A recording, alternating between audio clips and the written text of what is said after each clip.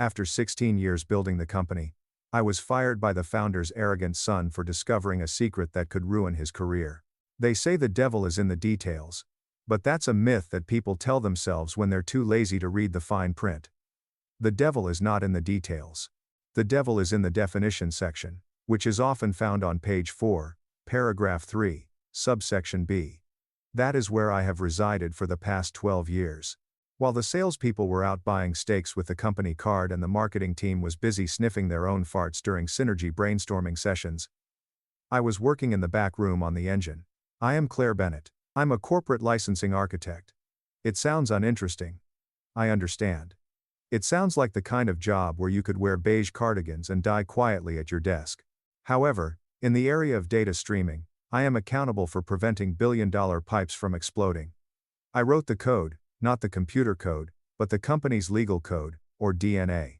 12 years ago, Streamline was not a tech powerhouse with a glass tower in Wilmington.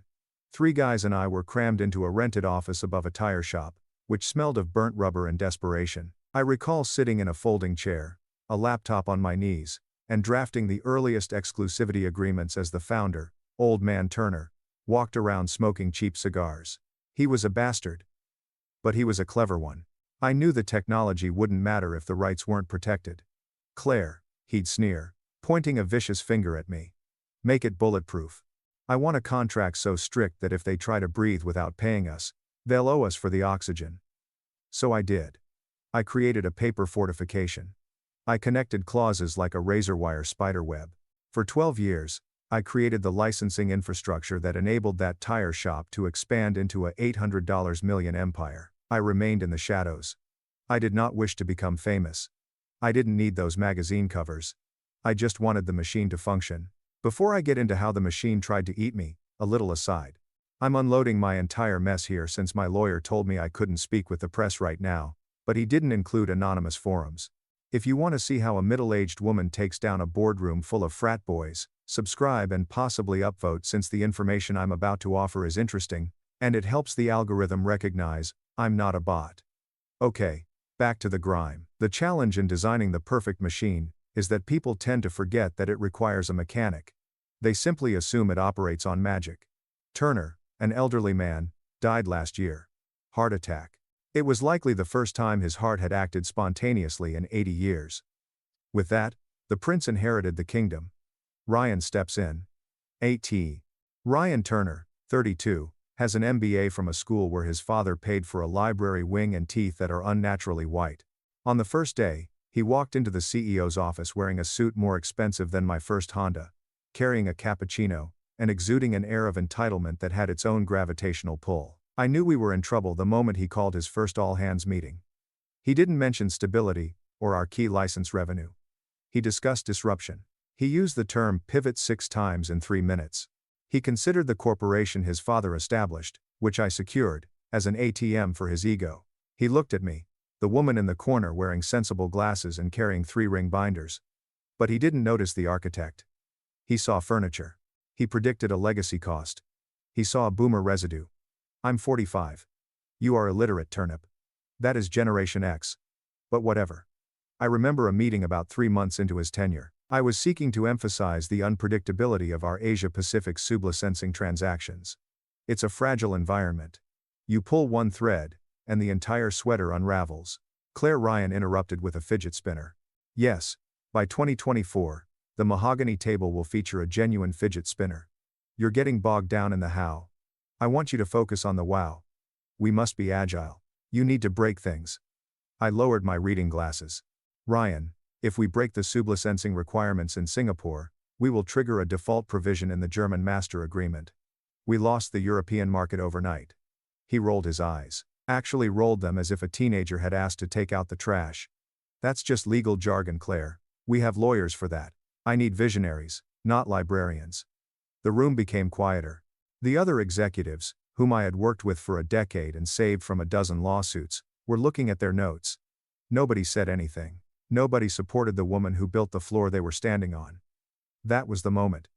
It was a shotgun blast. I said nothing. I just closed my binder.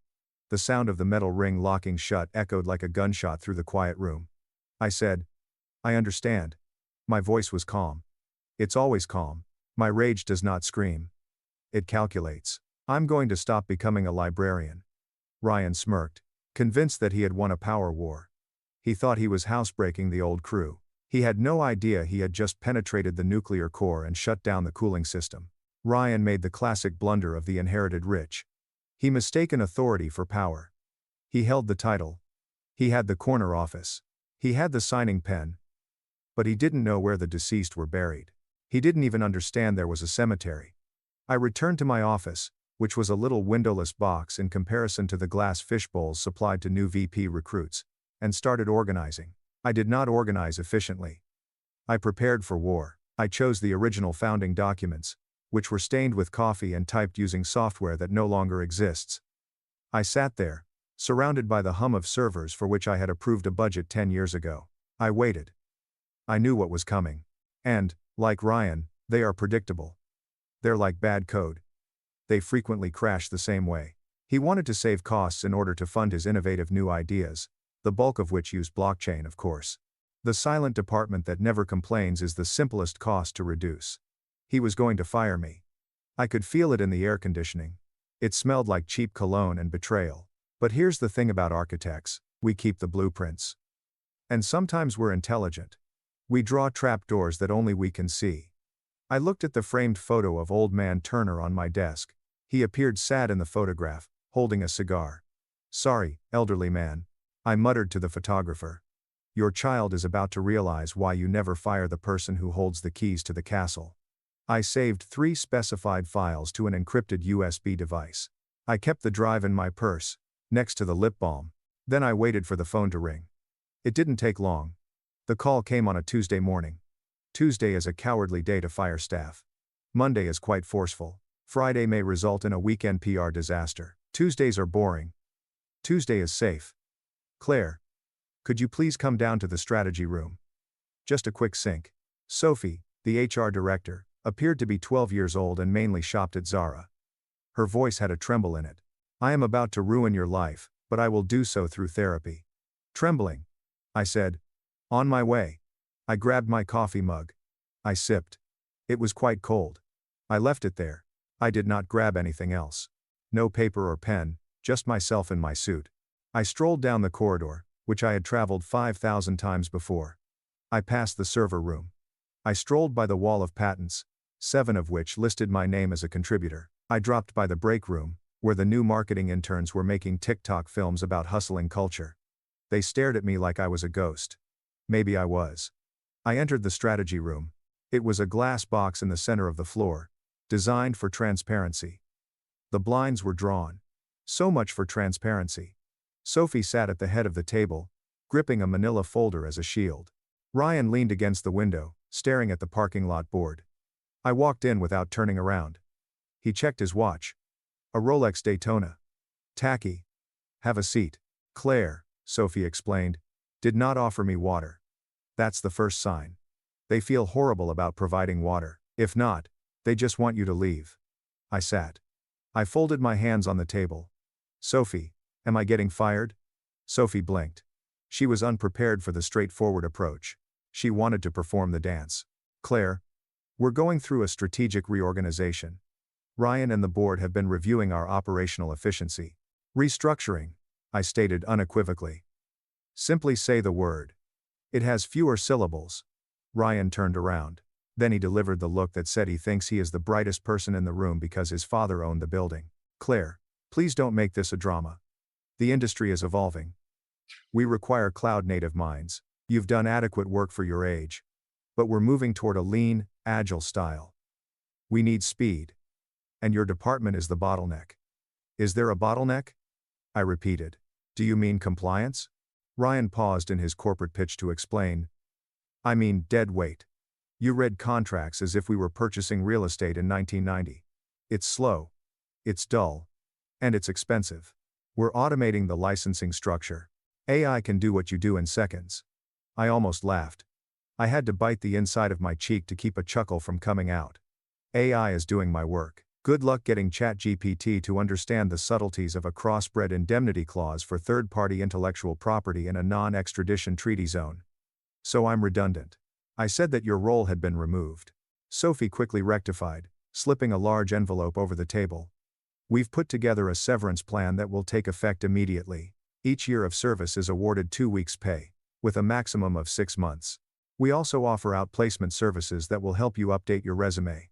I looked at the package. 6 months' pay for 12 years of building the empire. It was an insult.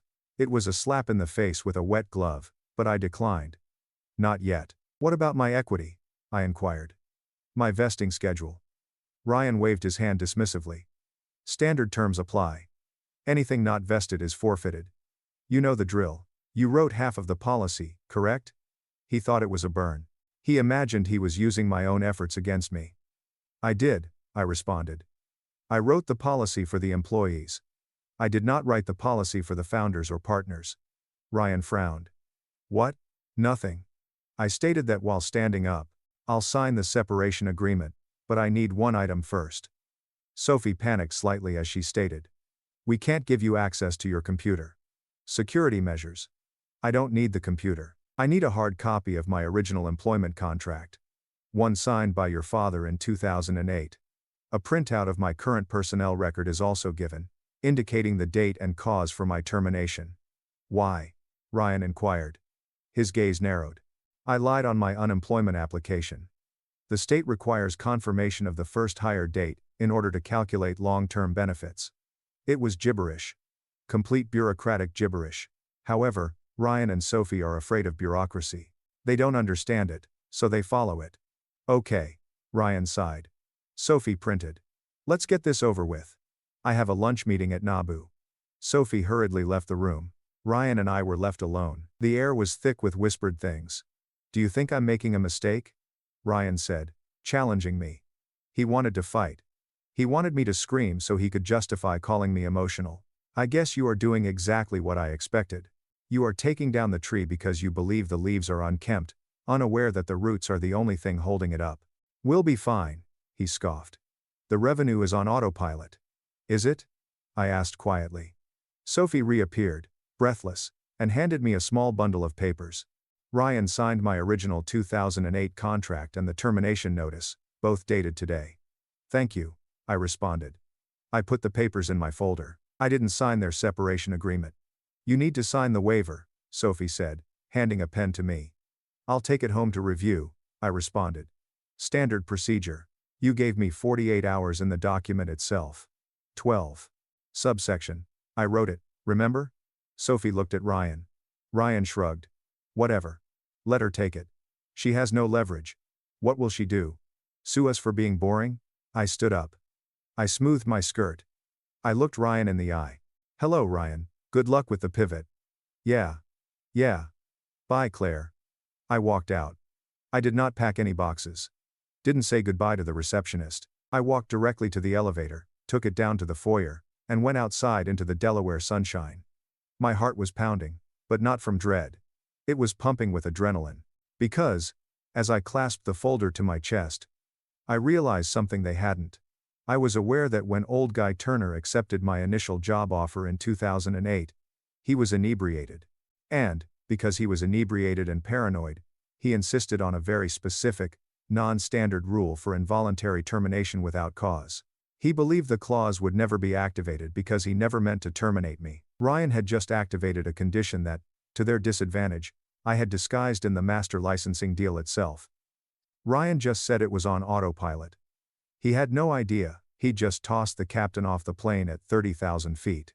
And he was sitting in the cockpit, pulling on a joystick that had no connection to anything. I got into my respectable Volvo, and finally grinned. The smile was not pleasant. It was the sneer of a predator who had just seen the victim enter the cage and lock the door from within. Alexa, I told the empty car. Play Sympathy for the Devil. My suburban home is quiet. It is a specific sort of silent engineered window that is insulated and triple-paned. I prefer it that way. I no longer have kids or a husband. Todd left 6 years ago for a spin instructor named Candy, with a K. And, frankly, I should have emailed her a thank you note while sitting in the hum of my Sub-Zero wine freezer. I kicked off my heels at the entryway. I didn't change out of my suit. I needed the armor. I poured a glass of Sans Serra, which was crisp, acidic, and sharp, and set it on my dining table. This was my battle area. I placed the document Sophie had given me on the table.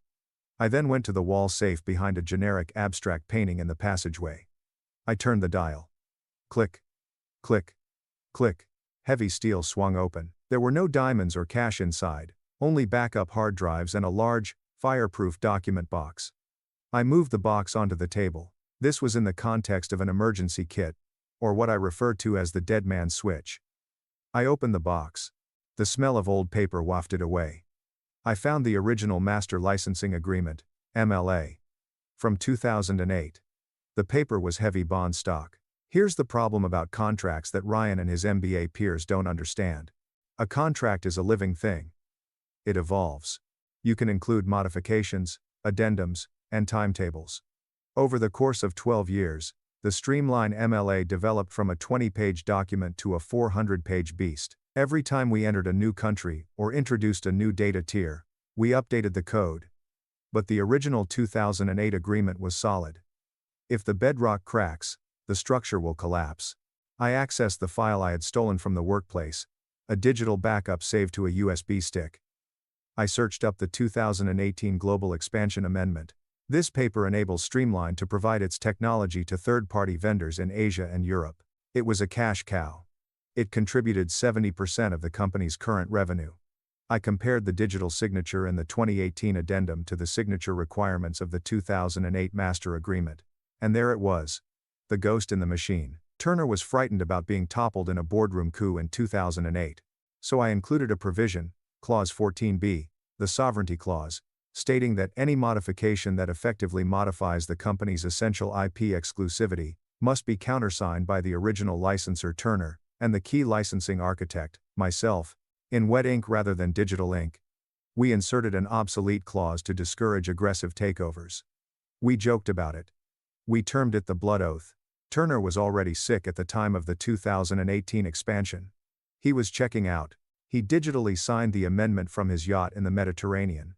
I digitally signed it at my Wilmington desk. Everybody was rushing. The lawyer said, "Digital is fine. It's industry standard." I let it go. I was aware that this violated Article 14b. But we're all on the same team, right? The corporation was making money. I was getting my bonus. Who's worried about wet ink? But here's the kicker. Axer. Lover. Obuon. According to the 2008 Master Agreement, any amendment that violates the signing process is void ab initio, which means it will continue to operate after today. It suggests that it never had a legal existence. If the 2018 amendment is found null and invalid, Streamline will be unable to license its technology to anyone outside of the United States, resulting in the loss of all funds earned from international partners over the past 6 years. Hundreds of millions of dollars were acquired illegally. It was effectively fraud, or, at most, a global breach of contract. I tasted some wine. It tasted like victory. Ryan didn't just fire an employee. He fired the only person whose quiet enabled a billion-dollar legal blunder. By firing me without cause, he violated the implied covenant of good faith that precluded me from raising this issue. Ryan signed a termination letter, which I examined. The post was eliminated due to redundancy. Redundancy, I explained, tracing the word with my finger. You're a fool. I began organizing the papers into 3 piles. I went inside my home office closet and saw 3 pristine navy blue folders.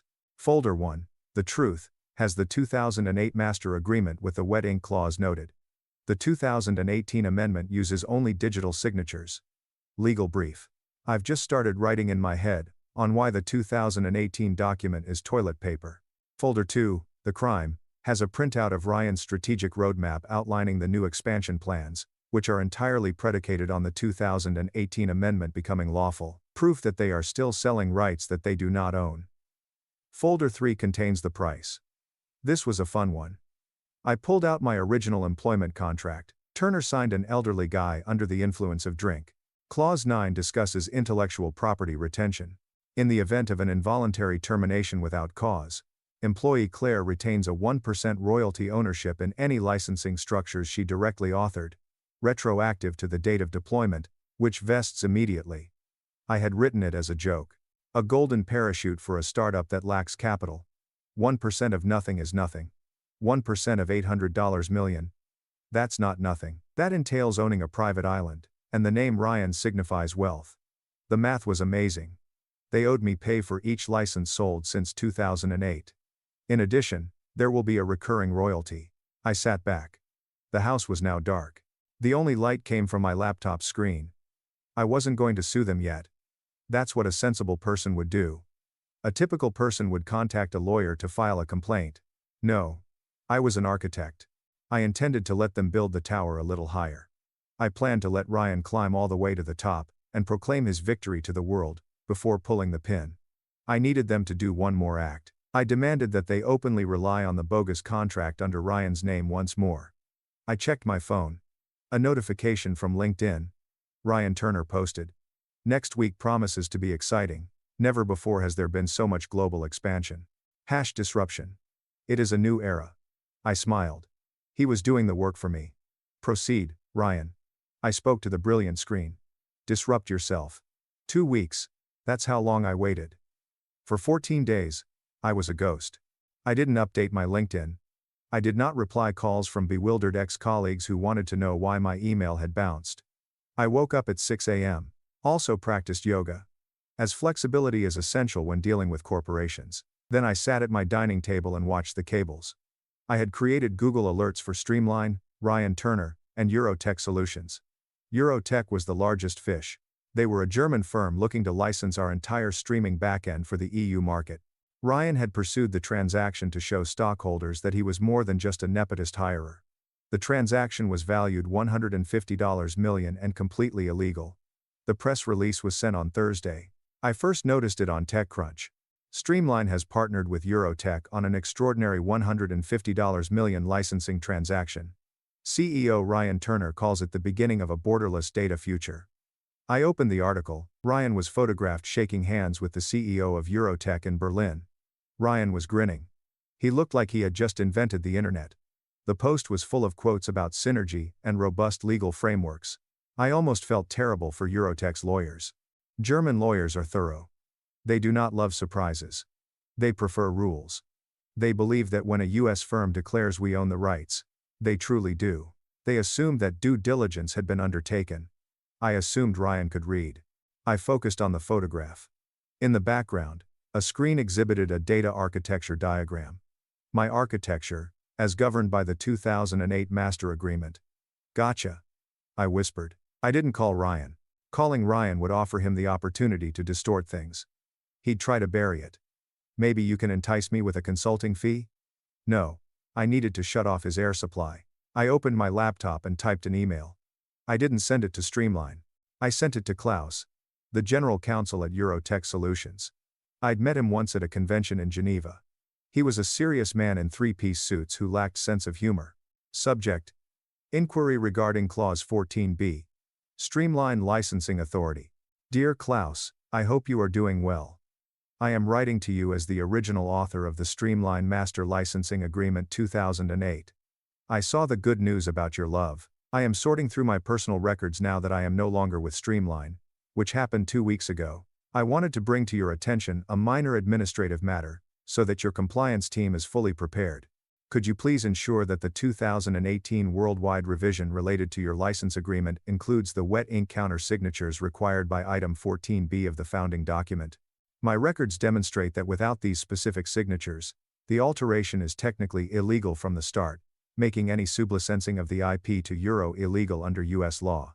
I'm sure that was simply a paperwork oversight on Streamline's part. Given the EU's strict liability requirements for intellectual property theft, I thought a friend should alert you. Best regards, Claire. I pressed send. It was the most passive-aggressive paragraph I had ever written. It was beautiful. It wasn't a threat. It was a good heads up. It presented the large swindle as a paperwork issue. I poured a fresh cup of coffee and checked the clock. It was 2 p.m. in Delaware. This indicated that it was 8 p.m. in Germany. Klaus was probably eating dinner. He would check his emails on his phone. He'd read it. He'd frown. He'd call his younger colleagues. They would terminate the agreement. They would look at Clause 14b and the signatures. Then the screaming would start. I gave it 3 hours. My phone rang about 5:15 p.m. It wasn't Klaus. It was a number I recognized. the direct contact for the Streamline General Counsel's office. I let it go to voicemail. 2 minutes later, it rang again. Ryan's mobile number. I let it go to voicemail. 5 minutes later, Ryan texted me. Claire, please answer the phone. What did you send to Germany? We need to talk now. I took a screenshot of the text. I added it to folder 2. Then I said, I'm sorry. Who is this? I had not stored this number. My employment ended 2 weeks ago. The dots appeared instantaneously. He typed frantically. Stop playing games. Klaus just put a hold on the wire transfer. He is considering fraudulent inducement. This has to be rectified. Call them back and admit your error. I smiled. I could hear him panicking about the LTE network. The $150 million wire transfer has been stopped. The stock price was guaranteed to tumble as soon as rumors circulated. I typed back slowly. I can't speak on behalf of the company.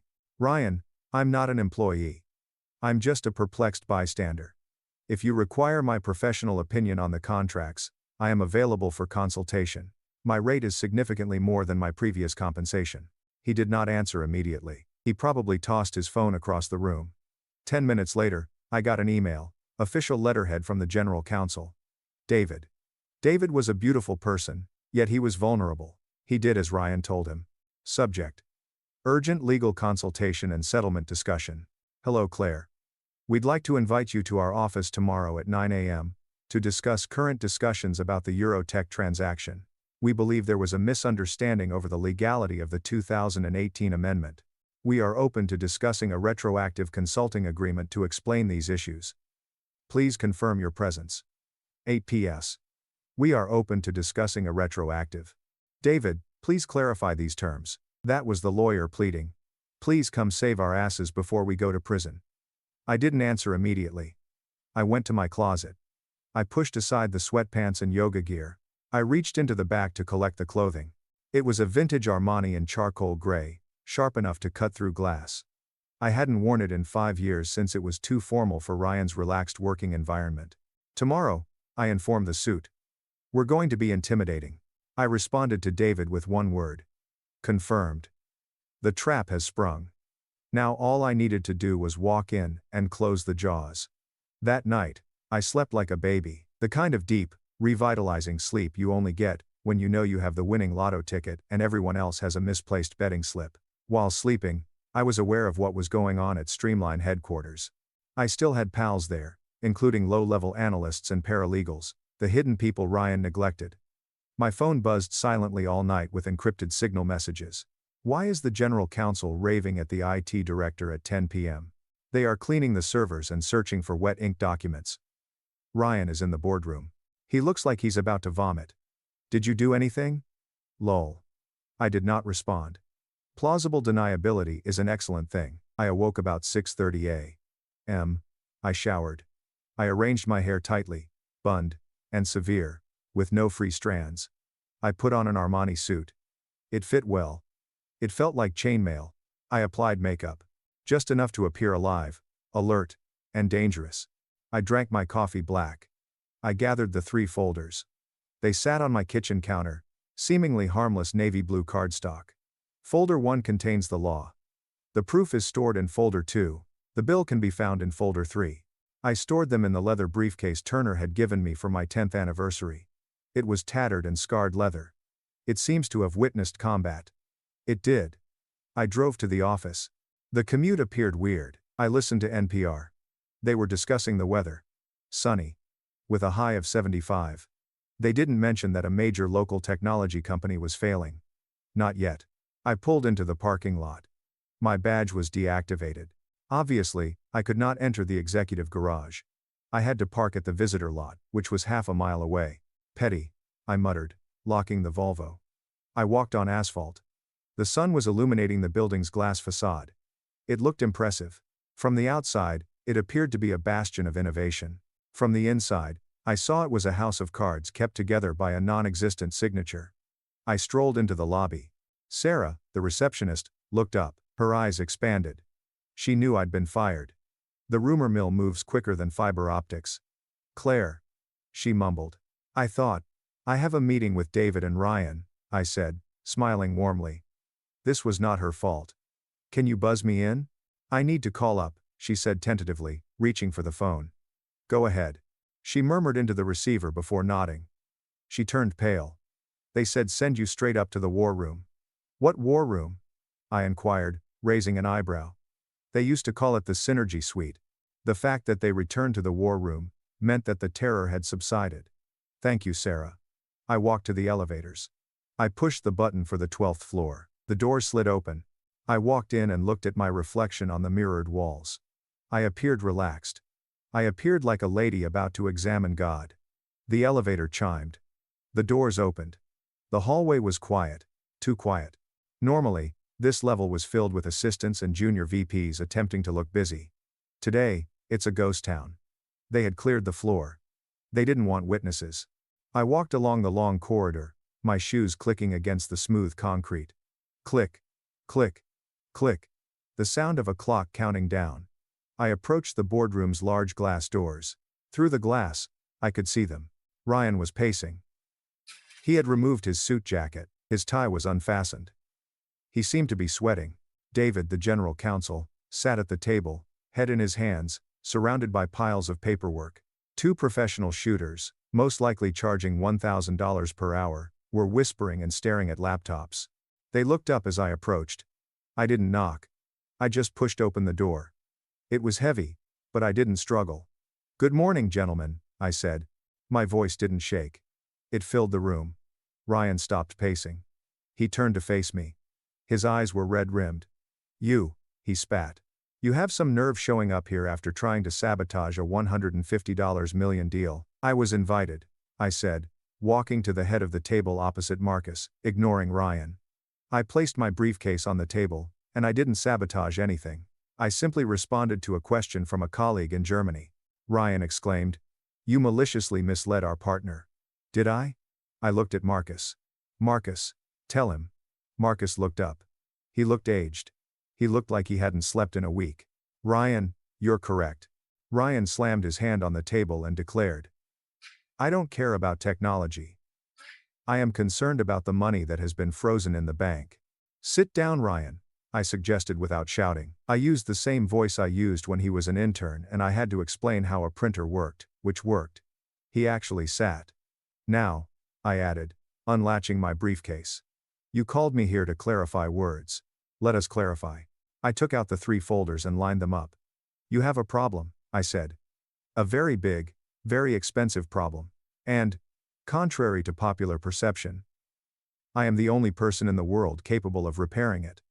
However, rectifying it will cost you.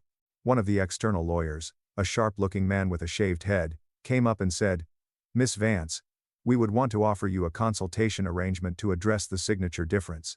We can offer you a regular charge if. I held up my hand. Stop. You feel you are negotiating an hourly rate. It is not. I placed my hand on folder 1. This isn't a consulting gig, I said softly. This is a hostage negotiation, and I'm the one holding the gun. The room became silent, and the air conditioner hummed. Ryan peered at me, his mouth slightly open, and noticed the librarian had teeth. Hostage negotiation. Ryan smiled uneasily. You're ridiculous. We have 50 lawyers on retainer. A $1,995 briefcase, and a grudge. I have the truth, Ryan, I said, sliding folder 1 toward Marcus. Open it. Marcus hesitated. He looked at the external lawyers, who nodded slightly. Go ahead. See what she has. Marcus opened the navy blue folder, which contained a single sheet of parchment-colored paper, a certified copy of the 2008 Master License Agreement, specifically page 42, Clause 14b. Read the underlined sentence, Marcus, out loud for the class. Marcus adjusted his spectacles and cleared his voice. Clause 14b. The sovereignty of intellectual property. Any revision, addition, or alteration that affects the licensed technology's territorial exclusivity must be signed in wet ink by the originating licensee Turner and the primary licensing architect. Vance's unwillingness to follow this protocol renders the amendment void from the start. I leaned forward and said, Void ab initio. Do you understand what that means, Ryan? It means it's void from the start, Marcus replied quietly, his cheeks becoming gray. Exactly, I responded. It means that the 2018 Global Expansion Amendment, with which you signed deals in Japan, Brazil, the United Kingdom, and now Germany, never existed legally. You've been selling rights you don't own for 6 years. That's a technicality, Ryan said, standing up again. It's a clerical error. We can sign it right now. Backdate it. No, you can't, I replied politely, because old man Turner has died. He cannot sign it, since I am not an employee. So I can't sign it as the lead licensing architect anymore. We'll argue it in court, the shaved-headed lawyer stated quietly. The party's intent was clear. The corporation treated the change as if it were legitimate. A judge will follow the theory of equitable estoppel. Maybe, I admitted, after 3 years of discovery, depositions, and every single one of your international partners freezing their payments because they don't want to be connected with IP fraud. Can the stock price withstand a 3-year freeze on international revenue? Ryan looked like he'd been hit in the stomach, but he knew the answer. The company was bleeding cash, and without the overseas stream, they'd be bankrupt in 6 months. What do you want? Ryan asked, his voice lower now, the bluster gone. You want your job back. Is this it? Okay, you are retired. Come back. Sign that damn paper. I laughed. A genuine laugh. What is my job? You think I'd like to return to this cubicle farm and report to you? No, Ryan. I do not want a job. I pushed folder 2 across the table. This is a chronology, I continued, and it records every single violation of Clause 14b since 2018. Every contract is signed. And every dollar has been collected. The total amount collected from a void contract is approximately $600 million. Marcus trembled as he scanned the files, which contained transaction IDs, dates, and counterparties that I had taken care to record. If I send this folder to the SEC, I continued, it is not just a contract dispute. This is securities fraud. You reported revenue to shareholders based on an invalid legal instrument. Ryan, you certified the legality of the contracts in your 10-K filings. That is jail time. Federal. Ryan sank into his chair, staring at the lawyers. Is she correct? The outer lawyer sighed. It's problematic. If she becomes a whistleblower, the investigation alone will reduce the market capitalization. Even if we win, we lose. So, I said with my hands clenched, we've established that I have the ability to transform this structure into a crater. Now let's talk about how to avoid that. I looked for folder 3. This is the solution, I clarified. How much? Ryan inquired. Just say the number 1 million. 2. Oh, Ryan, I smiled. You're thinking too small. You're thinking like a manager. I want you to think like an owner, because that's who I am. I opened folder 3, and turned the document inside so they could see it. My original 2008 employment contract. Clause 9, I said. Read it. Marcus leaned down, sweating profusely, and read quietly for a moment until his eyes bulged. Gazing at me. Ryan. And then back at the page. Jesus Christ. Marcus muttered. What? Ryan snapped. What does it say? It says, he told me, that in the event of involuntary termination without cause, Claire retains a royalty interest in all licensing structures she personally authored, retroactive to the date of deployment. So, Ryan said, waving his hand. A royalty. What is it? Several thousand? It's defined as 1.5% of gross international licensing revenue, Marcus explained, his voice trembling. 1.5%. Ryan laughed. That's peanuts. Okay. We will pay you 1.5% of this month's sales. No, Ryan, I gently corrected him. Look back to the date of deployment. That means 2018. You owe me 1.5% of every dollar this corporation earned outside of the United States during the last 6 years. 1.5% of each future dollar earned. The room fell silent as the lawyers performed mental calculations. $600 million in historical revenue. 1.5% of that, $9 million in cash, plus future value. If the company accomplished its targets, that 1.5% would be worth an additional $25 million every year in perpetuity. Ryan whispered. That's extortion. No. It's a contract. A contract your father signed. I told him. A deal you violated when you fired me without cause to save a few dollars on my pay. We'll fight it, Ryan replied, his face turning red. We'll argue that you were fired for cause. Incompetence. Insubordination. You can't, I answered, referring to the termination letter in folder 2 that Sophie had given me. The rationale for separation is redundancy, or role reduction. You put it in writing, I corrected. Ryan, you can't change the reason now just because the bill is higher than you expected.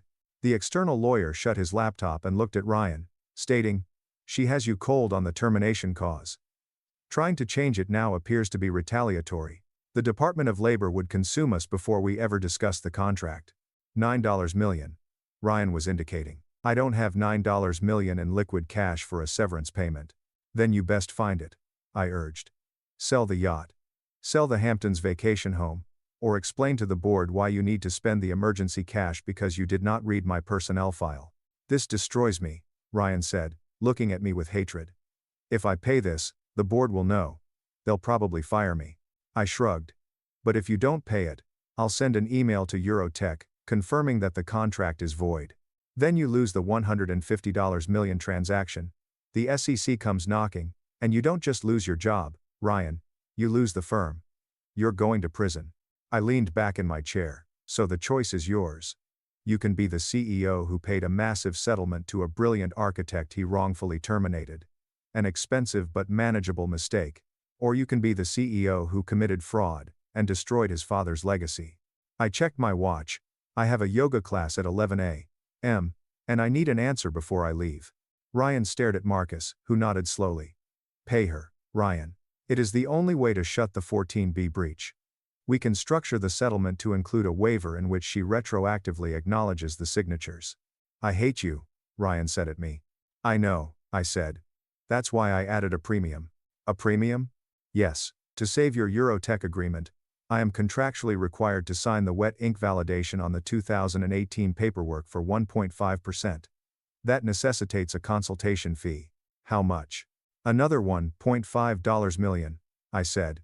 Call it a tax. Ryan had stormed out to call the CFO, leaving me alone with the lawyers, and the next hour was a whirlwind of aggressive typing and whispered phone talks. People imagine the war is a yelling fight, but it's not. The genuine conflict is in the settlement drafting. Sterling, the external lawyer, appeared to move a laptop toward me. We've created a preliminary settlement and release agreement, he said.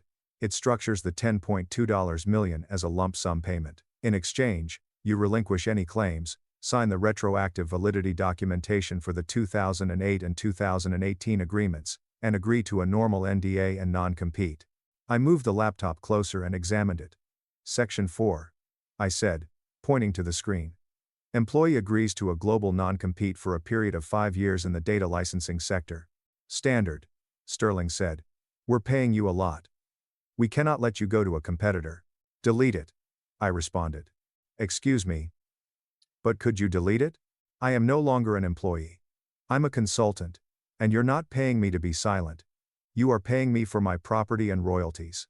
I am not going to sign a non-compete. If I want to go work for Eurotech next week, I will. Sterling frowned. Ryan won't like that. Ryan is not here, and he has no choice. If I don't sign the Eurotech agreement today, do you want to be the one to tell him it fell through because you were greedy with a non-compete? Sterling considered the clause before eliminating it. Section 7, I replied, is non-disparagement. The employee agrees to never speak negatively about Streamline, its executives, or its operations. That stays, Sterling said. We can't have you trashing the CEO on Twitter. I'll agree to non-disparagement regarding the company, I said. But I maintain the right to speak freely about my tenure and the reasons of my leave. If anyone asks why I left, I will not lie. We can speak that, Marcus said, hoping to mediate. Mutual non-disparagement. We will not disparage you either. Fine, I replied, but I'd like to add a clause. Section 8. What is it? The DeVito clause, I explained with a straight face. What? I would like a formal written apology from Ryan Turner, signed in wet ink. Recognizing that my termination was an error in judgment, and thanking me for my 12 years of service. I would like it framed. He'll never do that, Marcus said. It's humiliating. It's necessary, I said, for my file. I wasn't doing it for the file, but to hang it in my bathroom. They argued, summoned Ryan, and I heard fighting in the hallway before he returned. He looked like he had aged 10 years in one morning. Fine, he snapped. You get your money and your apology. Just sign the blasted retroactive amendment, and I'll transfer the funds to Germany. Money first, my response. Wire transfer. It was Fedwire. I'd like to see the confirmation number before my pen touches the paper. Can't wire $10.2 million in an hour, Ryan lamented. You're a bankable tech company. I told them. Call your Chase rep. You can do it in 10 minutes if you want. Ryan glared at the CFO, who had just entered. Do it. We sat in silence for 12 minutes, the longest 12 minutes of Ryan's life, as I glanced at the abstract art on the wall, a painting of a wild storm that seemed fitting. My phone rang. My bank app informed me that a deposit of $28,400,000 had been received. I checked the balance, and it was correct. I took out a cheap pen from my purse, pulled out the 2018 amendment, a new copy that had just been printed, and signed my name, Claire Bennett, Chief Licensing Architect. I stepped up, closed my briefcase, and placed the 3 documents on the table. The bomb had been defused, but the gold remained in my pocket. I signed the settlement agreement and said, "Done," before capping my pen. "It's a pleasure doing business with you, Ryan," I told him. He didn't look up. He was staring at the table, most likely planning how he would explain the significant decline in cash reserves to the board next quarter. I walked out of the boardroom and down the corridor, but there was one more stop I needed to make. I took the elevator to the lobby. The exhilaration was receding, giving way to a peculiar, heavy exhaustion. It was the crash after the high, but the $28.4 million in my bank account provided a huge cushion to land on. I walked by the reception desk. Sarah was still there, seemingly afraid of making eye contact. "It's okay, Sarah," I said quietly. "I'm leaving for good this time. Did everything go well?" She whispered. "It went great," I said. "Hi, Sarah. Do you recall that plant from my former office? What about the peace lily?" "Yeah. Don't water it," I told him. "Let it die. I despise this place anyway." I walked out the front doors. The air outside smelt good, like freedom, like early retirement. I got into my Volvo, dropped the suitcase on the passenger seat, and went to a small dive pub about 3 miles away. The Rusty Nut, where Old Man Turner used to take us after we signed a major deal in the early days, was a dump, with peanut shells on the floor and buzzing neon signs. It was 11:30 a.m., and the place was deserted except for the bartender, Al, who looked like he'd been chiseled from granite. "Claire," Al blinked. "I have not seen you in years. Shouldn't you be at the glass tower?" "Not anymore, Al," I responded, taking a stool. "I'm retired." "I'm retired? You seem too young to retire." "I got a severance package," I said. "A generous one." "Well, congratulations. What are you drinking?" "Champagne," I said. "The cheap stuff. Cold." He popped a little bottle of Corbel, which I poured into a flute, and I sat there enjoying the bubbles and checking my phone. I removed my work email account, the Slack app, and the calendar from the app. My phone felt lighter. I thought about Ryan. He was probably constructing a story right now, telling the board that it was a smart legal settlement to strengthen IP holdings. He'd use buzzwords. He'd definitely survive. Ryan, who usually falls upward, would never sleep soundly again. Every time he signed a contract or saw a legal brief, he would flinch, wondering if there was another trapdoor, another clause, another Claire lurking in the weeds. The best part was that I hadn't told him about the server migration protocols. In about 6 months, the system was scheduled to do an automated purge of redundant data logs. I had written the script years ago, and unless someone manually overwrote it, the more data for the entire 2019 to 2023 archive was going to vanish. I could have told him. I could have sold him the password for another $1 million. But some things you do for love, and some things you do just for chaos. I took a sip of champagne. "To Ryan," I said, toasting the empty bar. "May your pivots always be painful." I finished my drink and put a $100 bill on the bar. "Keep the change, Al." I finished my drink of the Olak. I walked out into the sunlight. I had a yoga class to attend, plus I'd heard the Amalfi Coast is beautiful this time of year. And I finally had the time and the wet ink to go see it. My dignity had been capitalized, vested, and fully paid for, not just restored. My dad's urgent text. At 3:30 a.m., grab your sister and run. Don't trust your mother. I had no choice but to obey. At 3:30 a.m., my dad sent me an SMS. Take your sister and flee. Don't rely on your mom. I did, then. In the dark, the phone screen burned my eyes. There were 3 sentences that didn't make sense until they finally did. For 5 days, my father traveled to Seattle for business. He did this every month for his consulting business. Consistently dependable and professional. He never used urgent language, never texted beyond 10 o'clock at night, and never mentioned anything that would have alarmed us. Something had gone horribly wrong since this message went against everything I knew about my cautious, methodical father. At the age of 18, I was mature enough to distinguish between adults who were truly afraid and those who were overreacting. In just 15 words, this letter read like true dread. As I struggled to understand what "don't trust your mother" would imply, I tossed off my blankets and picked up some clothes off the floor, putting on jeans and a hoodie. An hour after I had left her, Mom was in the living room downstairs, drinking wine and watching a crime documentary, like she always did on nights when she was a suburban mother. Dad wouldn't send this communication without a purpose, but other than that, nothing seems unusual or dangerous. Furthermore, the detail of snatching my sister and fleeing indicated impending danger rather than paranoid hallucination. I stuffed my feet into sneakers and reached for my backpack, substituting the textbooks with my laptop, phone charger, and the emergency cash that, for reasons I couldn't quite put my finger on, I had stashed in my desk drawer. In my 50 seconds, math BBS, $350 felt like the most valuable possession I had. Emily, my 4-year-old sister, slept soundly, unaffected by my frenzied movements in the adjacent room. Wincing when the hinges squeaked, I slipped down the hallway and carefully opened her door. Buried beneath covers, only her dark hair showing, she breathed in the steady beat of sound sleep.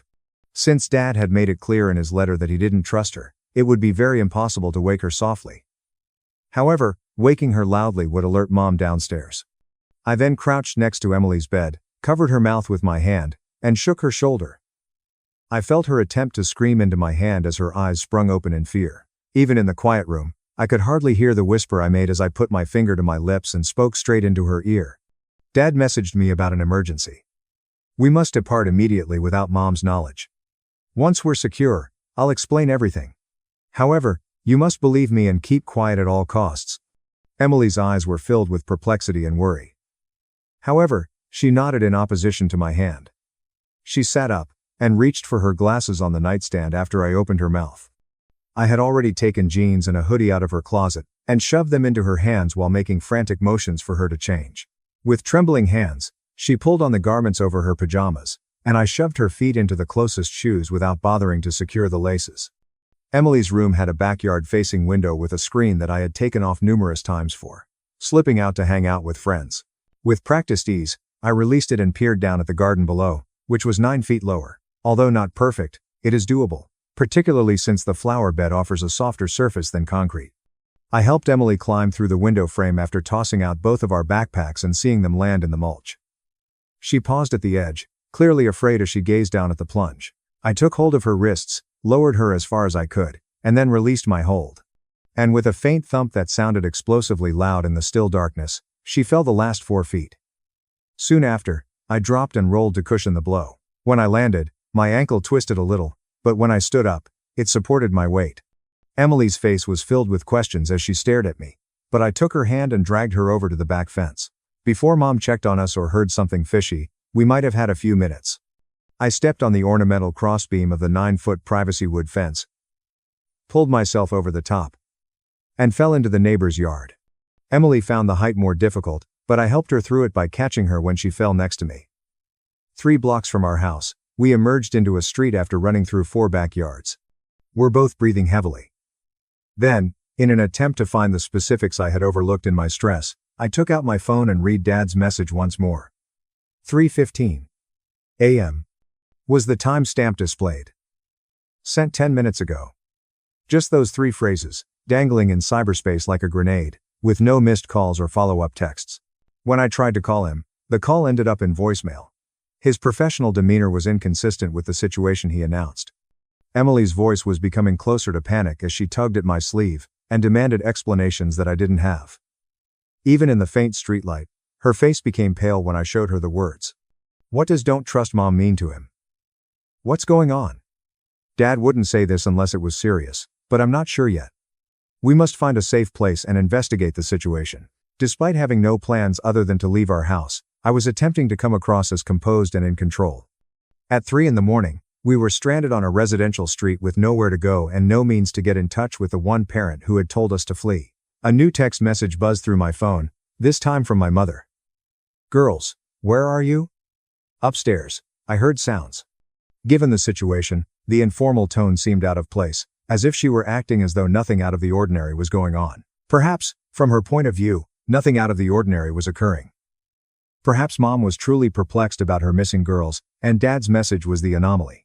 However, I couldn't stop thinking about those 15 words, the warning's precision, and the fact that Dad's phone was suddenly off. Before I could decide how to reply, Mom sent me another SMS. This isn't amusing. I'm going to call the cops, so come downstairs now. What would she tell the police, which is why the threat landed oddly? That her adolescent daughters had gone out late? We weren't abducted or missing. Based on our father's admonition, we had departed voluntarily. Unless Mom was attempting to compel us to return under some sort of formal authority, or unless she had good reason to want the police to get involved. Emily was sobbing softly, the type of terrified sobs that come from being 14, and having your everyday existence blow up at 3 in the morning. I wrapped my arm around her shoulders and we continued walking, heading 4 blocks away to the 24-hour convenience shop. While I worked out my next course of action, at least there would be lights and possible witnesses. Mom's texts, which ranged in tone from bewildered to irate to menacing, kept vibrating on my phone. With the exception of a bored cashier using his phone behind bulletproof glass, the convenience shop was almost deserted. Despite being 2 adolescent females by myself at 3 in the morning, Emily and I snuggled in the back corner close to the chilled beverages, attempting to look casual. I tried calling Dad again, but it went straight to voicemail. His phone undoubtedly shut off. Instead, I tried texting, requesting more details and stating that we had escaped but that I still needed to know what was going on. Mom's name came up on the screen when my phone rang. I put it on speaker so Emily could hear me answer after staring at it for 3 rings. Mom's voice sounded tense, her emotions barely contained. You're where? What's happening? My 2 daughters are gone when I wake up. Windows are open. You're not responding to text messages. I'm afraid of you. Honey. She sounded genuinely scared and perplexed. Her tone didn't imply any threat or danger, but Dad's warning kept coming back to me. The clarity and immediacy that had made us flee. I said, carefully observing Emily's face for reactions. Dad texted us. Leave the house and don't trust you. He urged. We must ascertain the reason for his statement. I believe the call had dropped because of the prolonged stillness on the other end. Mom then chuckled. Every hair on my neck stood on end at this brittle sound. At 3 in the morning, your father contacted you to advise you to flee from me. That's crazy. He is likely intoxicated at a hotel bar while attending a conference in Seattle. He has no idea what he's saying, but I've never seen my father intoxicated. Even at parties, he hardly ever drank. Additionally, the message had not said, drunk. It had read scared. Why would he suggest expressly that you should not be trusted? What does he fear you will do? On the line, Mom's respiration accelerated. Additionally, her voice had become rougher when she spoke again. Pay close attention to what I have to say. Your dad is experiencing a mental breakdown. For weeks, he has been acting suspicious, saying odd things, and making false accusations against me. He's been seeing a therapist for delusions, but I didn't want to concern you girls. That includes everything he told you. So that we can deal with this as a family, you must return home immediately. With the exception of the timing, the explanation seemed plausible. Why send the emergency text tonight if Dad has been hallucinating for weeks? If he was simply intoxicated and disoriented, why would he turn off his phone after sending it? And why did Mom's voice seem off, as if she were acting rather than genuinely worried? I noticed that Emily's expression mirrored my own hesitancy. I said, I want to talk to Dad first. I want to hear from him that the communication was an error and that he is all right. After that, we'll return home. Mom sounded upset, and I heard footsteps, the jingle of car keys, and activity on her end. All right. I'll come get you if you stay where you are. Together, we'll call Dad from the automobile to resolve this. Specifically, where are you? My gut told me not to inform her, not to reveal our whereabouts until I knew what was going on. We are at the home of a friend. After we've spoken with Dad, we'll return home. Before she could reply, I hung up and turned off my phone right away, concerned about location tracking all of a sudden. Without my request, Emily followed suit. We are both using the same distrust frequency. The convenience shop employee was now observing us suspiciously, perhaps considering whether to report 2 teenage females who were acting suspiciously in his establishment to the authorities. I tried to appear natural and unhurried as I picked up 2 bottles of water at 3 in the morning and paid with cash. We had to relocate, but I didn't know where to go. Dad had told me to run, but he hadn't mentioned where. Beyond that first warning, they had not provided us with a safe haven or contact details. As we were leaving the store, Emily took hold of my arm and gestured back toward our starting place. There was a car on the road, moving slowly. With its headlights off, it moved as if it were looking for something. I recognized Mom's silver SUV even though I was just 3 blocks away. She used it to get to soccer sessions and her real estate career. She had traced or predicted that we would be in this region and was searching for us. We watched the SUV drive by while hiding behind a parked truck. Through the driver's window, Mom's profile is apparent. Her phone screen was shining on her face, and I could see that she was calculating coldly rather than frightened. Mother. We rushed in the opposite way after she rounded the corner, keeping low behind parked cars until we came to the next significant crossroads. Temporary cover was offered by a bus stop shelter, and I made an effort to rationalize our options. Dad couldn't be reached. We had nowhere to go but the houses of friends whose parents would call our mother right away because Mom was actively pursuing us. We required an adult who would consider all the facts before passing judgment. Someone in a position of authority who isn't already loyal to Mom. My phone buzzed with messages as soon as it turned back on. One was from an unidentified number, but the majority were from Mom, who spoke in an increasingly panicked tone. This is FBI, Special Agent Victoria Hill. If something occurred to your father, he wanted me to get in touch with you. Make a secure phone call to this number right now. Don't return home. The local cops should not be trusted. I had to read the message 3 times before my brain processed it because it was so unexpected and out of the ordinary. Crimes much beyond family turmoil were hinted by the FBI's involvement. Dad may have warned of something more serious than marital issues or mental health issues. Emily's face paled even more as she read over my shoulder. For what reason would Dad be speaking with the FBI? Mom did what? She was posing the queries I was pondering but was unable to express. Now that I was worried about phone tracking, I used the convenience store's payphone to call the number from the message. Despite the hour, a woman's professional and attentive voice replied on the second ring. Agent Hill is this person. With whom am I conversing? Zoe Jacobs is this person. Regarding my father, Robert Jacobs, you sent a message. He contacted us tonight, urging us not to trust our mother, and to leave the house. We must be aware of the situation. I heard keyboard clicking in the background while Agent Hill was silent, as if she was retrieving data or confirming facts. For the past 4 months, your father has been assisting with a federal investigation into financial crimes. He found proof that your mother is using her real estate firm to move money through a complex fraud operation. Our surveillance team lost communication with your father tonight, despite the fact that we have been constructing a case. Before his phone died, he sent you that text message, which was his last correspondence. I gripped the payphone cradle for support as the words hit me like a ton of bricks. Mom wasn't only acting strangely or having marital issues. She was being investigated by the federal government as a criminal. Something went wrong tonight that led to Dad's emergency warning. Dad had been secretly working with the FBI, collecting evidence against his own wife. Now, where is he? Is he secure? Agent Hill took a moment to respond. We're not sure. His hotel in Seattle was meant to check him in 4 hours ago, but he didn't. At the motel, his phone location last pinged before going offline. Although our agents are currently inspecting the hotel, his lack of communication and the text he sent you indicate that he thought he was in imminent danger. Emily was listening to my portion of the conversation with increasing terror while holding onto my sleeve so tightly that her fingers ached. What sort of risk? Why would his mother harm him? However, even as I asked, I was recalling things that, while seemingly ordinary at the time, now had a terrible connotation. The frequent, inexplicable absences of Mom. When her father inquired about her business accounts, she became defensive. The manner in which she had begun to password protect her computer and phone. Dead. If they believe their operation is compromised, the people your mother works with are not likely to leave witnesses. Your father would become a liability to remove if they found out he was assisting with our investigation. Additionally, you and your sister are possible witnesses who are familiar with his habits, and may be able to identify associates if they have managed to get to him. His message advised you to flee because of this. I felt the whole weight of danger descend upon me.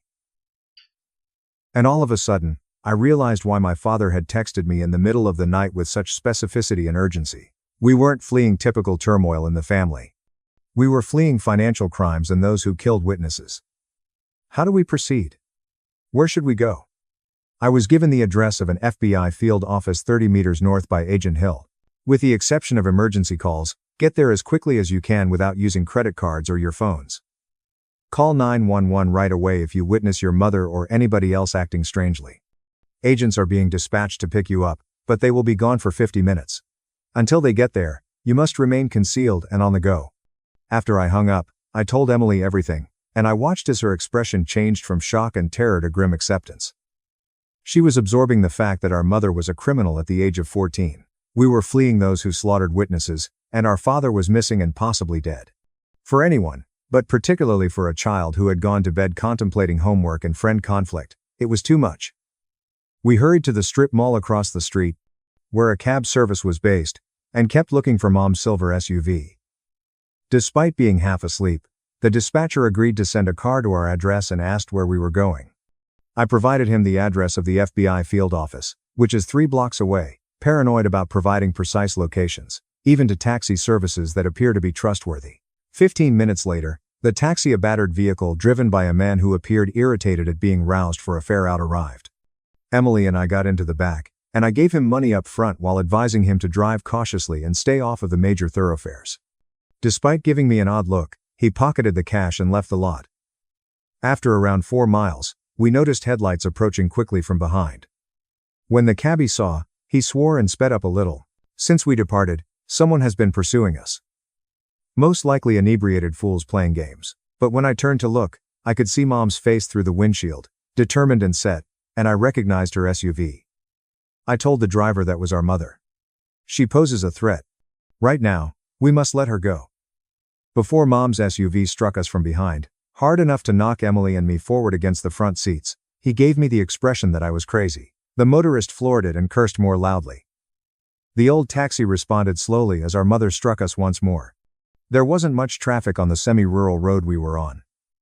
It's the perfect location for a chase scene. I could now clearly see Mom as she pulled beside us. Something I didn't identify distorted her face. She was attempting to push us off the road. Her SUV was stronger and heavier than the taxi. Mom repeatedly crashed into our passenger side, while the driver, in a panic, swerved violently in an attempt to maintain control. As I was on my phone, dialing 911 and shouting our location and circumstances to a dispatcher who kept urging me to slow down and repeat myself, I must admit that Emily was screaming. The cab spun out after Mom gave it one more strong slam, turning twice before falling off the road and into a shallow ditch. Despite seat belts, the collision flung us around the cabin, and my head struck the window hard enough to see stars. I watched Mom get out of her SUV as it skidded to a stop and make her way purposefully toward our wrecked cab.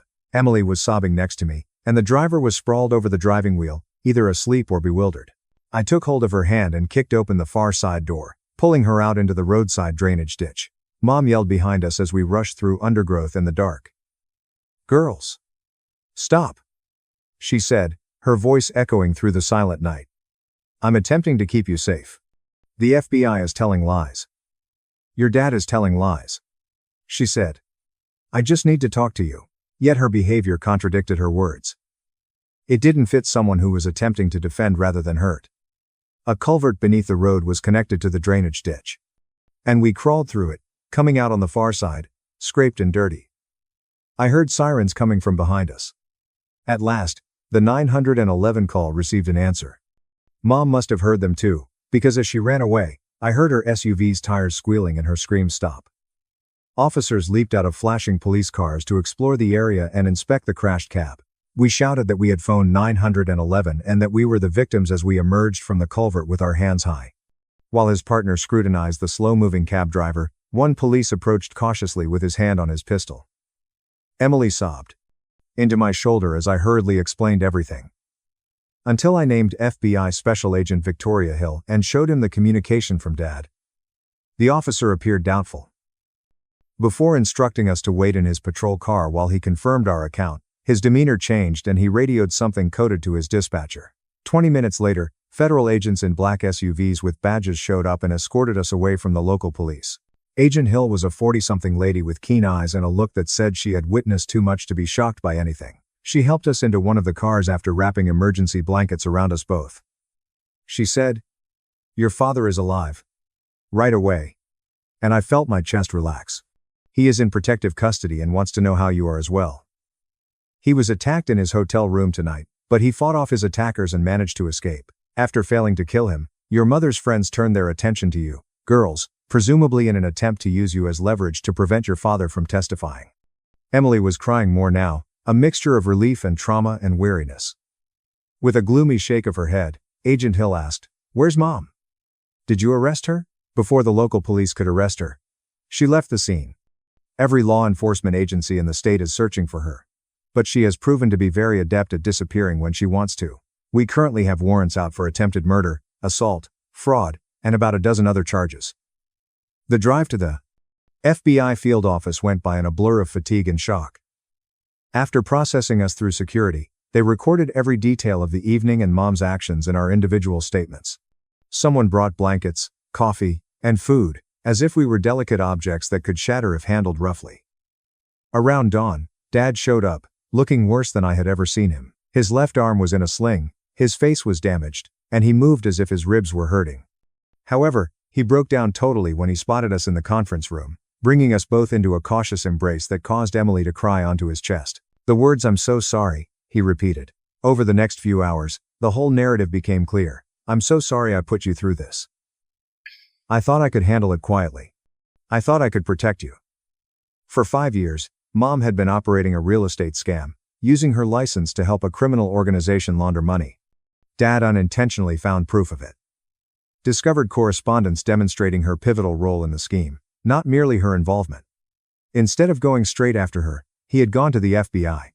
Had pretended everything was normal for 4 months while surreptitiously collecting proof. Mom's associates found out about his.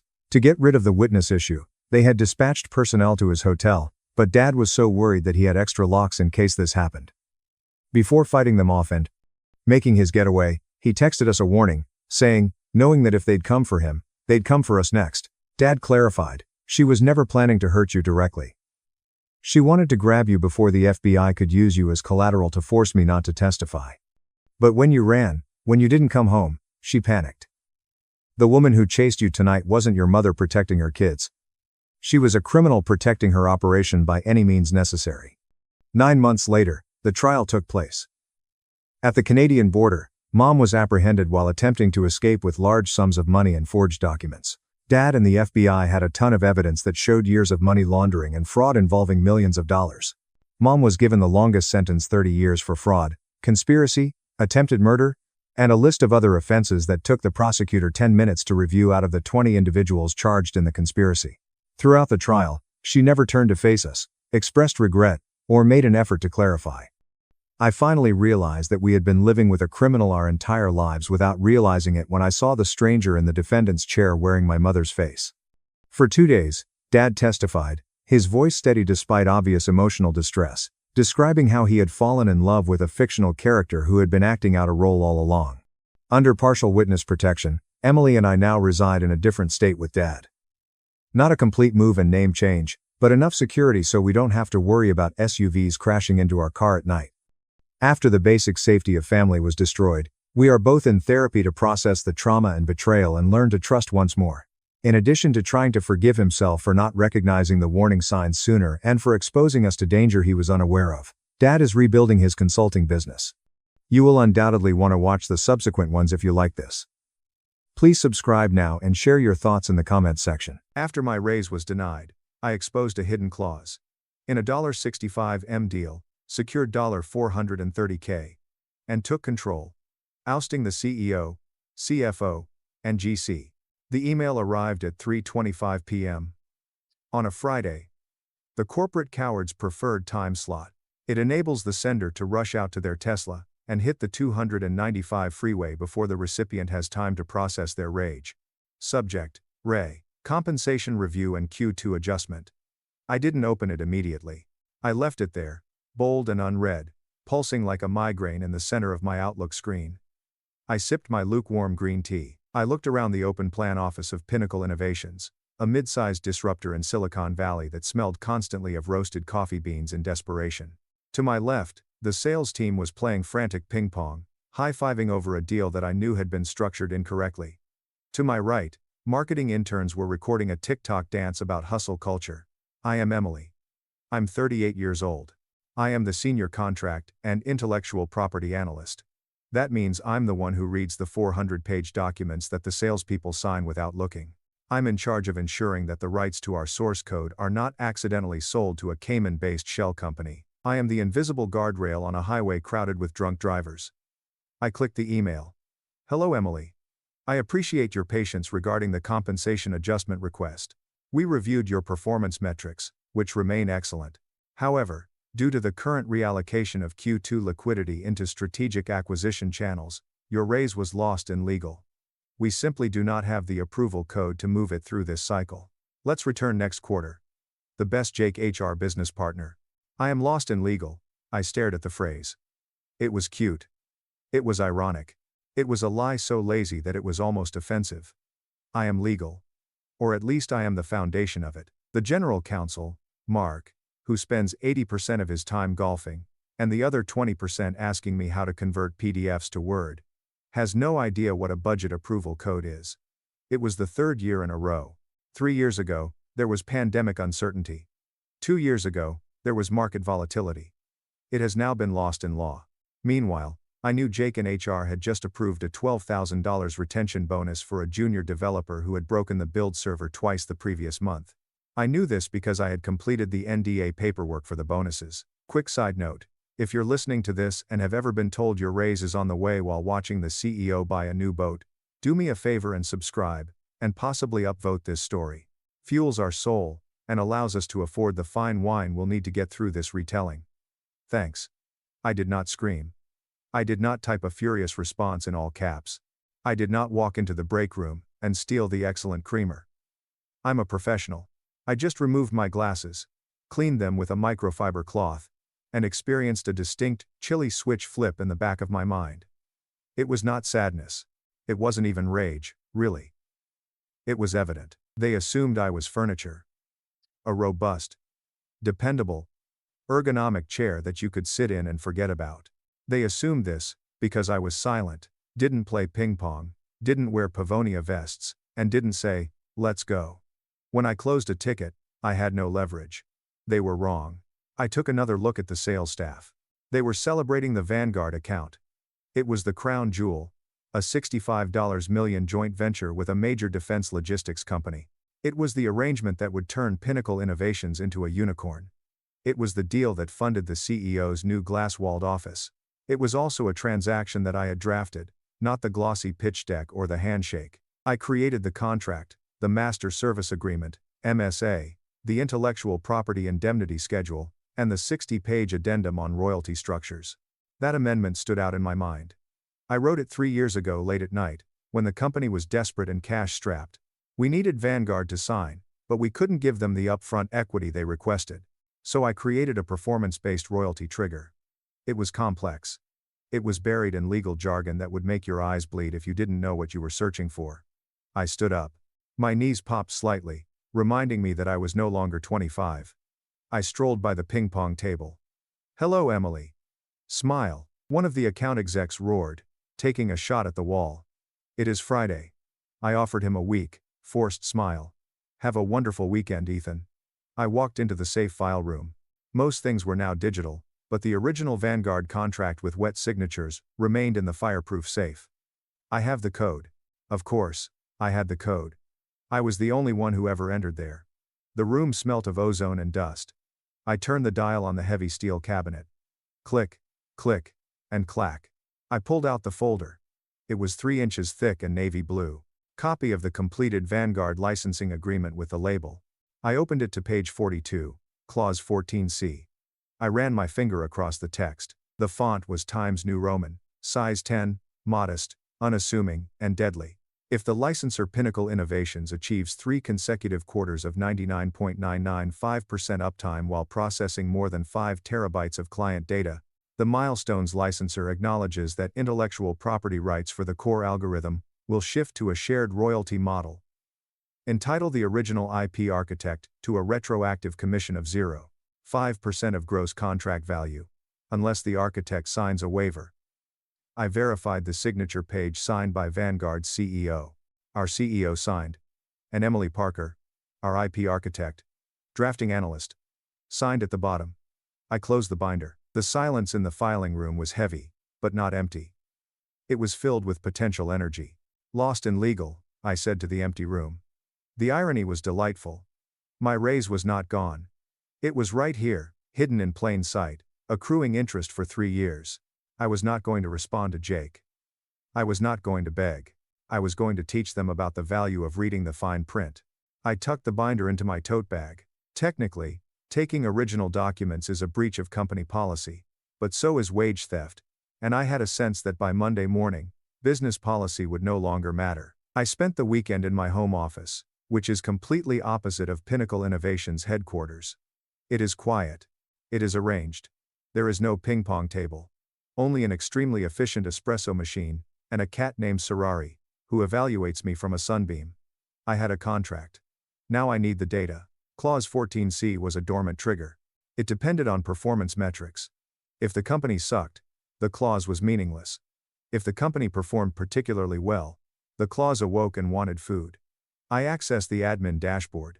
My access level is God mode, not because I'm a hacker, but because 5 years ago, the CTO grew weary of manually accepting my audit log requests, and simply granted me root access to the data warehouse. He probably forgot he had done it. People forget a lot of information about me. I retrieved the uptime reports for the previous 24 months. Q1, 2023. 99.995% uptime. Q2, 2023. 99.998% uptime. Q3 2023. 99.999% uptime. There it was. The first milestone. 3 consecutive quarters of near perfection. I recall those months. The engineering staff had slept beneath their desks. I'd personally ordered 70 pizzas for late-night coding sessions. The CEO had purchased a Porsche to commemorate the team's tenacity. I'd received a $35 Starbucks gift card.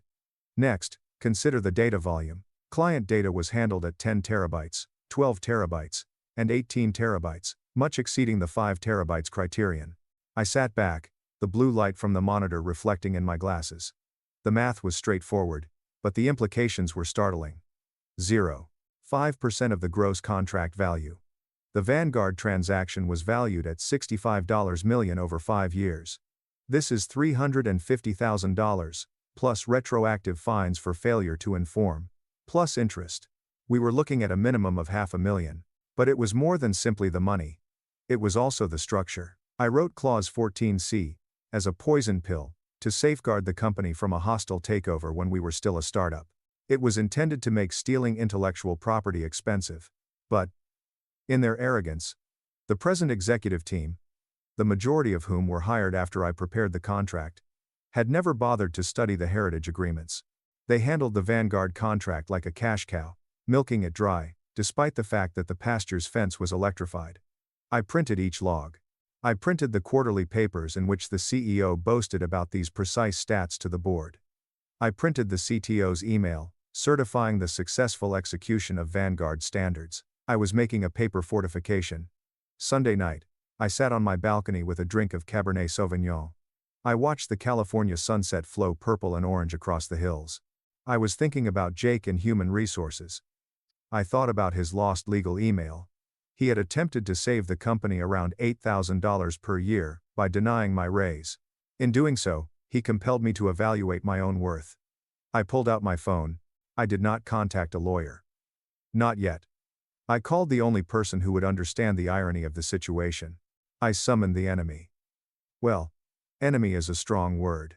In the realm of high-stakes contracts, opposing counsel is not your adversary. They are your sparring partners. If you are good, there is reciprocal respect. I dialed the number for Nathaniel Turner. He was the general lawyer for Vanguard, a shark in a tailored suit who negotiated deals for defense companies. He terrified our CEO. He answered the second ring. Emily. His voice was gravelly and pricey Scotch. Sunday. Either the servers are down or you are quitting. Neither, Nathaniel, I said, stirring my drink. I'm doing some housework. I was examining the MSA we signed 3 years ago. Specifically, the royalty amendment. The line paused, followed by a long, heavy quiet. I could hear him shift in his leather chair. Clause 14C? He asked. He knew. Of course, he knew. He was a good attorney. He has probably flagged it years before. I laughed at how risky it was for us and signed it because it did not harm Vanguard. In fact, failing to pay the IP architect, me, would theoretically place Pinnacle Innovations in violation of vendor compliance guidelines. Clause 14C, I confirmed. It appears that my organization has ignored the notice requirements. Nathaniel inquired. The milestones were met 18 months ago, and they still haven't paid you. His voice lowered an octave. It wasn't pity, it was predatory interest, not a dime. In fact, I just denied my cost of living adjustment. Nathaniel had a giggle. It was a dry and harsh sound. Emily. It is incredibly careless of them to breach the payment obligations to the IP architect, as this threatens the indemnification shield for the entire software suite. Technically, Pinnacle Innovations is now using our systems without a valid license. Technically, I agree. I figured you might want to know before I file anything. I appreciate the heads up, Nathaniel said. Tomorrow's lunch, at the third-floor restaurant with awful lighting. See you at noon, Nathaniel. I hung up. My hand was not shaking. I had a level of tranquility that I had not felt in years. I was no longer merely an employee. I was a burden. And by Monday, I would be the most expensive problem they'd ever overlooked. The restaurant was named Elmber. It was dark, pricey, and offered steaks as big as hubcaps. It was the type of location where agreements were made in whispers, and the waiters knew never to break the silence. Nathaniel was already there, with an untouched martini in front of him. He resembled a silver-haired wolf in a brawny outfit. He didn't get up when I came. He simply nodded to the empty chair. Emily, you appear to be familiar with the burial sites. I dug the graves, Nathaniel. Of course I know where they are. I sat down and laid my napkin in my lap. Please serve sparkling water, I told the waiter, who appeared out of the darkness. Nathaniel cut to the chase before the water arrived. I had my team evaluate the deal this morning.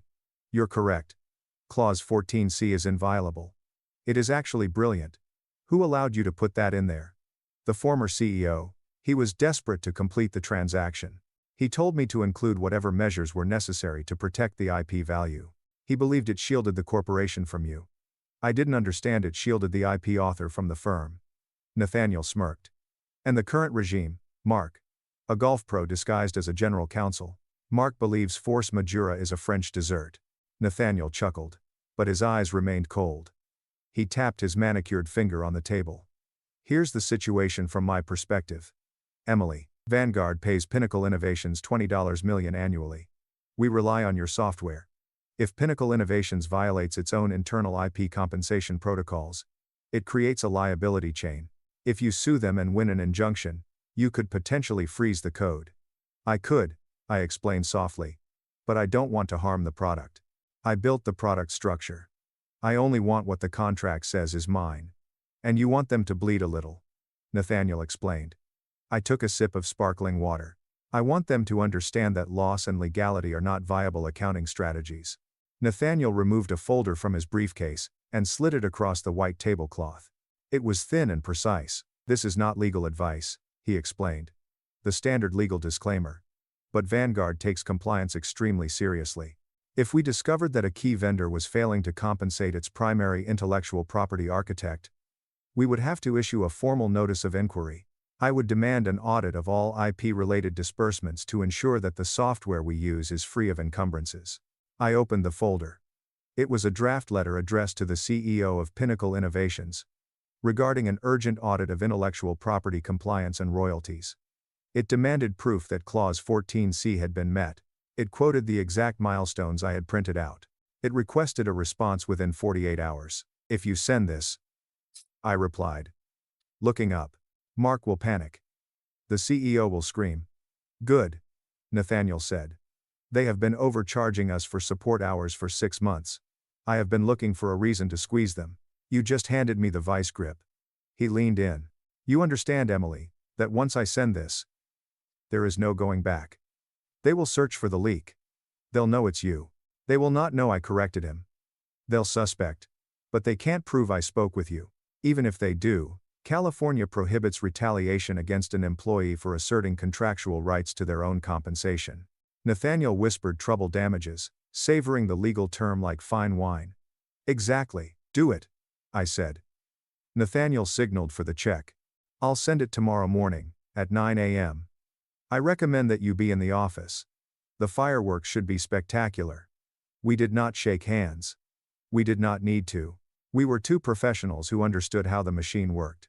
I walked out of the restaurant into the bright California sun. I felt lighter. I returned to the office for the afternoon. I sat at my desk. I answered emails. I assisted a junior associate with correcting a formatting error in the NDA. I was helpful. It was pleasurable. I saw Jake from HR walk past my desk. He was holding a green smoothie while wearing noise-canceling headphones. He did not even look at me. Jake, I thought you'd enjoy the smoothie. It might be the last thing you can digest comfortably for a while. Tuesday morning at 9:02 a.m. The office was filled with the usual caffeine-induced chaos. The marketing team was arguing over font sizes. The sales team rang a literal cowbell, because a $500 subscription had been sold. Then the email arrived. I did not receive it directly. It was sent to James, the CEO, David, the CFO, and Mark, the general counsel. I sat quietly, monitoring the network traffic headers. I saw Vanguard Legal's email enter the server. It was marked with high importance. At 9:15 a.m., I noticed James forward it to Mark. Subject: FWD Urgent Audit. Mark, handle this. It's probably just standard compliance spam. Do not let them slow down the Q2 pipeline. At 9:30 a.m., I noticed Mark forward it to the VP of Finance. Subject: FWD Urgent Audit. David. They are inquiring about royalty structures. Have we got any of those? Simply send them some generic financials. At 9:45 a.m., I received an email from Mark, General Counsel to Emily Parker, with the subject line, Vanguard whining again. Emily. Vanguard sent some formal nonsense regarding an IP audit and Clause 14C. It sounds like legacy contract gibberish. Can you write a standard? We are fully compliant. Don't devote too much time to it. I need you to focus on the merger due diligence. THXG. I stared at the screen. I had to bite the inside of my cheek to keep from laughing too loudly. They had not even read it. They had not opened the attachment in which Nathaniel had explicitly stated the milestones. They saw Clause 14C, had no idea what it was, and forwarded it to the only person in the company who knew what it was. They were requesting that the arsonist investigate the smell of smoke. I opened the email. I replied. Hello, Mark. I will record this in the compliance tracker. I need to retrieve the original files to confirm the precise language of Clause 14C. It may take a few days to cross-reference the performance logs. I'll keep you posted. Best wishes, Emily. Take your time, Mark said immediately. Take my time.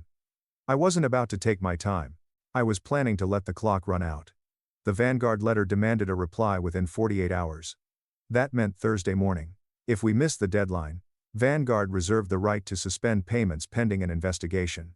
I added a new digital folder to my encrypted drive. I called it Contingency Escalation.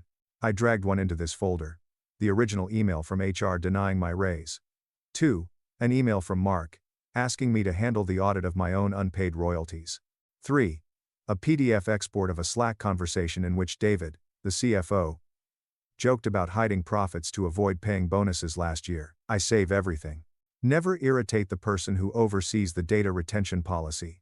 Wednesday was a blur of surreal normalcy. I sat in meetings where James discussed radical transparency and valuing our employees. I watched him present a slide deck, highlighting our record-breaking uptime. We're unstoppable. James pumped his fists. Vanguard is delighted with our performance. They are ecstatic with the performance. I believe they were less pleased that you were stealing from the creator of that performance. I looked at Mark throughout the meeting. He was scrolling through Instagram on his phone beneath the table. He'd totally forgotten about the Vanguard email. To him, it was just another task he had assigned to the assistant. I felt an unusual sensation in my chest. For years, I resented being invisible. I despised being the woman in the gray cardigan who fixed the formatting, while the men took the credit. However, invisibility was now considered a superpower. I was a ghost inside the machine. I was walking through walls, planting dynamite, and they were handing me matches. Thursday has arrived. The 48-hour deadline was approaching. I didn't send my response. I did not write the compliance letter. Instead, I updated the ticket in our internal system. Status is pending legal review. Awaiting executive approval.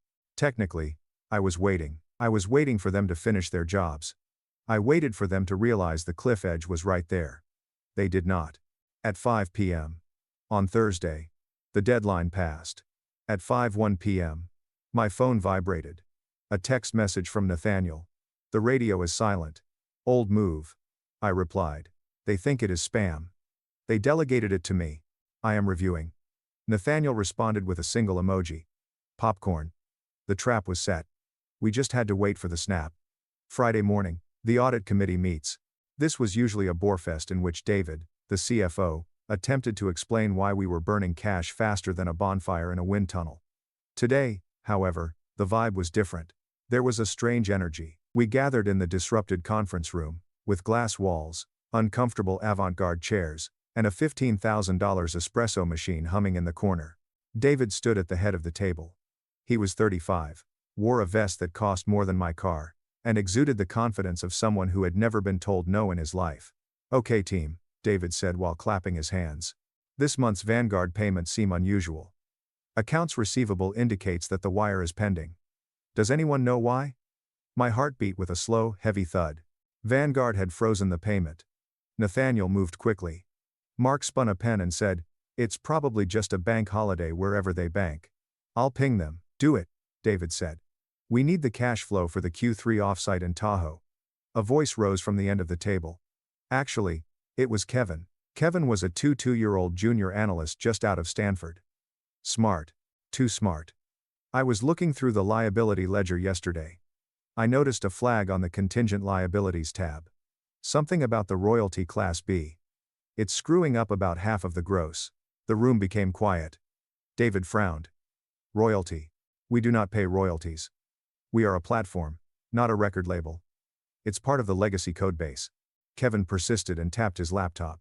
Clause 14C. It claims to trigger at uptime milestones. Because of our high uptime, the system automatically flagged it as a liability. David looked at Mark. "Mark, what the hell is Kevin talking about?" Mark stared blankly. "I do not know. Probably some old boilerplate that previous lawyers left in. Ignore it." "I can't simply ignore a flagged liability, Mark." Kevin spoke, his voice shaking slightly. "If the auditors see this..." Kevin and David snap. "We do not pay royalties. Delete the flag. Reclassify it as a system error." I observed Kevin. He appeared uncomfortable. He looked at his screen, then looked up and locked eyes with me. He was aware I handled contracts. I held his gaze. I did not shake my head. I did not nod. I just stared at him with a neutral, intense expression that said, "Don't be a hero, kid." Kevin turned to face David. "But if the contract says, 'Delete the flag, Kevin,'" David yelled. "God. Why does everyone in this company want to find problems? We're trying to scale, reclassify it and move on." Kevin slumped. "Okay, classifying as an error." He entered the command. The red flag on the screen vanished. They had just committed financial fraud by willfully concealing a known liability in front of witnesses. I quietly opened my notebook and recorded the time. 10:14 a.m. David orders the removal of the Clause 14C liability flag. Kevin complies under duress. Emily and David suddenly turned to face me. "You tracked the IP information. We don't owe anyone royalties, correct?" This was the moment. I could lie to protect myself for the time being but eventually implicate myself, or I could tell the truth in a way they wouldn't hear. "The contract language is extremely specific. David," I said with a steady voice. "Clause 14C exists. It was signed by the previous executive team. Whether or not to acknowledge liability is an accounting decision, not a contractual one. See?" David said, returning his attention to the room. "It's legacy junk, a financial decision. And I've decided on zero. Moving on." He heard what he wanted to hear. He heard you could make a decision. He did not hear that you were breaking the law. I looked down at my notebook. My hand trembled slightly now.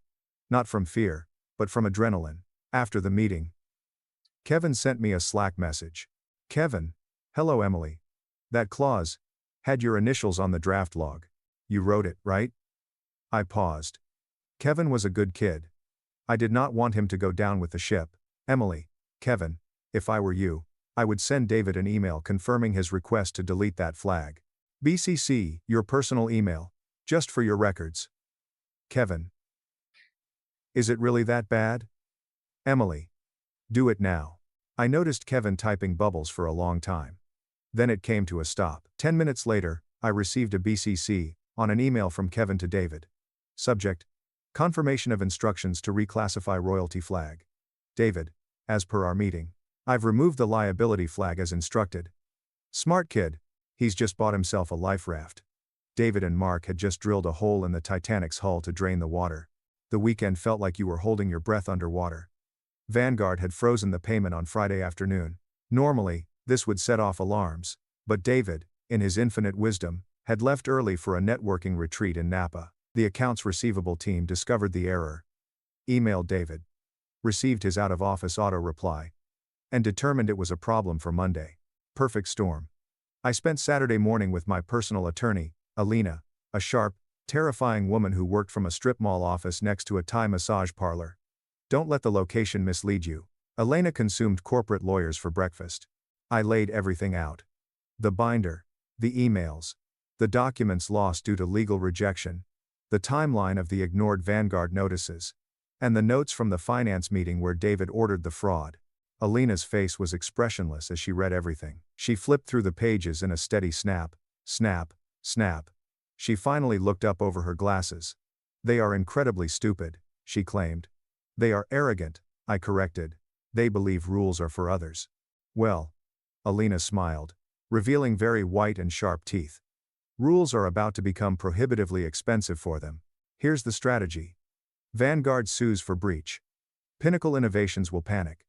They will try to fire you for not warning them. That's when we drop the whistleblower lawsuit. Retaliation, wage theft, and Sarbanes-Oxley violations have occurred since they ordered the financial flag to be removed.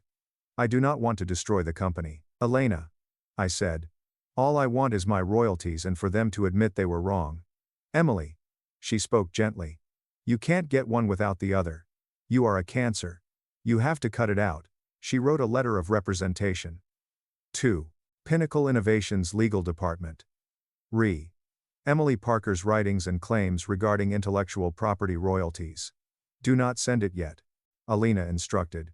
Wait for Vanguard to drop the hammer. Then, 10 minutes later, you send this to HR. It freezes them. They can't fire you if you have an active legal claim over the same issue for which they're being sued, makes you untouchable. I went home. I cleaned my apartment. I scrubbed the grout in the shower. I had to do something with my hands. Sunday night, I couldn't sleep. I sat in my living room, staring at the dark screen of my television. I reflected on the previous 5 years. The late nights and weekends I worked for free because we were a family. I missed my niece's baptism because the server crashed, and I needed to review the emergency vendor contracts. I had given them everything. And they could not even give me a cost of living increase. Your raise got lost in legal. I whispered into the darkness. It wasn't about money anymore. It was about dignity. It was about how they looked at me but saw nothing. Tomorrow, they were going to look at me and see God. I opened my planner to Monday's date. I wrote one word. Subpoena. I laid out my outfit for the following day. A black blazer, sharp and severe. I am the funeral for your professional suit. I checked my email one final time. Nothing from David. Nothing from Mark. They slept soundly, dreaming of bonuses in Tahoe. I turned off the lights. Sleep tight, boys, I advised. Winter is coming. Monday at 8:45 a.m. An all-hands meeting. This was a monthly ritual in which James stood on stage. Yes, we had a stage in the break room where we discussed how we were changing the world. The room was packed. People are holding coffees. Looking tired. James was up there wearing a t-shirt that read, "Disrupt" under a $1,500 blazer. This quarter is looking incredible, James exclaimed into the microphone. Vanguard is expanding. We anticipate a 20% growth trajectory. I stood in the back, leaning against a wall near the exit. I checked my watch. 8:52 a.m. The double doors in the back of the room opened. It was not a late employee. Two men in dark suits entered. They were not dressed in tech casual. They wore federal court uniforms. Nathaniel Turner walked behind them. The room calmed down. Ripples of confusion spread from behind to in front. James paused in mid-sentence. Can I help you, gentlemen? James inquired, squinting against the stage lights. Nathaniel walked directly to the stage. He did not look at the crowd. He looked at James. James Foster? Nathaniel inquired. His voice did not require a microphone. It carried. Yeah. Who are you? One of the men in suits approached James and handed him a thick stack of papers bound with a heavy clip. You are being served, the man explained. Civil lawsuit for breach of contract, intellectual property theft, and willful non-compliance. Plaintiff. Vanguard Defense Logistics. The room went completely silent. You could hear the espresso machine hissing in the background. What's this? James laughed nervously. Is this a prank, David? Mark pushed his way to the forefront. Nathaniel, what the hell is this? We have a meeting scheduled. We had a deadline. Nathaniel cut him off. It expired on Thursday. You did not respond to the formal notice of audit. According to Clause 14C of Section 9 of the MSA, Vanguard is immediately terminating the service agreement for cause and seeking damages for unauthorized use of unlicensed IP. Terminating. James's face became the color of Elmer's glue. You are unable to terminate. That is a $65 million contract. Nathaniel corrected, saying the contract was for $65 million. Now it's a $100 million lawsuit, including trouble damages for the fraud discovered during our preliminary review. Fraud? David squeaked from the side of the stage. We have reason to believe you suppressed known liabilities regarding the IP architect's royalties, Nathaniel said, scanning the room. He found me. I didn't wave or smile. I just adjusted my glasses, Nathaniel said, returning his gaze to James. Your license to use the software is revoked effective immediately. Unless, of course, you can prove you have paid the outstanding debts to the IP owner. James examined the papers in his hand. He flipped them open. We own the IP. Read page 42. James, Nathaniel said coldly. Clause 14C. You do not own it until you have paid the royalty. Which you have not done. Mark took the papers from James. He scanned the page. I saw the moment it struck him. I saw his hands begin to shake. The paper rattled audibly. The raise. Mark spoke quietly about the cost of living adjustment. He looked up. He looked to the back of the room. He looked at me. Every head in the room turned. 200 people followed Mark's gaze to where I stood near the exit. I did not shrink. I did not look down. I walked forwards. The crowd dispersed like the Red Sea. I walked straight up to the stage. James asked Emily, his voice trembling. What is happening? I believe I stated, calmly and clearly, that my raise had just been found illegal. I removed an envelope from my blazer pocket. Elena's letter of representation includes whistleblower protection. I handed it to Mark. I believe this belongs to you, I explained. Then I turned to Nathaniel. Shall we go to the conference room? We seem to have some negotiating to do. Nathaniel smiled as a shark smelt blood in the water. After you and Miss Parker walked out of the break room together. Behind us, the silence collapsed into complete chaos. 10 minutes later, we were in the boardroom. On one side, Nathaniel and I. On the other side, James, CEO, David, CFO, and Mark, GC. In the middle, a large stack of lawsuit papers, and a deafening silence. James looked like he was about to vomit. Emily, we can fix this. We can. We can unlock the raise. Retroactive.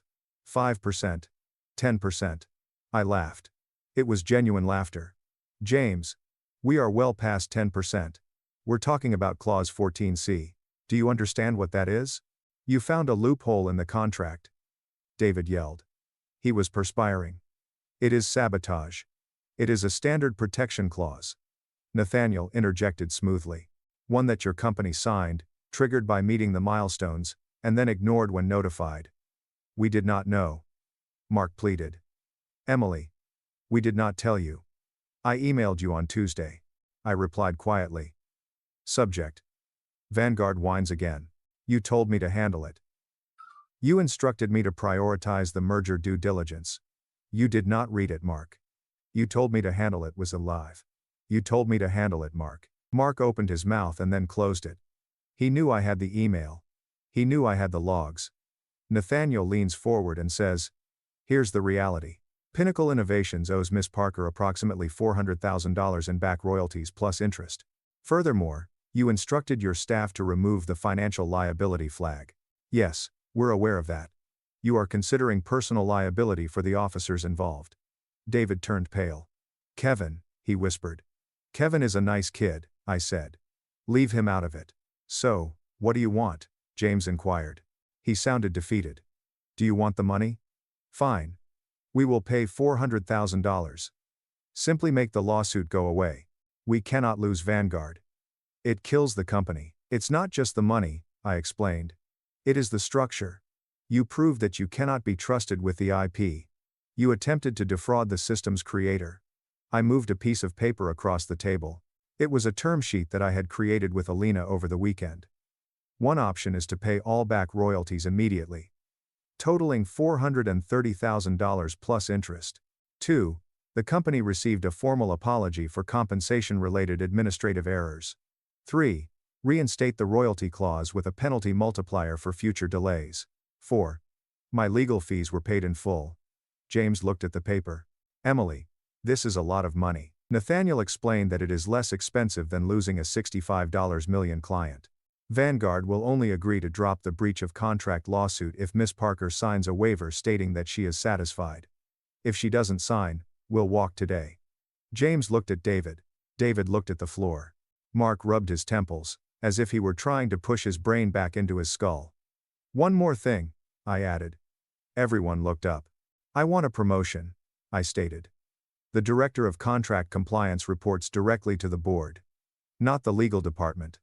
I no longer trust Mark to read my emails." Mark flinched, and I continued. "I want complete autonomy to audit all executive expenses for compliance with vendor contracts." David's eyes widened. I knew what was in those expense reports.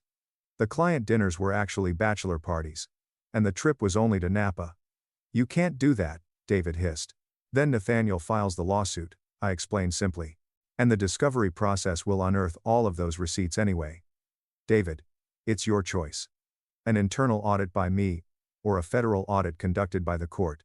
For more than a minute, the room was silent. The air conditioner hummed. James slumped in his chair. He looked at me. Really looked at me. First time in 5 years. He couldn't see the quiet woman in the cardigan anymore. He noticed the person who held his life in her hands. "Fine," James whispered. "Done. We'll sign." "Excellent," Nathaniel explained, clicking his pen. "I've got the installment agreement right here." I watched as they signed. James's hand was heavy. David appeared to be signing his own death warrant. Mark simply looked tired. When they finished, I took the document. "Thank you," I replied. "Now, excuse me. I have some work to do.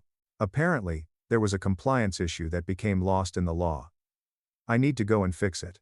The wire transfer arrived in my account on Wednesday, $430,000. I stared at the number in my banking app. It looked like a telephone number. It seemed like freedom, but the money was only the beginning. The real payment was fear. The following week, the changes began. James announced that he would step away from day-to-day operations, to focus on visionary strategy. Translation. When the board learned about Vanguard's near miss, they placed him in timeout. David, the CFO, chose to pursue other opportunities. He was escorted out of the building on Tuesday. I watched from my office window as he carried a box containing personal items to his Porsche. He did not look back. Rumor had it that my first audit of his expenses revealed some very interesting invoices for consulting fees paid to his brother-in-law. Mark remained, but as a ghost. He sat in his office, door closed, now reading contracts. Every time he saw me in the hallway, he nodded respectfully and scurried off.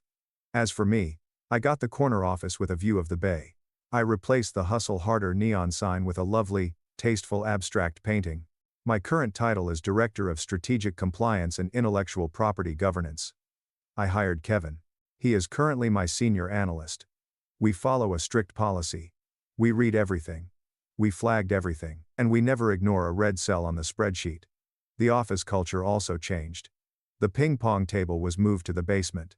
The salespeople learned to knock before entering my office. They discovered that Emily must sign off on this, so you better have your paperwork in order or God help you. Vanguard stayed. Nathaniel and I eat lunch once a month. We don't discuss business much. We talk about wine, travel, and the stupidity of people who believe they can decipher the fine print. Around 6 months later, I received an email from Jake in HR. Subject: Annual Review and Compensation Adjustment. Hello Emily, I just wanted to let you know that your new compensation package has been fully processed and approved by the board. There are no issues this time. Best wishes, Jake. I smiled. I took a sip of my expensive tea, imported from Japan, and now expensed to the company. I replied. Thank you, Jake. Make sure to file it correctly this time. We don't want it to get lost in legal again. I shut my laptop. The sun was setting over Silicon Valley, casting long shadows across its glass buildings. They say that the devil is in the details. They are wrong. The devil is in the details, reader. And she just received a "Don't come, you'll ruin everything," my dad said. Then the elite in-laws revealed I saved their company. You can call me Avery Whitman. My age is 32. My own father also told me a few weeks ago that I was too embarrassed to be seen with my brother's new in-laws. His words pierced the air from the living room as I stood in the hallway with a coffee mug in my hand. The in-laws of your brother are well off. You'll make us seem foolish. Avery, do you understand? Don't sabotage this. He phrased it as if I were an issue that needed to be handled rather than his daughter. My brother's recent engagement to a billionaire heir, the kind of woman you see in glossy hotel magazines, was suddenly threatened by my disorganized life as a data nerd in Austin. They didn't give a damn that I spent my nights repairing malfunctioning booking systems and recreating hotel revenue models. To them, I was just that awkward girl who never knows what fork to use at dinner and asks too many questions. I was therefore instructed to stay at home and keep things simple while they packed suitcases full of high-end clothing for a holiday engagement gala at a posh resort. I was not invited to the party. They didn't want me in close proximity to anyone they considered to be special. Furthermore, they most certainly didn't want anyone to know that I was a member of the family. They were unaware that those same wealthy in-laws had been collaborating with me for several months under a different identity, believing that my figures would keep their company afloat. And those in-laws ended up recognizing my face from a framed photo and yelling my name in front of everyone the night they attempted to hide me. Have you ever been viewed as the family's shame only to discover that you are in charge? You'll want to listen to this party's journey from humiliation to retribution through to the very conclusion. So stay with me. I didn't believe I was embarrassing as a child. I simply believed that I was unique when I was younger. I sat at the plastic table at our family barbecues, counting how many hot dogs people took and wondered why Uncle Ray always went early as the other kids raced around the yard. I made adults uneasy with the questions I posed. Given how much debt the company has, why would you invest in it? Why do you think that if mom works 2 jobs, we'll be okay financially? After they laughed, people stopped talking to me. Later, Richard and Elaine Whitman, my parents, would pull me away. For once, Avery, please just act normally. Grin. Bring up school. Avoid questioning individuals. Jackson, my older brother, on the other hand, was their ideal. He was perfectly aware of when to ask about golf, when to joke, and when to praise someone on their watch. I recall being too near to the waiter at his senior graduation meal, asking about tips and pay, and running into a platter of marinara sauce. A guest's white outfit was splashed with red. The entire table fell silent. That sauce transformed the color of my mother's face. Richard growled and gripped my arm so tightly that it ached. That's precisely what I mean. You have no place in these environments. I stopped attempting to blend in at their type of party after that. I immersed myself in numbers instead. For fun, I taught myself how to use spreadsheets in high school. At university, I was doing A/B tests on website layouts for a little bed and breakfast that couldn't afford a real agency, while others were sharing photos from frat parties. I found that I could transform untidy data into clear answers while studying computer science and business analytics. I began receiving complaints about the same issue from hotels and guest houses. Not enough visitors. Too many vacant rooms. At 2:30 the morning, I would sit in my small dorm room and stare at charts, adjusting prices and ad tactics until the graphs eventually started to rise. But none of that mattered back home in the Austin suburbs. My dad blew it off, but my mother smiled nicely and asked, "So, you're still doing that online thing?" When I reported getting my first significant client. It's only momentary. She will ultimately land a legitimate job. Jackson, on the other hand, joined a business firm after graduating from college, immediately became the golden boy once more, and entered the legal profession. My parents made him known to everyone as our pride and joy and our future partner at a large Dallas firm. Could you at least pretend you're not working from your bedroom? My mother murmured to me after I arrived at family meals wearing jeans after an 11-hour day of consulting for 3 small hotels at once. At some point, I lost it. I would construct it discreetly outside the room if they were never going to recognize my worth there. I established Whitman Analytics, a tiny consulting firm, and began refusing my parents' attempts to take me to events where I knew I would be the target of jokes. I preferred dashboards to courteous small conversation and statistics to dinner tables. Additionally, I was gradually discovering something they were unaware of while they were preoccupied with enhancing Jackson's reputation. When handled properly, numbers have the power to transform a whole business. The dilemma was, what would happen if their fixation with status clashed with my numbers? When Kensington and Vail resorts first entered my life, it was due to someone else's desperation. One hot afternoon in Austin, I was working on a spreadsheet in my apartment when I received an email with the subject line, "Urgent, mid-size resort chain in trouble. Can you help?" A tiny firm I had previously freelanced for was in a panic. They had a customer, a luxury brand with large marketing expenditures and much higher expectations, whose reservations had plummeted following the outbreak. Someone who could quickly make sense of the jumble was what they needed. Kensington and Vail Resorts was that customer. However, at the time it was only a name and logo in an attachment. My phone rang a few hours later. "This is Graham Kensington," the calm but slightly ragged voice said. "You can pick numbers out of the flames. We've been informed." I straightened my posture a bit. "No camera," he hastily added. "Right now, our connection is terrible. Just keep this on audio." I was okay with that. I enjoyed being invisible. He explained everything over the following hour. Just over 40% of their flagship properties were occupied. Their market share was being eaten up by rivals. Additionally, the previous agency had spent a substantial 6-figure budget and produced virtually nothing. He stated, "We need someone who truly understands data, not just pretty presentations. Could you examine our systems, identify the issues, and resolve them?" I should have been intimidated, yet I experienced something very different. Clarity. I had been working on the same puzzle for years. This was just a much bigger version. I requested access to their website analytics, ad accounts, and booking system. In a matter of days, I was going through years' worth of data and seeing trends that their team had missed. In a market that had grown incredibly dynamic, their prices remained unchanged. They were advertising in the wrong cities to the incorrect age groups. Due to the terrible mobile form, their website was losing potential customers at the checkout stage. So, I came up with a strategy.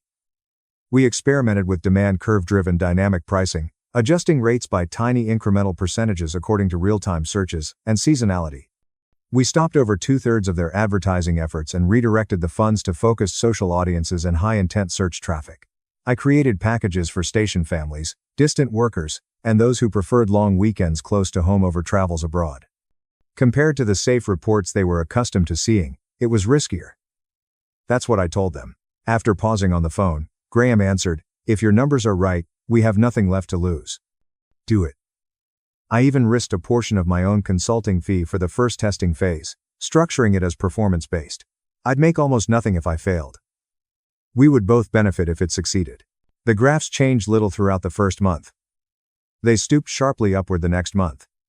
Revenue increased along with booking rates, and even the board ceased to put pressure on Graham Kensington. His voice was lighter than I had ever heard it when he contacted me close to midnight. "Avery, you don't realize how much you've done for us. To commemorate the turnaround, our team is building a case study wall at our main resort. Your name, face, and everything else should be on it." I provided him a professional photo just in case they insisted, but I laughed and told him I would rather stay behind the scenes. My picture appeared in a gold frame with the tagline, "Data and Growth Strategist, Avery Whitman," on the internal prototype they sent me via email. Before I could give it any thought, I closed the file. I saw it as just another small victory that didn't need to be shared with anyone back home. I was unaware at the time that a dazzling charity dinner would soon be held at the same resort chain that had been revitalized. Long before they ever welcomed me, my parents would fall in love with Sloan Kensington, the billionaire heir, whom my polished older brother Jackson would meet at that ball. About 4 months after that initial significant turnaround for Kensington and Vail, Jackson gave me a call. Almost every time he felt like he was leveling up, I could hear the brightness in his voice. "Are you available to get coffee? I have some news."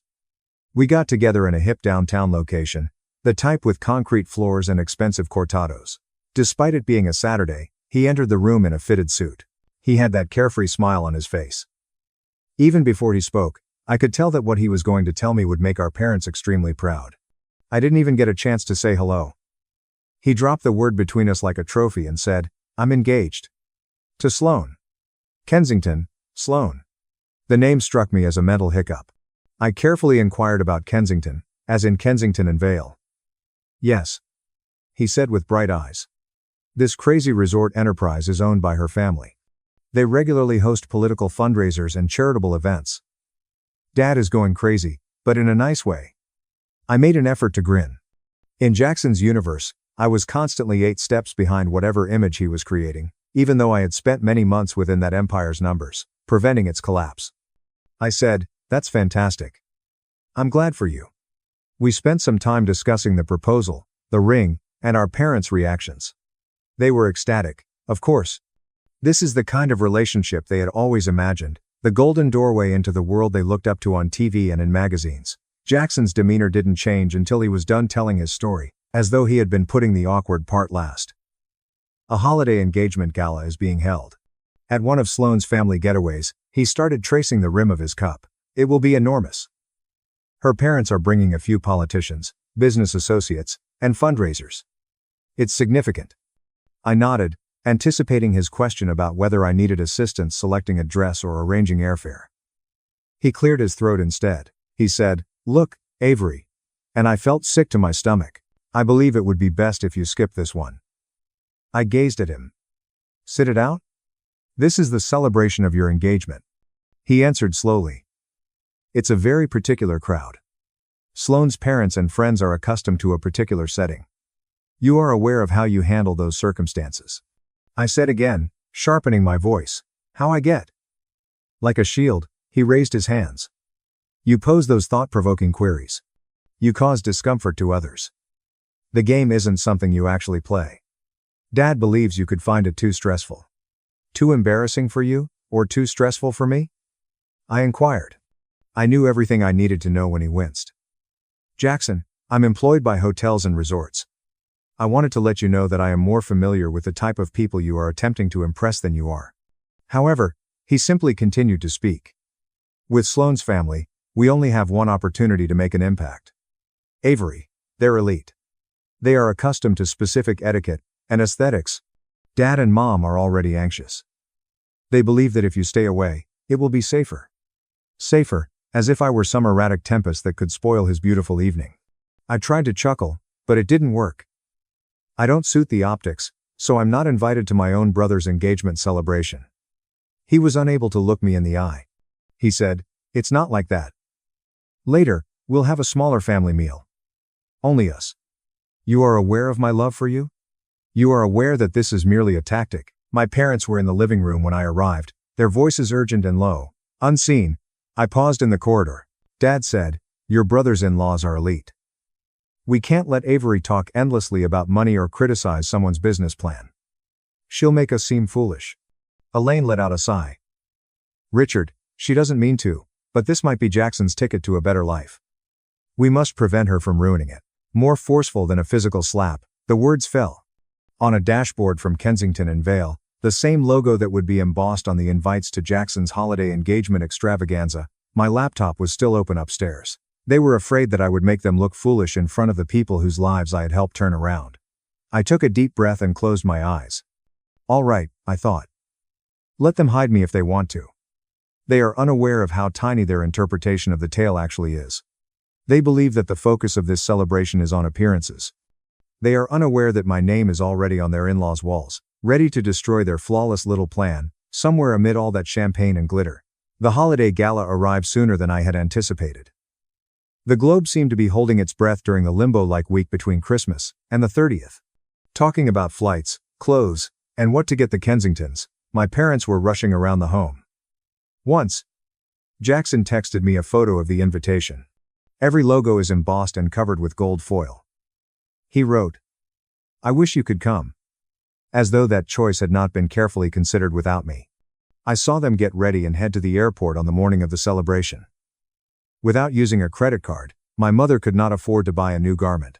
My dad adjusting a tie he pretended was designer but had purchased on bargain. I waved back from the doorway when they waved. The lovely daughter who was advised to stay at home for her own sake. The home fell silent as the Uber drove away, and it felt like a burden on my chest. I stayed in my apartment that night, with my laptop open on the coffee table with takeaway, while Austin was a flurry of rooftop parties and fireworks. I attempted to play a movie, but my phone started flashing. My mother took pictures of the resort foyer that was dripping with chandeliers. Jackson posted videos of a live band called Champagne Towers. Sloane, looking like she stepped out of a magazine, is seen walking down a grand staircase in a silver gown.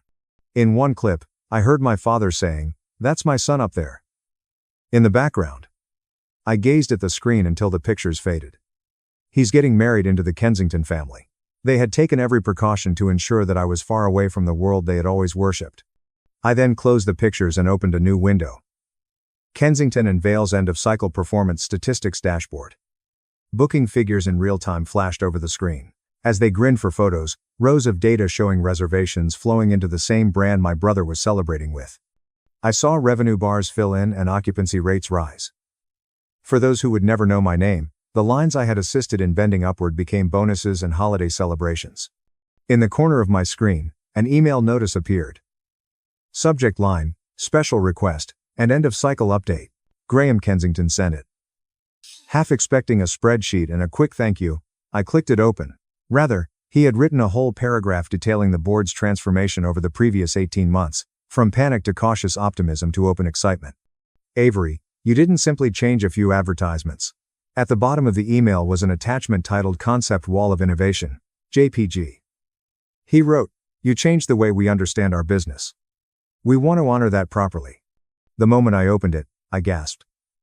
The entryway to one of their flagship resorts was mocked up. A lengthy wall featuring case studies in frames. Every frame had a picture, a title, and a synopsis of the project. My personal headshot, which was neater and more assured than I felt in person, was located near the center of the wall. The plaque beneath it said, Data and Growth Strategist Avery Whitman. It summed up the turnaround I oversaw, including demand-driven advertising, dynamic pricing reform, and recovery from the post-pandemic downturn. On their way to conferences and galas, attendees would pass this wall, clinking glasses beneath chandeliers as my face observed from the center.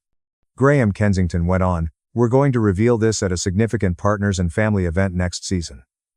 Finally getting to meet you in person would be wonderful, as would getting to know some of the people whose jobs you saved." My fingers lingered on the keyboard. My mother sent me another picture on my phone. Under a confetti shower, Jackson and Sloane nestled up to each other. My parents' glowing eyes were blurred in the background. I pictured that wall ultimately existing somewhere, close to where they were posing, my framed pictures subtly refuting all of the stories they had told about me being a letdown. It would be hilarious if the location they were trying so hard to avoid me turned out to be the one that insisted on placing my face front and center. I gave Graham Kensington a straightforward, businesslike, yes.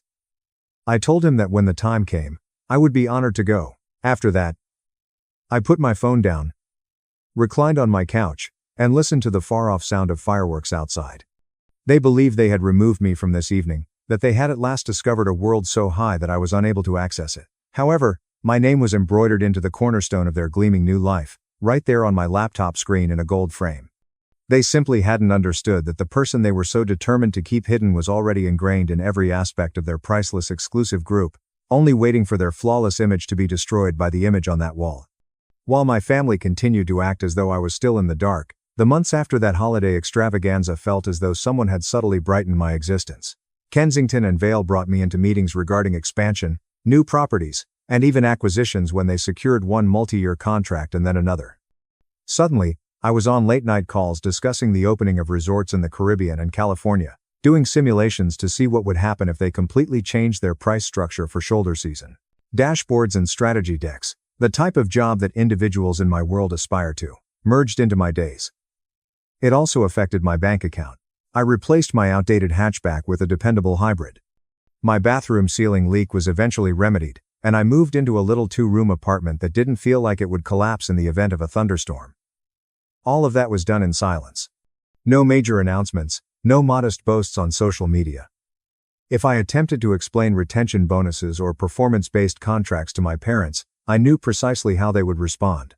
They would nod, grin, and inquire as to whether I had considered applying for a legitimate position at a nearby office. Jackson's life, meanwhile, appeared to be a highlight reel. In addition to printouts of headlines mentioning the Kensington name with notes like, "Your brother was there last night." Can you imagine? My mother also emailed me regular updates, pictures of him and Sloane at charity dances, wine tastings, and opulent retreats. When I did show up for Sunday dinners, the discourse was about guest lists and wedding arrangements, and how amazing it was that our family would soon be allowed to attend gatherings where people wore tuxedos and discussed offshore accounts. After eating some meatloaf, Jackson stated, "Graham is bringing in some kind of genius consultant for their new data strategy. Guy's basically a wizard with numbers. If I play this right, I could end up working on some of those deals." To cover up my emotion, I took a slow drink of water. Mom appeared impressed. "See," she remarked, "that's the type of company you want to be with. Those have the ability to make things happen." If I told her that the so-called magician had spent the morning debating with Graham Kensington whether we should cap occupancy during specific holidays in order to preserve the long-term worth of our brand, I wondered what she would think. And that wizard was me. But I didn't say anything. Let them talk about proximity to power. I was busy building it. One afternoon in late July, an email came in from Graham Kensington's secretary that made me sit up straighter. "We're finalizing details for the partners and family event at our Miami flagship," she wrote. "It's both a celebration of this year's turnaround and an engagement gala for Miss Sloane Kensington and Mr. Jackson Whitman. Graham and Vivian are especially excited to honor you that evening.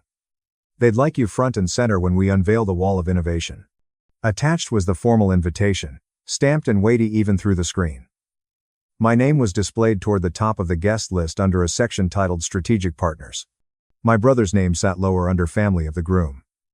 For a second, I just stared. I hadn't heard from my parents yet about this tragedy, but I could already foresee the conversation. They'd brag about being invited to an ultra-exclusive holiday gala at Sloane's favorite resort. They'd brag about how limited the guest list was, how only the right people were let in, and in between the speeches and the champagne, they'd arranged to quietly keep me out of the picture again. The difference this time was simple. The Kensingtons were not welcoming me as Jackson's awkward sister. They were inviting me as the person who had changed the trajectory of their business. I contacted Graham Kensington to confirm information, keeping my voice steady. He sounded genuinely excited. "We've been telling everyone about you," he said. "I can't wait to see their faces when they realize the person behind those numbers is real." I hung up, leaned back in my chair, and let the irony sink in. My family had spent an entire 18 months attempting to manipulate me out of their perfect story, worried I would shame them in front of their elite in-laws. But at this party, at that glittering resort, there would be no hiding me. My face would be there for them the instant they walked through the door, framed in gold, my name carved in metal. They felt they were climbing into a world where I didn't belong. They were about to discover out that world had been mine long before they had stepped inside it. The Kensington flagship in Miami looked just like the kind of place my parents fantasized about when they glanced through glossy publications. Marble floors, towering palms and huge planters, the kind of floral arrangements that probably cost more than my first used car. The night of the gala, the air was warm and humming with money. Staff in spotless uniforms moved like choreography, leading people into the vast ballroom. I arrived early as requested, not as Jackson's sister, but as one of the strategic partners. A coordinator handed me a badge with my name inscribed in neat black letters. Avery Whitman, Data and Growth Strategist. Seeing it made something twist in my chest. For once, my identity wasn't being shrunk into "she does something online." Inside the foyer, the Wall of Innovation spanned along one side, precisely like the mock-up. Gold frames, soothing lighting, each case study revealing a bit of the company's survival story. My frame sat in the center. My photo, my name, my work. Graham Kensington and Vivian came over, all smiles and real kindness. They introduced me to board members, department heads, people whose lives were related to decisions I had helped make. For the first hour, I forgot about my family altogether. I spoke figures and future plans and laughed at a CFO's joke about predicting. I was in my element. Then I heard my mother's voice. It wafted in from the lobby, high and frightened. "Oh, this place is wonderful. Jackson, look at that chandelier." I turned just enough to see them enter. My dad in a suit that suddenly seemed cheaper under the chandeliers. My mom gripping a clutch purse like it may run away. Jackson and Sloan walked forward like they belonged there. My impulse was to shrink back, to move behind someone higher. But the personnel had already been trained on who I was. One of them walked forward, beaming at me. "Miss Whitman, can we get you near the wall? Mr. Kensington wants you close for the announcement." So, instead of hiding, I found myself standing just a few steps from my own framed photo as my family crossed the entryway. They didn't see me at first. Their eyes were on the decor, the people, the promise of what this night meant for them. Vivian delicately tapped her champagne glass, seeking for a bit of attention. Guests turned toward her, chatter easing to a stillness. "Thank you all for being here," she began, her voice clear.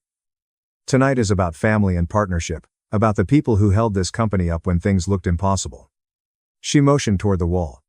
"Over the past 18 months, we constructed this to remind ourselves that numbers are not simply charts. They are people. People who altered everything when we needed it most." She stepped closer to my frame, smiling. "One of those folks is someone very close to us now." She pointed straight at my photo. "This is Avery Whitman." The floor seemed to tilt for a second. My parents froze mid-sentence. Jackson's head snapped toward the sound of my name. Vivian read the plaque out loud. "Data and Growth Strategist. The mind behind the turnaround that kept these resorts alive when travel was at its worst. You have no idea how frequently we've mentioned her name this year." She turned, following the line from the frame to where I stood. Then her eyes went wide, like she'd just solved a conundrum she hadn't noticed was there. "Avery," she said, and then louder, full of excitement. "Avery Whitman, you're here. You're Jackson's sister." Heads swiveled. Scores of people turned to stare at me, then at Jackson, then at my parents. The stillness that followed conveyed more than any words.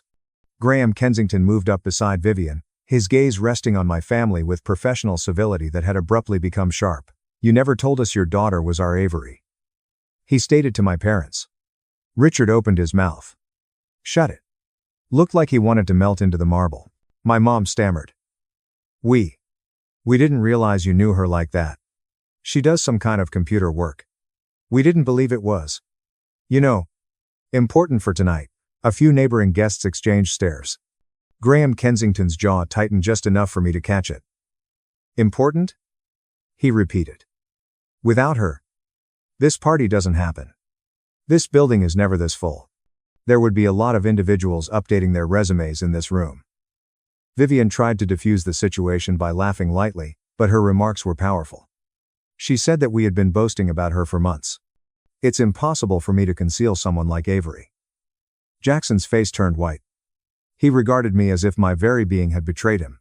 When he eventually got to me, he whispered, "Avery, you didn't tell me you were working with him." I met his gaze and responded, "You didn't ask." Later, my parents cornered me in a quiet hallway away from the crowd. My dad tried to regain control. "You could have warned us, Avery." My mom's voice trembled. "You made us look like fools," she whispered. "We had no idea."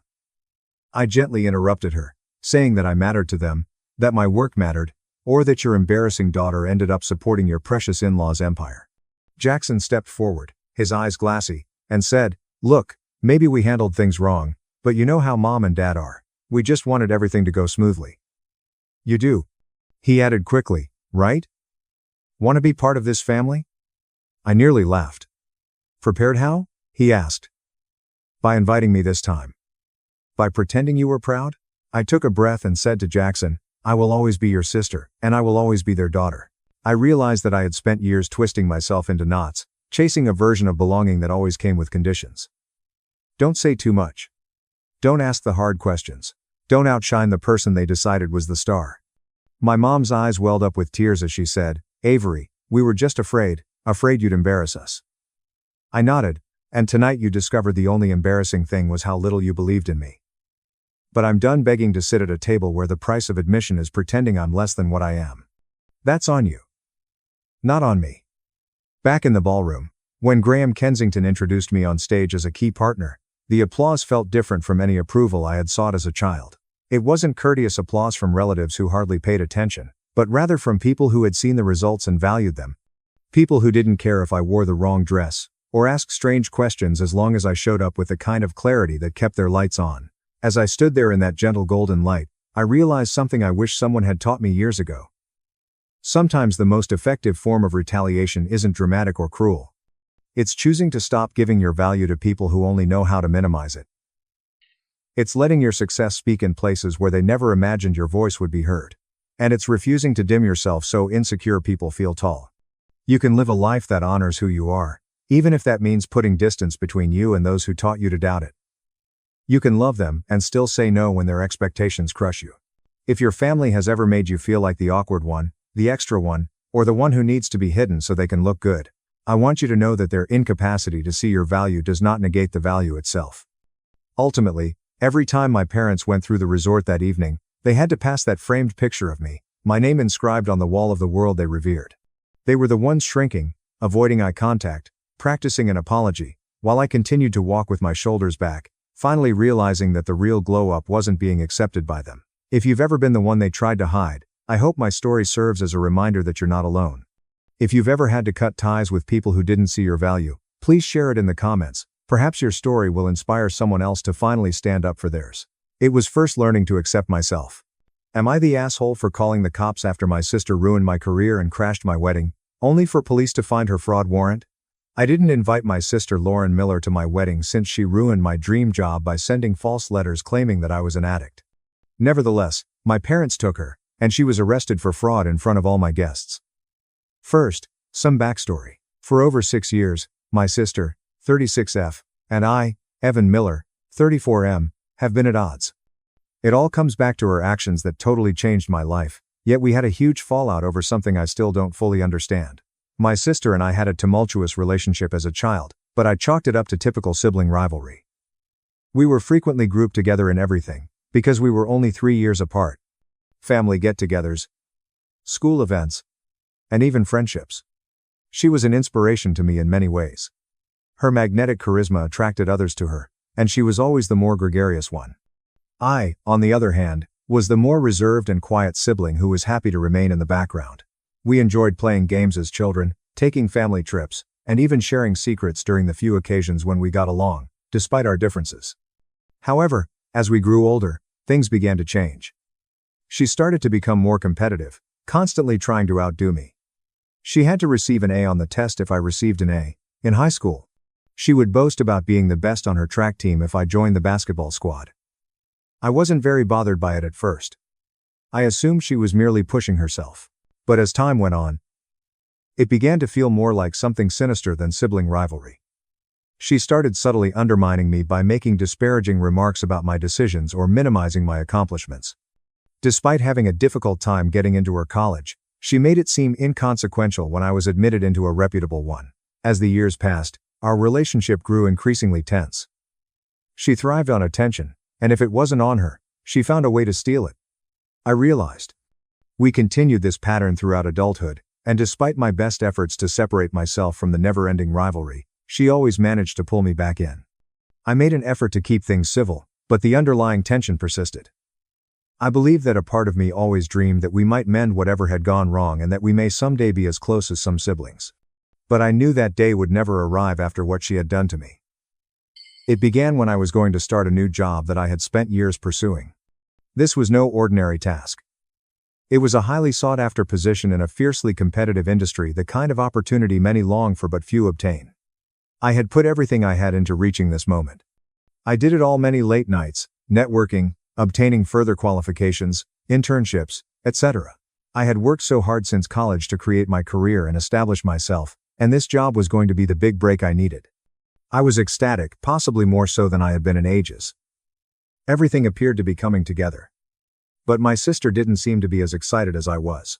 In retrospect, there were hints in the days preceding my start date. There are sometimes sarcastic remarks that are passed off as humor. She would say things like, "Don't get too comfortable. You know, these things never last." Or, "I hope you can handle the pressure." Not everyone can. At the time, I dismissed them, telling myself that she was simply being herself, constantly trying to make me feel inferior. I didn't give it much thought. That is, until a week before I was scheduled to start, I received a call from the company's HR department. Unlike the joyful voices I had heard during the interview process, the woman on the phone had a stiff, impersonal tone. She informed me unequivocally that the business had chosen to withdraw the offer. My stomach fell. I was unable to comprehend what was taking place. I virtually begged for an explanation when I asked her why. After a little pause, she informed me that they had received a concerning email from a person posing as a worried relative. She said that the email had given rise to grave doubts about my character and previous actions. The ground seemed to have been torn out from under me. What I was hearing was unbelievable. When I inquired more, she informed me that the email contained a number of falsehoods, including assertions that I had a lengthy history of substance abuse, had been in and out of treatment facilities, and had embezzled money from my own relatives to support my addiction. It also claimed that I had a criminal history connected to these problems, which was completely false. It was like receiving a kick to the gut when you heard those words. I had never been addicted, I had never stolen anything, and I most definitely had no criminal history. When I realized how serious the situation was, my whole body went numb. The HR representative continued by saying that the company was forced to withdraw the offer due to the gravity of the position and the severity of the charges.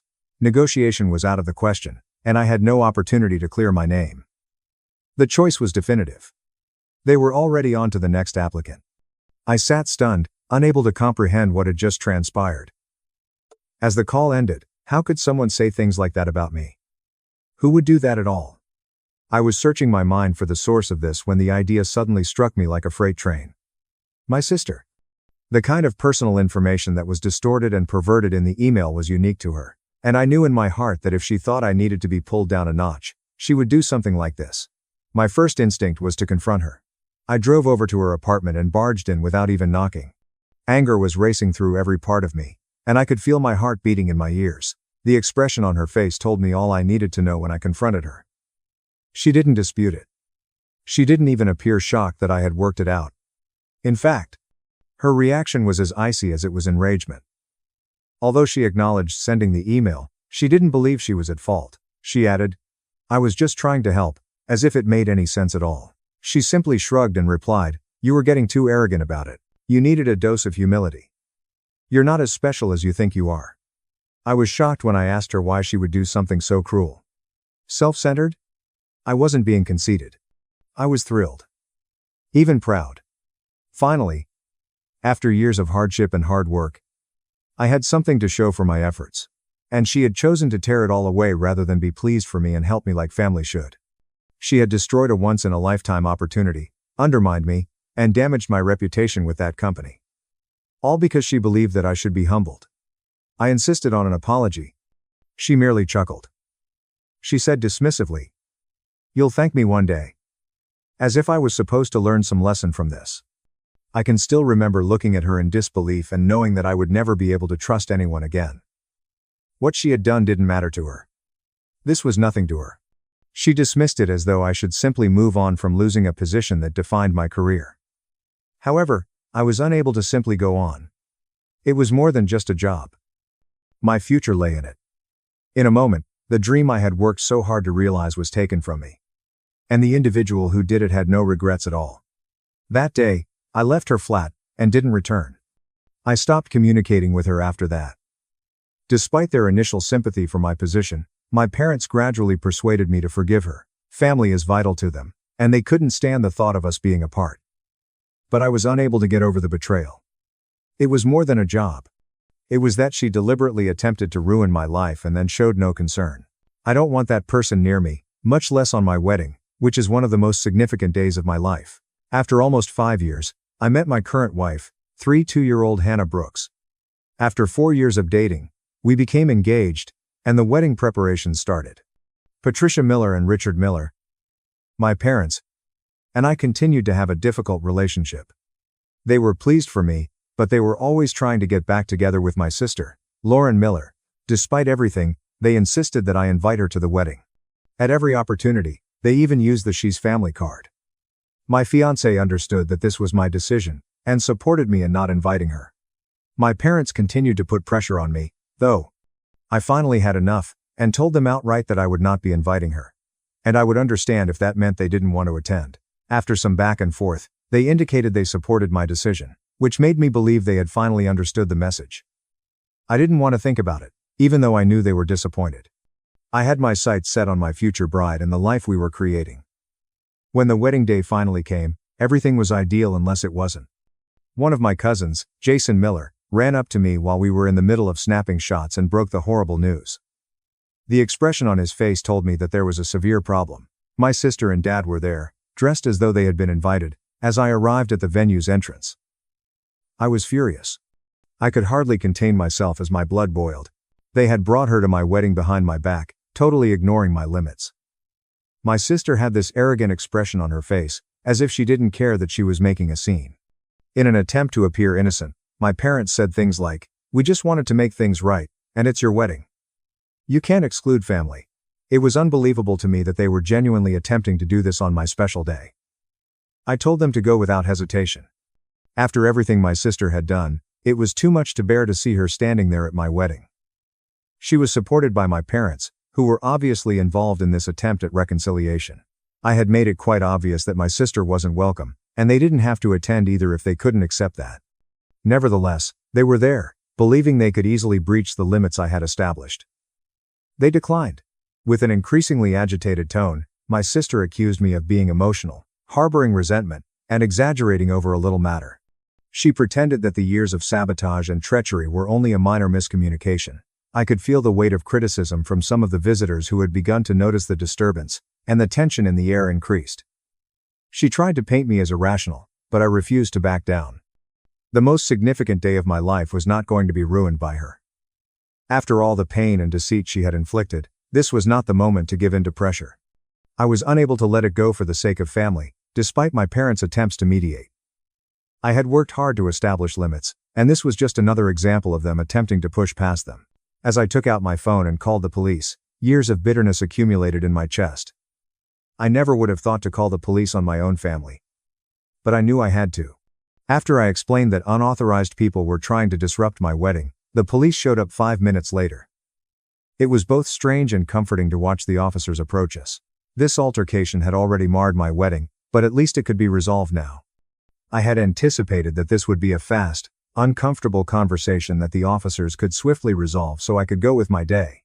With cool professionalism, they came up and requested my sister and parents to go. Despite their reluctance, my parents appeared to recognize the gravity of the issue. But my sister was a different matter. She dug her heels in, disputing with the officers and refusing to leave rather than complying. She started to make a show of herself, and her voice became louder. Her noncompliance simply made things worse and attracted even more unwanted attention from my guests. Things took an unexpected turn at that time. After talking on his radio, one of the officers came over to my sister and became more serious. She wasn't only refusing to go any longer. I could tell something had changed when they asked her for identification.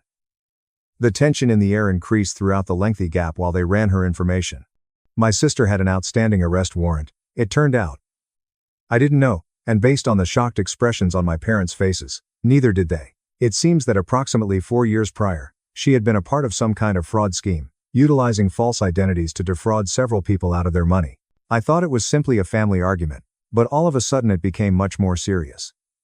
She resisted and protested as the officers moved swiftly to handcuff her. She made an effort to continue being defiant, but it was obvious that things had gotten out of hand. Her expression was a mix of disbelief and anger as I watched them lead her to the police car. In a panic, my parents begged the officers to release her, but their pleas were ignored. Things became even worse when my mother grabbed onto my sister, and my father attempted to physically interfere. They disregarded the police warnings to back off. They exacerbated the situation out of desperation. An arrest for obstructing justice resulted from what should have been a straightforward expulsion from the premises. My parents were also handcuffed, and the commotion surrounding us overshadowed their cries. My father, mother, and sister were all being placed into police cars while I stood there and watched. Seeing them carried out in front of my wedding guests was bizarre as they were unable to respect my boundaries. A range of feelings washed over me. It didn't surprise me. Not at all. It seemed almost inevitable that this would be the result after everything my family had done to me. This public reckoning seemed to be the culmination of years of lying, treachery, and manipulation. I experienced a strange mixture of disappointment and guilt as I stood there with friends and family who had come to support us. I was disappointed that my family had once again taken something from me, and I felt guilty that our beautiful day had ended badly for everyone. With a trembling breath, I announced to the guests that the wedding would not be taking place. Even though I wasn't sure what I was sorry for, it felt proper to apologize. Was it because of the show, because of what my family had done, or because we had invited everyone and then sent them away? I had no idea. I didn't know how to get around the damage my family had left behind. All I knew was that I felt lost. I'm not sure how to proceed with this. The upheaval my family had unleashed appeared to dwarf everything I had imagined for my fiancé and me, for our future together. Rearranging or saving the day was no longer the only option. It was about gathering together the emotional fragments that had been left behind. When those who ought to encourage you are continuously pulling you down, how can you move forward? One update. Although things had calmed down a week or so after the wedding, the drama's aftermath continued to cause a great deal of stress. In order to recover the joy that had been taken from us, my boyfriend and I were attempting to move on. However, my folks had been blowing up my phone while they were out on bail. Their unrelenting messages served as a continual reminder of the mayhem that had just broken out. My inbox was overflowing with long, guilt-tripping texts and voicemails. The messages I received from my mother were especially annoying since they contained statements like, "We were just trying to help, and you didn't have to call the cops on us." They refused to admit how far they had gone, as though they were still attempting to rewrite history to suit their interests. The frustration only increased over the next few days. As usual, my mom took the lead in defending them while my dad remained silent. I knew he was equally complicit, even though he stayed silent. It seemed like a betrayal again since they refused to take any responsibility. I questioned whether things would always be this way. My family was stuck in a state of perpetual denial, refusing to acknowledge the harm they had inflicted. I found out more about the charges against my sister, Lauren Miller, while she was still detained. A bleak picture was portrayed by many fraud and identity theft charges. Every news article went further. The more I learned, the more I understood how long this had been going on, even if I was unaware of the entire scope of her misdeeds. Everything was so complicated, and it was unnerving to think that she would spend many years behind bars. There was a glimmer of sympathy in me. She was still my sister, after all. The memories then came flooding back. She had continuously undermined me with falsehoods and deception. There was a pattern. She was now at last having to deal with the fallout from her deeds. Hannah Brooks, my fiancée, became my pillar of support during this whole ordeal. She supported me at every turn and was always willing to listen to me when I expressed my worries and concerns. We went over every eventuality in our lengthy conversations about how to deal with my family going ahead. It became evident that the best course of action for our mental health was to cut them out. At least for the time being. We had to clear out the havoc they were bringing into my life on a regular basis. However, there were issues with even that choice. We were eating dinner, one evening, when I got a call from an unknown number. I hesitated, but I felt forced to respond. It turned out to be a family acquaintance, who had learned about my sister's predicament and the wedding incident. They voiced their worries and asked me to think twice before severing my family links. To be honest, hearing that level of pressure made my stomach turn. The drama seemed to ensnare the entire community. And all of a sudden, I felt exposed to their viewpoints. My folks paid me a surprise visit 2 days later. They arrived without warning. They were intent on confronting me, even though I had hoped that allowing them some space would help the tension to subside. When my mother came into our house, her expression was one of outrage. She went on a tirade, accusing us of being irrational and telling me to move on and forgive. My father said nothing, a spectator to the mayhem that was breaking out once more. That encounter turned into a furious dispute. It felt like I was speaking to a wall when I attempted to express my viewpoint and the reasons why their actions had been so damaging. They were unwilling to hear it. Rather, my mother argued that we should all be able to move on as if everything could be ignored. It was draining, and once again I had to resist their attempts to control the story. I was enraged as they walked away. How could they be so unaware of the consequences of what they were doing? We deliberately tried to turn our attention away from all of this chaos and toward the life we wanted to create together over the next several days. In order to celebrate our union away from the chaos, we began organizing a small vacation. It was a much-needed diversion, an opportunity to get back in touch without the continual reminders of my family's meddling. In the end, I felt compelled to distance myself from my family, but I also felt a feeling of loss. Instead of tearing each other down, I had hoped for a different type of family experience where we helped each other out. As I looked to the future, I understood that reconstructing my life would need me to come to terms with the possibility that my family would never be what I had always desired. I knew that was the first step to getting my happiness back, even if it was a terrible fact. The second update. I'm still absorbing everything that transpired at the wedding, which was almost 2 weeks ago. Every day seems to be a roller coaster of feelings, including relief, grief, rage, and an odd sense of liberation. I've realized that, at least for the time being, there is no way to mend my relationship with my parents. I hope they would finally realize the seriousness of their behavior after the wedding fiasco. However, they have redoubled their efforts, claiming that I overreacted, and that phoning the police was excessive. They believe that the family should never, ever call the police. I vehemently disagree. In actuality, they have consistently transgressed limits, and I no longer agreed with their story. My parents have been attempting to enlist the support of their extended family for the past few days. My aunts called me a few times to ask if I might make amends with my dad. The urge to just forgive and move on was mounting, and I could feel it. However, they were appalled and sided with me when I told them what had happened, how they had arrived without permission, and how my sister's conduct had prompted a criminal inquiry. Even if it was a minor win, I knew the fight was far from over. The majority of my extended family is avoiding the situation, but some people act as though my parents are the victims, which is absurd. I understand that certain people, no matter what, will always support their family. However, this is not all. I took the important decision to marry my fiancée. It wasn't the grand celebration we had anticipated. That now disrupted wedding had already consumed a sizable portion of our budget. Thus, we decided on something straightforward. In order to keep it personal and significant, we only told my partner's parents and a select group of close friends. It was appropriate for us to perform this action jointly in order to firmly establish our commitment in a sincere manner away from the chaos of my family's drama. The mood was unexpectedly serene on the day of our tiny ceremony. The garden where we exchanged vows was bathed in a warm glow from the sun. Standing there with my partner, the world around us vanishing into a beautiful haze, felt unreal. For that instant, nothing else mattered because I could see the happiness in their eyes. We vowed to tackle any obstacles together and pledged one another love, support, and understanding. It served as a lovely reminder that we had each other in spite of the craziness. But there were some issues that day. One of my aunts sent me a note as we were concluding the ceremony. As it came out, my parents were actively circulating false information about us, portraying me as the bad guy. They said I was unappreciative of everything they had done for me and that I had cut them off without cause. I was devastated by the news, but my wife comforted me by saying that we were starting our own family, one based on love and respect rather than guilt and manipulation. We grew accustomed to married life as the days passed, taking pleasure in the small things, cooking together, watching films, and daydreaming about our future. However, my family's ghost continued to hang over me. My parents, Patricia and Richard Miller, tried to guilt-trip me into seeing them by sending me texts all the time. Their refusal to acknowledge the harm they had inflicted was further demonstrated by their suggestion that my choice to wed without them constituted a betrayal.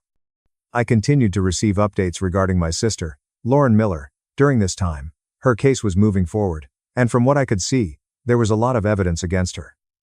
Hearing the specifics was devastating.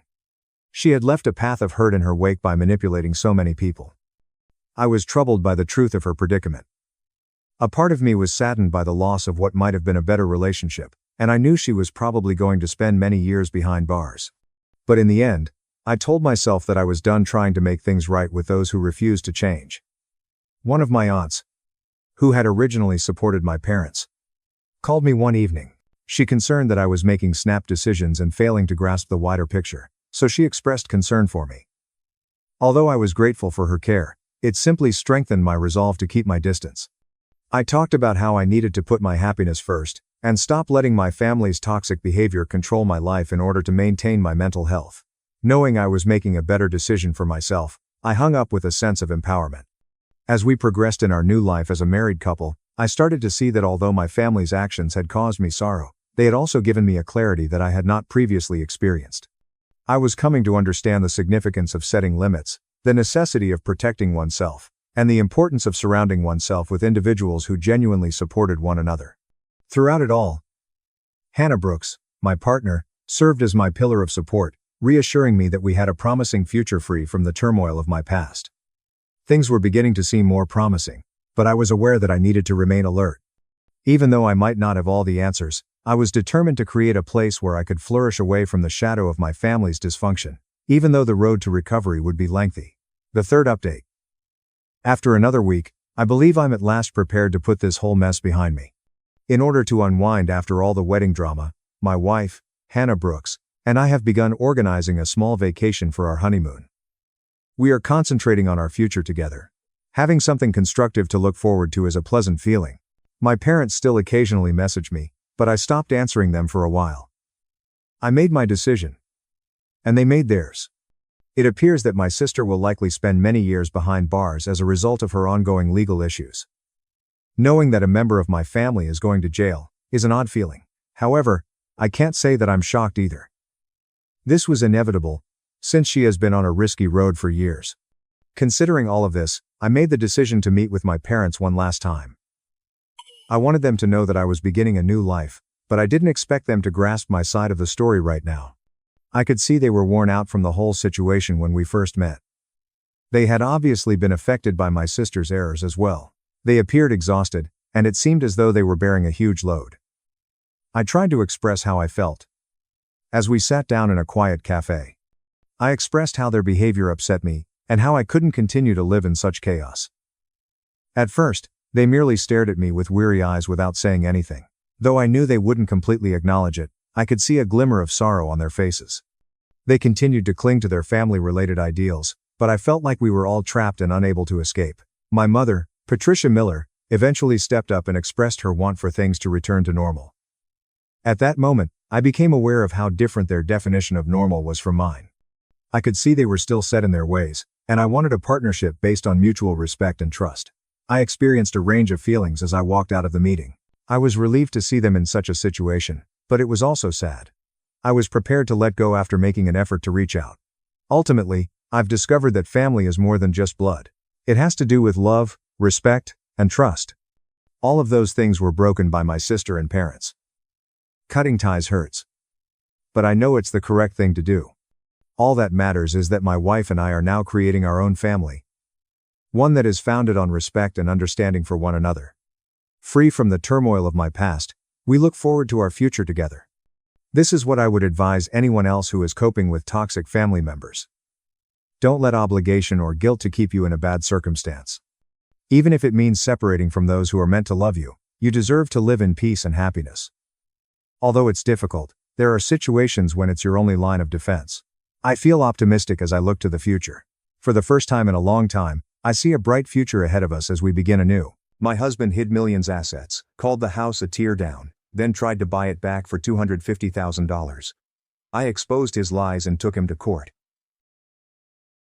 When did you discover your ex's hefty settlement was worth millions? Last March, my husband Ryan presented me with divorce papers signed by his lawyer after 20 years of marriage. Focus on my career. You hinder me. You anticipated this. He waited tables at 3 restaurants while I paid off his medical school loans. Man whose residency I supported by working double shifts while pregnant. He became chief of surgery as I raised our kids alone, missing recitals, games and parent-teacher conferences. He made an insulting settlement. The Millbrook house his grandma bequeathed him. A 1990 Ford truck with 250,000 miles and $1,000 monthly alimony for 2.5 years. End of story. Take or leave. But that house requires major repairs. New roof, plumbing, likely termites. Cracked foundation. Basically a teardown. Thank goodness I'm giving you anything. The lawyer claimed battling would cost me more than I'd gain. Ryan concealed assets and shifted money for months. His salary was deducted on paper. Ryan was already uploading vineyard weekend photos with his 26-year-old surgical resident. After 2 decades as his support system, secretary, therapist and mother, I was 43 without a career. I accepted. 2.5 hours from the city, the house was in the middle of nothing. The eroding foundation stones indicate an 1835 building with 4 rooms, no insulation, wood burner heating, and rats in the walls. I contacted a realtor who laughed. Maybe $65,000 if lucky. More like $40,000 for the land after demolition. Wow, generous. The place is a disaster. I had nowhere else. California housed my sister. My parents left. In April, I relocated to slowly repair it up and maybe acquire $80,000 to start again somewhere cheap. Then I found the letters in the attic. Hidden under the floorboards in an old leather trunk were hundreds of them tied with faded ribbon. Each addressed to Samuel Montgomery. The ink was readable on yellow brittle paper. Googled him. None. But the return addresses were intriguing. Frederick Douglass, Harriet Tubman, Garrison, Truth, Brown.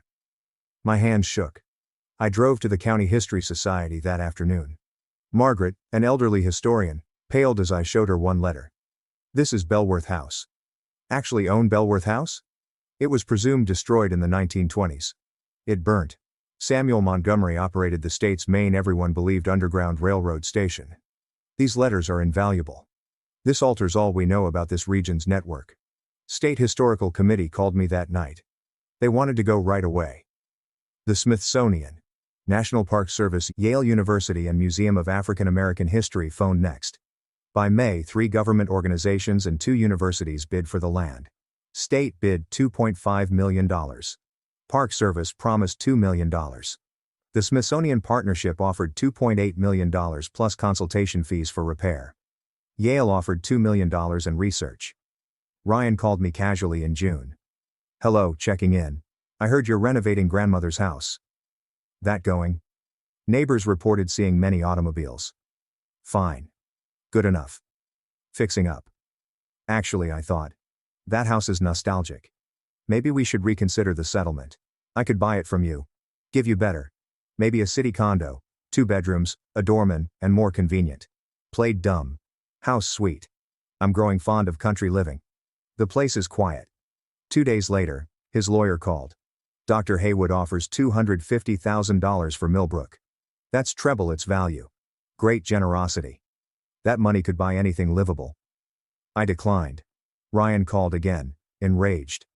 My grandmother owned that house. Family heritage. You're mean. No right to keep it. Strange that you gave me non-family heritage 6 months ago. Desperate calls. $350,000. $400,000. $500,000. His new girlfriend texted me. Kindly be reasonable. Ryan's grandmother wants the family home. This hurts him. Your actions break his grandmother-son bond. Consider his feelings. I blocked her after 15 messages in an hour. Ryan arrived at the property with his lawyer and a new offer in July. $1.2 million cash now. The lawyer prepared the paperwork and check. Sign and transfer the deed today. We can finish in an hour. Ryan, we know why you desire this house. No idea what you mean. Just sentimental value for the house. Your historical commission employed cousin told me. He called about the letters in March before your divorce. You gave me exactly what you meant. Ryan's face turned red, then purple. His jaw moved like he was swallowing something sharp. The lawyer next to him coughed and switched his briefcase. Ryan brought them both here, expecting me to fold as I always did when he wanted anything. His glance during our marriage stated I was difficult and I always backed down. Not anymore. Ryan straightened his shoulders and put on his doctor face, a calm professional expression he used with patience. His grandma wanted this house to continue in the family. She told me before dying. Being tough about this dishonors her memory. We can negotiate if you quit being stubborn. Leaning against the doorframe, I crossed my arms. Your grandma left you the house, not me. You placed it on me in the divorce settlement. You stood in your lawyer's office and dubbed it a useless ruin with termites and a cracked foundation. You claimed I was lucky to get anything. Ryan, recall that conversation? Since I recall every word. The lawyer intervened before Ryan could react. Mrs. Haywood, we're trying to settle fairly. Dr. Haywood's family values the property and we think a reasonable negotiation may benefit everyone. We'll offer excellent property transfer arrangements. Ryan's lawyer spoke while I studied his expression. His left eye twitched as usual when stressed. His hands clenched and unclenched at his sides. The panic was showing through the professional mask because he knew I'd worked it out. His grandma and family background weren't involved. He tried to steal millions from me by lying. They left empty-handed after 20 minutes. Ryan tried 3 more times to change my mind before his lawyer pointed him to the car. After watching them drive away, I noticed Margaret's business card from 2 weeks earlier inside. She advised a divorce attorney when I told her Ryan's sudden interest in buying back the property. Women answered on the second ring when I called. Speech by Olivia Rivers. I described everything from the divorce settlement to Ryan's $1 million cash offer that afternoon. I told her about finding the letters, the institutions bidding to acquire the land, and Ryan's cousin at the Historical Commission who must have notified him. It was a rushed statement. 6 months of watching Ryan try to steal everything after 20 years of supporting his career. Olivia remained silent for about 30 seconds. I wondered if the call dropped till she spoke. This is one of the clearest divorce scam cases I've heard. Your ex-husband lied about the property's value during divorce. That's illegal. That warrants reopening the deal and even filing charges. My hands shook. My legs were weak, so I sat on the front porch steps. Is that possible? May we reopen the divorce? Olivia spoke professionally. We can accomplish that. You must understand what you're doing. Ryan will do everything he can to avoid fraud charges and medical license revocation. This won't be simple. Ready for a genuine fight? Thought about the past 20 years. Paying off Ryan's medical school loans with 3 waitressing jobs. He worked extra shifts while pregnant to focus on residency. We raised our kids alone while he worked. Ryan's work always came first, thus they missed every childhood moment. Taking care of everything at home so he could become chief of surgery and then receiving divorce papers with a settlement that left me nothing. While Ryan developed his profession, I fought his fights for 20 years.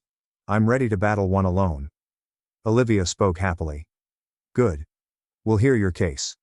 Every divorce document, property assessment, Ryan's financial disclosures, and settlement communication must be collected. Can you deliver those documents tomorrow? Telling her I could. She'd asked the court and Ryan's lawyer for formal records. Another 20 minutes were spent discussing strategy and expectations. By the time I hung up, the sun was lowering behind the ancient house, and I felt more alert than in months. 2 days later, my phone rang while I sorted divorce papers in the attic. Screen displayed Ryan's name. Before answering, I thought of Olivia's instructions to record everything. Phone recorder on, I answered. Hey. Ryan's voice was kind and warm when he wanted something. I'm remembering our talk that day. Both of us are unreasonable about this circumstance. Why don't we discuss this like adults? We could have dinner together and solve problems like we used to. Without attorneys or pressure, 2 individuals who cared about each other resolved matters. Recording app timer ticked up. My voice was neutral. Ryan, any communication must go through our lawyers. It works that way. He lost his voice's warmth instantaneously. Your mistake is tremendous. No idea what you're getting into. My lawyers will overwhelm you with papers and expenses. Fighting me will waste all your resources and defeat you. Use the settlement offer while it's available. I quickly sent Olivia the recording after hanging up. She called 5 minutes later to say it was great. Ryan threatening me outside of court would seem horrible. Olivia moved to reopen the divorce settlement 3 days later. The 30-page filing contained everything. Ryan's cousin's job at the Historical Commission, when Ryan learned about the letters and when he divorced, and the property's appraised value versus Ryan's claim. Every home purchase bid Ryan made was documented. Ryan's threatening call recorded. Ryan's lawyer filed an emergency response motion the next morning. Olivia took notes on a legal pad while I read it in her office. Their argument was that the house was always intended as family property, that the divorce settlement was fair based on the structure's condition, and that any additional worth came from my discovery of the letters, not from Ryan's prior knowledge. Olivia glanced at me after circled 3 filing parts. Very weak. They want to divorce property worth from historical relevance, yet they're linked. History makes the house precious. Ryan knew about the past before divorce. Therefore, he knew the value. The logic is simple. Can we establish he knew? Really prove it in court? Olivia touched the legal pad with her pen. The emails between Ryan and his cousin about the letters and the Historical Commission's interest are needed. Your ex's cousin works for a federal agency, so the emails might be requested as public records, but he could give them up faster. Phone in hand, she called. Her voice was professional but strong as she explained the situation. Subpoenas, public records, and the cousin's career were mentioned. She appeared happy when she hung up. Emails will be provided by close of business tomorrow. He'd rather avoid this issue. I received the emails as promised. Olivia and I spent all afternoon at her office reviewing them. The first was dated March 15th, 2 months before my divorce in May. Ryan's cousin informed him of the Historical Commission's inquiry into Millbrook's old houses, particularly those with underground railroad routes. Ryan replied carefully, yet clearly. He asked the commission about his grandmother's Bellworth Road residence. 3 days later, his cousin wrote about Samuel Montgomery and the property's significance. Ryan repeatedly emailed about property valuations, historical designations, and commission acquisition plans for weeks. The last email was from April 28, 5 days before Ryan gave me the divorce papers. His cousin stated that the commission was interested in the Bellworth property and would likely make an offer after research. Ryan replied with 2 words. Good to know. Olivia copied and put everything to our case file. Just what we needed. In March, Ryan knew the property was historic. He purposely gave it to you in the settlement while stating it was worthless because he knew institutions would acquire it. It's fraud. Proven scam. A bombshell court filing. My phone went crazy within 24 hours. Ethan from the NPS started. He spoke with a courteous, direct government voice. He wondered when I'd decide on their offer. Ryan and I discussed the fraud case and the mess. Ethan quickly stated that they'd resolved property problems previously and could wait. My stomach dropped when he added anything. Other institutions may be impatient. They had deadlines and budgets. I might lose some offers if I took too long. I thanked him and hung up, feeling the strain rise. Sophia from the Smithsonian called 2 days later. She got to work. The partnership revised their offer to $2.8 million plus a $150,000 a year consultancy contract for 5 years. I mentally calculated. Total. $3.5 million. She claimed they were determined to get this before a competitor entered. What she mentioned about rival made it plain it wasn't simply history. I was winning a bidding war between these organizations. Ryan's girlfriend must have been stalking my social media because she launched a complete campaign against me. She posted old Belworth House images of Ryan with his grandma, which I never saw during our marriage.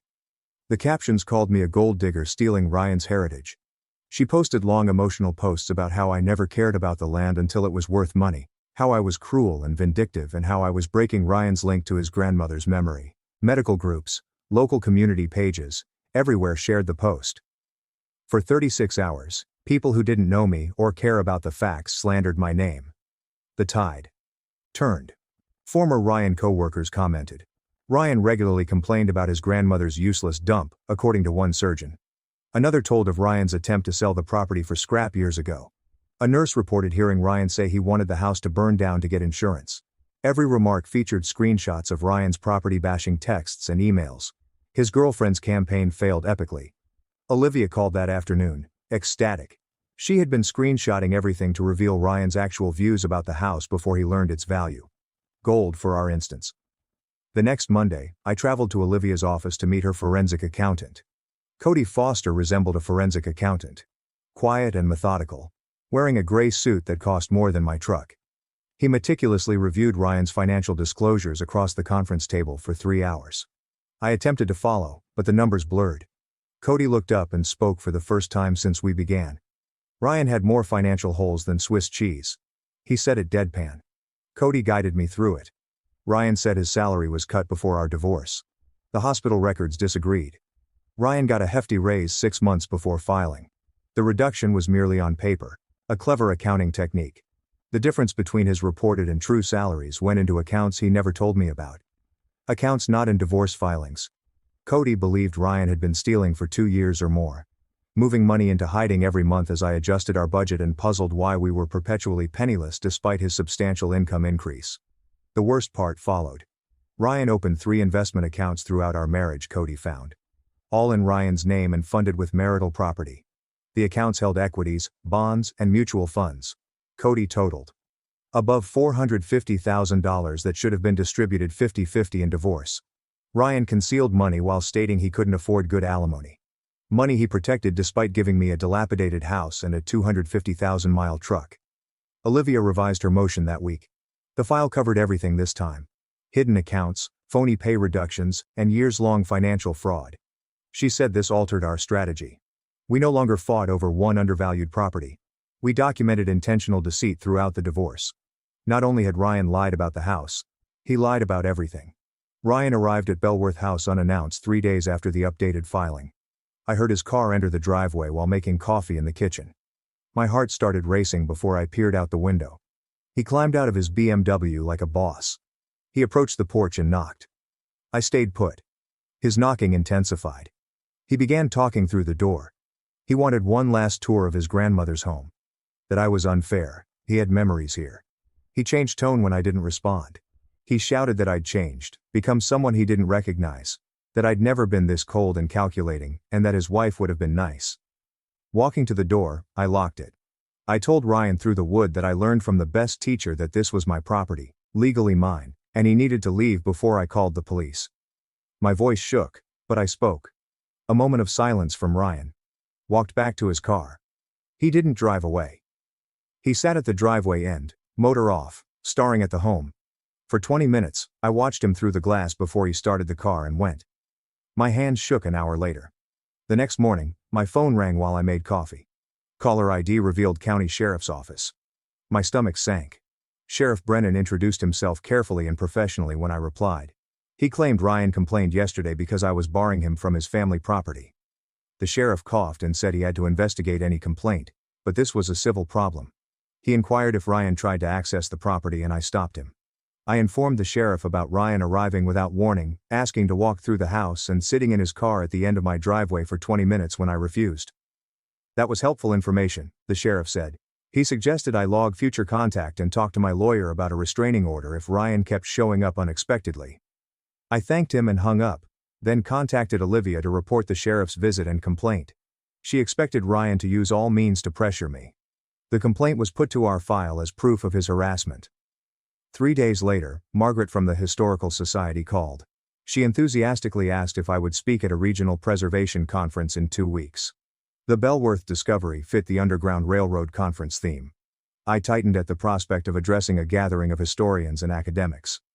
I told Margaret I'd never spoken publicly and wasn't sure I was qualified. She insisted on telling my narrative, including the historical find and the effort to keep Ryan from reclaiming the property. She said the preservation community needed to hear about private threats to historical properties. I inquired if she believed my divorce drama belonged at an academic conference. Margaret chuckled and said property disputes were part of preservation, and my circumstance showed why historical sites needed legal protections. Margaret offered to help me prepare my lecture after I consented, my voice shaking. A university 2 hours distant hosted the meeting. I drove there on Saturday morning with my notes in the passenger seat. Margaret explained the schedule in the lobby. My early afternoon talk was in a medium-sized room. I looked out at 60 historians, preservationists, and university lecturers from the podium. I began by recounting how I uncovered the letters in the attic, how Margaret recognized their significance, and how the finding changed all I knew about the property. I then discussed Ryan handing me the house in our divorce settlement while declaring it worthless and trying to buy it back after discovering the letters. Silence filled the room. Hands went up instantly when I finished. A front-row woman asked Ryan about the historical value before the divorce. Yes, I said. His cousin at the Historical Commission told him 2 months before our divorce in March. A man in the rear jumped up and stated Ryan committed fraud and would be pleased to testify about the property's history and value. Several others nodded and offered too. A state university professor who specialized in property law and preservation would testify concerning Ryan's willful concealment of important information throughout divorce procedures. The support from strangers overwhelmed me as I wrote down names and contact information. A woman approached me at the refreshment table after my talk. She claimed to be a history magazine journalist covering preservation and major finds. She planned to write a feature about the Bellworth letters and property litigation. She asked if I'd conduct an interview and allow her photographer shoot the house and letters. I told her I'd consult my lawyer first. She gave me her business card and suggested to call her when I was ready because this tale should be told. I thanked her and pocketed the card. Called Olivia that night to tell her of the journalist's request. Olivia paused, then suggested we wait until after the court hearing to do press interviews. It contained screenshots of my social media posts from the month. A person had been storing my posts on the house renovation, historical society visits and life updates. Nothing delicate or private, but being tracked that closely made me cringe. Olivia advised me to save the envelope and screenshots as harassment evidence when I phoned immediately. She asked if I'd discussed the situation on social media. No, I said. I'd been cautious. She told me to keep my accounts private and cease discussing the divorce and property. That evening I made all my social media settings private and blocked Ryan, his girlfriend, and everyone I felt was sending them information. The situation became creepier and more intrusive. Sophia from the Smithsonian called next morning. She claimed their lawyers analyzed the divorce fraud case and continuing litigation. Holding my breath, I hoped she would cancel their offer. Sophia insisted they were dedicated to the cooperation regardless of the outcome. She said institutions deal with difficult property histories all the time and this wouldn't hinder their offer or site plans. She claimed the Smithsonian had lawyers who specialized in complex property acquisitions and were ready to handle any issues. Relief washed over me. Ryan's legal actions frightened me that institutions interested in the property would leave. Sophia promised to inform them on the timeline, but they were patient and knew these things needed time to resolve. Olivia announced a court date that afternoon. The divorce settlement reopening hearing was in late August, 6 weeks away. She advised us to prepare since Ryan's lawyer would try to portray me as vengeful and opportunistic rather than focusing on Ryan's lies. She said they would claim I was furious about the divorce and trying to punish Ryan by keeping his grandmother's house. They'd say I used a lucky discovery to hurt him financially and professionally. Olivia advised us to concentrate on the facts, time frame, and Ryan's confirmed knowledge and dishonesty. She organized multiple prep meetings over the next few weeks to review my testimony and practice answering Ryan's lawyer's angry questions. Same week, Ryan's girlfriend wrote a long essay about dating a divorced man on social media. She didn't name me, but the details were clear. Requested reads is on Spotify. Check the description or comments link. She wrote about manipulative ex-wives who can't accept their divorces, use children and property as weapons, and make everything tougher out of spite. Ryan worked hard, was loyal to his patients, and sacrificed in his marriage, she said. This post made me the villain in their love story. Others responded and engaged, but not me. Comment section grew quickly. That she started seeing Ryan when he was married, not an innocent victim, was noted by several people. Someone found a timeline showing Ryan divorced her shortly after they started dating. Others criticized her for discussing private legal concerns publicly. Her and Ryan looked worse after the article failed to elicit sympathy. I prepared my testimony with Olivia virtually daily for a week. We discussed every aspect of my marriage to Ryan. From paying his medical school loans to supporting him during residency to raising our kids alone while he worked. We examined the divorce proceedings, Ryan's settlement offer, and his claim that the house was worthless and needed to be demolished. My replies concerning uncovering the letters, their meaning, and Ryan's attempts to retrieve the property were practiced. Olivia advised me to remain calm and objective despite Ryan's lawyer's comments. She warned me he'd try to get me furious or defensive or make me say something emotional that looked unstable or malicious. She had me practice answering unpleasant inquiries with basic, direct facts and timely explanations. She kept reminding me that Ryan's emails and financial records would prove our case, even if my testimony wasn't perfect. The night before the hearing, my phone buzzed at 11:47 p.m. Ryan texted. It didn't have to be 6 words without context. I glanced at the message for a minute before screenshotting and sending it to Olivia with a timestamp note. She replied in 3 minutes despite it being almost midnight. Perfect.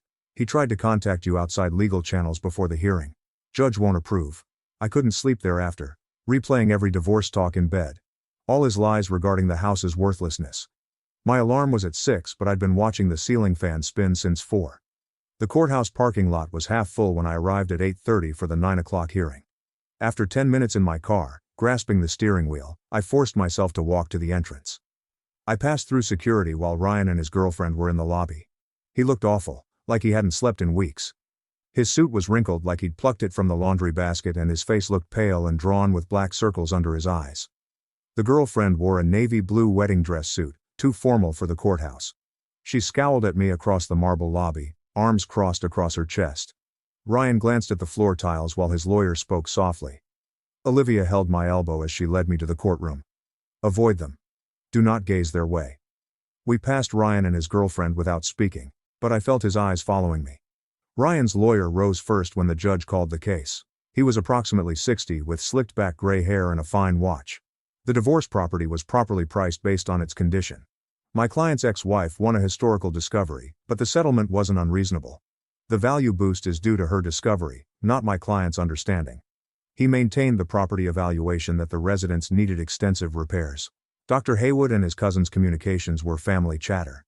Discussion of local history by 2 family members doesn't indicate fraud. He talked for 15 minutes about Ryan as a compassionate man who gave his ex-wife property, only for her to accuse him of fraud when she got lucky. Olivia came up next, and I watched her go from the kind woman who'd helped me with testimony prep to a sharp and precise woman. She placed a poster board chronology on an easel facing the court. On March 15, Dr. Haywood's cousin at the Historical Commission approaches him regarding Millbrook homes having Underground Railroad links. On March 22, Dr. Haywood transfers assets to undisclosed accounts. Dr. Haywood divorces April 3. My client receives Millbrook property on May 1 after divorce. My client finds the Bellworth letters May 8. She told the judge each date, illustrating Ryan's apparent haste to divorce after his cousin's call. He deliberately misrepresented the property as a teardown and failed to divulge the Historical Commission's interest in that region's properties. She possessed copies of Ryan and his cousin's emails with yellow highlights. This attribute may matter. You should investigate before acting. Response by Ryan. Thanks for alerting me. I'll manage. Olivia pondered those remarks before sitting down. When the judge called me to testify, my legs shook as I walked to the witness stand. Olivia asked me to characterize Ryan's settlement negotiating language. I inhaled and focused on the facts like we'd practiced. He said the house was dilapidated, needed a new roof, plumbing, and probably had termites. He stated I was lucky he gave me anything because the foundation was damaged. He made me choose the house above other possessions. Declared it more than I deserved for keeping him back for years.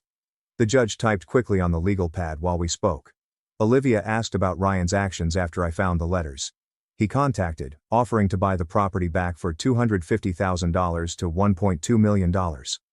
He arrived at my residence with a lawyer and a check.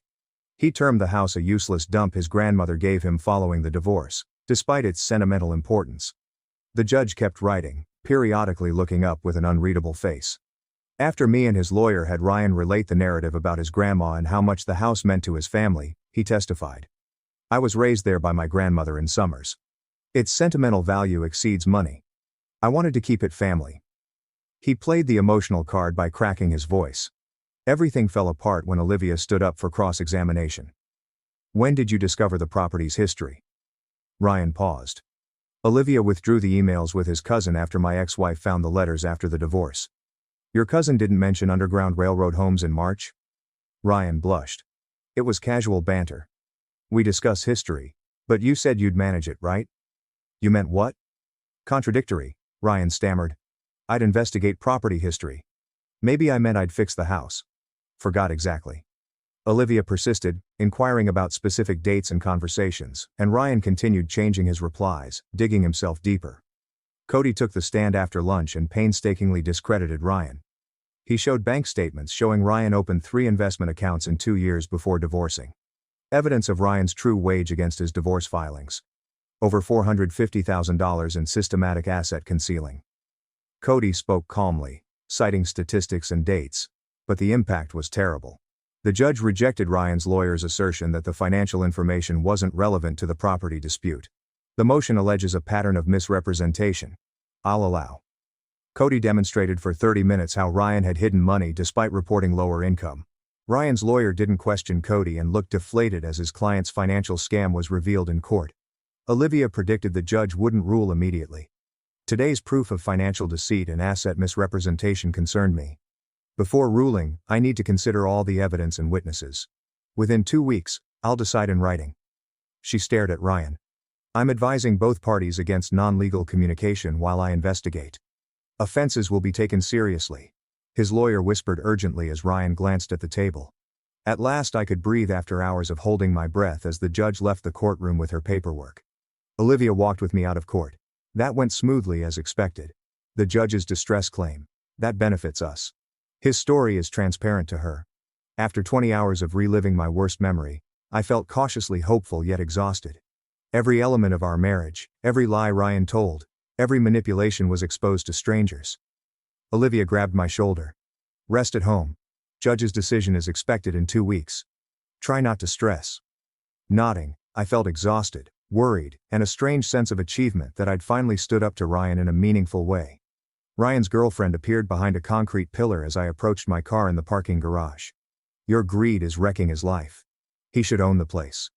Your actions are damaging his profession, reputation, and all he built after so much effort. Her voice grew as she approached. Due to your inability to accept divorce. You're pitiful. I passed her silently, still looking ahead and clutching my purse. Still talking and accusing, she followed me a few steps, but I kept walking. My car keys fell twice before I could unlock it because my hands were shaking. I sat in the driver's seat with the door locked, watching her dash back toward the courthouse entrance, and realized my whole body was shivering from adrenaline, rage, and relief that the hearing was over. My imagination replayed the parking garage confrontation as I traveled to Bellworth House the next day. Olivia texted me to check my inbox the next morning. Ryan's hospital notified them of the court proceedings and began an ethics inquiry. Ryan was placed on administrative leave pending their financial disclosure and professional conduct assessment. Someone emailed the hospital board every document from our hearing, all the evidence of his hidden accounts and phony pay claims, and all the court records of his fraud. My coffee grew cold as I stared at the email at my kitchen table. Ryan had won accolades and spoken at conferences as chief of surgery for years. Now the hospital board was wondering if he misrepresented on his job disclosures. After 2 days of silence, I nearly believed Ryan would address this through his lawyer as directed by the judge. Ryan's name appeared on my phone at 7 a.m. I responded and regretted it because he was yelling so loudly I had to hold the phone away from my ear. He called me every vile insult he could. He said I ruined his job and reputation, that I was a vengeful witch who couldn't abide his happiness with someone else. He said I sent those documents to the hospital to injure him, that I was furious over the divorce and attempting to ruin his life. I hung up without saying a word and called Olivia even though my hands were shaking too much to dial. She responded on the first ring, listened to me explain the call and told me she was reporting the contact to the court as a direct violation of the judge's order. Ryan wasn't allowed to contact me while the judge considered, and scream threats were improper. Olivia argued the violation wouldn't help Ryan's case and could make the court harsher. The court sent a hefty envelope with the judge's written verdict 8 days after the hearing. I sat on my porch steps and opened it with shaky fingers, reading pages of legal terminology until I finished. Ryan committed fraud by materially misrepresenting assets and concealing their true value, the judge ruled. She said that Ryan knew about the historical importance before filing for divorce and had actively disguised this information to defraud me of my marital assets. The divorce settlement was nullified. The judge ordered a complete appraisal of all marital assets with full financial disclosure from both sides, starting the divorce process afresh with proper facts. Olivia swiftly explained the ruling's practical implications when I called her. Property division would be repeated, using real values instead of Ryan's false numbers. Ryan's lawyer would likely appeal, and we'd need to find every account and investment, which might take months. Ryan was found lying under oath and the court knew he tried to steal millions from me, strengthening my argument. His credibility collapsed, whereas mine did not. Ryan's lawyer appealed 3 days later, as Olivia anticipated. She said fraud cases with this much proof seldom had successful appeals, especially when the court was unambiguous about willful deception. The appeal would take time, but she believed the verdict would hold. I met with all 4 Bellworth House bidders the next week to explain the legal issue and updated schedule. The State Historical Commission official looked sad but said they understood. Park Service Director seems agitated but professional. Yale's representative mentioned other sites they were contemplating, but Sophia from the Smithsonian Partnership nodded and said they'd handled complex property conflicts previously. She wondered how long the legal process would take. I honestly told her I didn't know, maybe months or a year if Ryan kept fighting. Sophia stated that the Smithsonian would submit a written offer contingent on legal dispute resolution. Ryan would see what he lost, a formal offer for $2.8 million he might have split if he'd been honest from the start, giving me leverage in the divorce settlement. I signed the contingent offer letter in Sophia's office that afternoon and received copies from my lawyer. The new divorce negotiations began in early September with full financial disclosure from both sides. Our divorce should have included boxes of bank statements, investment records, and tax returns, which Ryan's counsel brought. Cody spent 2 weeks organizing everything and making spreadsheets showing Ryan's concealed money and earnings. The numbers were astounding when presented honestly. Ryan owed me half of the concealed accounts, almost $450,000 that should have been shared upon divorce. He owing me money for purposely undervaluing Bellworth House, which institutional offers valued at $2.5 million. His lawyer understood they had no leverage because the judge had found Ryan guilty of fraud. Ryan's lawyer called Olivia with a settlement offer mid-September. Ryan agreed to pay me $1.8 million, give up Bellworth House claims permanently, and split the concealed accounts 50-50 as he should have. Olivia claimed it was a good offer that would avoid years of appeals and litigation and that battling for more would cost me time and money without a better result. I calculated and imagined situations for 2 days. I'd never had financial security like this, enough to start over and establish my dream life. But I needed one more thing money couldn't buy. I told Olivia I'd accept the deal with one condition. Ryan had to sign a declaration confessing his deception, concealing the property's value and marital assets during our divorce, and agreeing in writing to never contact me again except in legal emergencies. The lawyer called back within an hour, claiming Ryan would not sign a confession. Olivia calmly stated that we'd see him in court and that the appeal procedure would keep his hospital ethics probe open for at least a year. The lawyer called 20 minutes later to say Ryan accepted both requirements.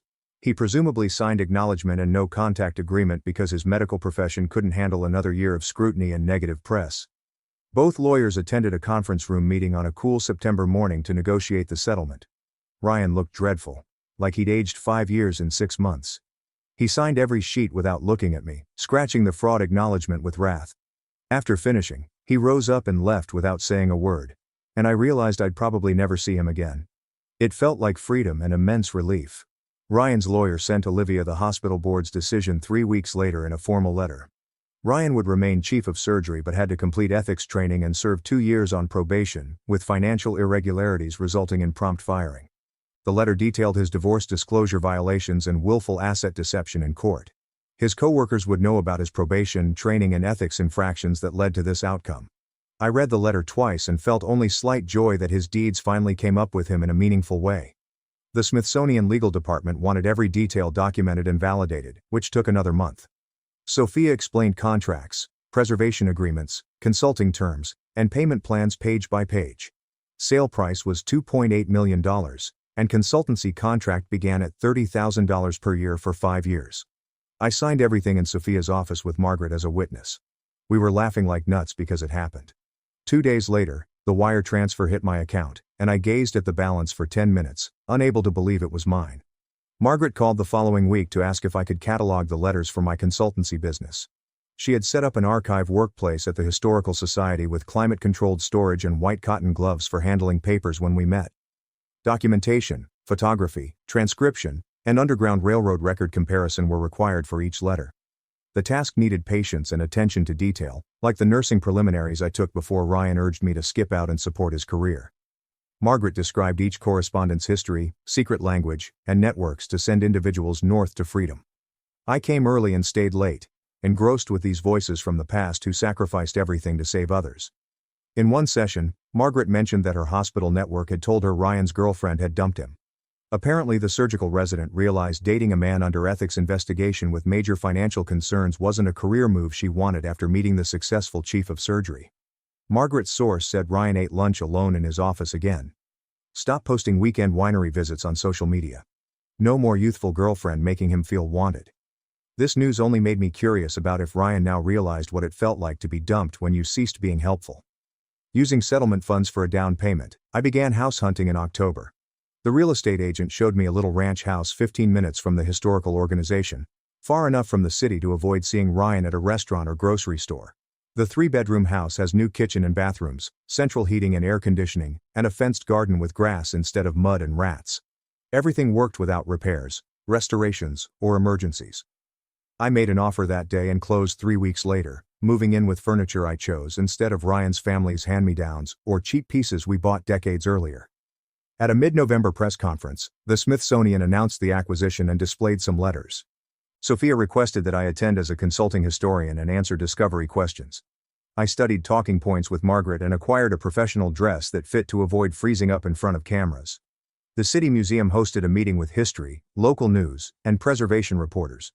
I stood next to Sophia as she described the find's significance and answered questions about finding and recognizing the letters.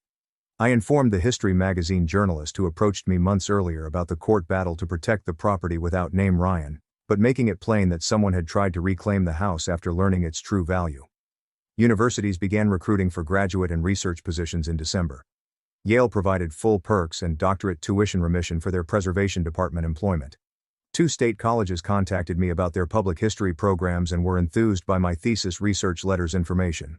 I was 43 and sat at my kitchen table reading emails from professors who wanted to work with me, something I never imagined during my marriage when Ryan's career and convenience ruled every decision. Returning to school was scary and exhilarating, an opportunity to create something own. A final email from Ryan's lawyer with an attached document arrived in late December. Ryan had to write a formal apology for his divorce activities as part of the settlement. I read the attachment apologizing for any miscommunications throughout our separation. His attorney wrote the apology with no genuine remorse or personal accountability, simply precise wording to meet a legal obligation without admitting misconduct. Ryan's apologies meant nothing compared to the life I was constructing without him, so I saved the paper to a folder and closed my laptop without responding. I started a master's in public history at a nearby university in January, using my Smithsonian consultancy work as a thesis idea. After 20 years away from academia, the application process felt weird, but the admissions committee appeared thrilled about my unique access to original source papers and preservation initiative. My thesis advisor, an Underground Railroad historian, nearly leaped out of her chair when I explained my consulting involvement with the letters. Her weekly sessions covered my research direction and connected me with other faculty working on comparable issues.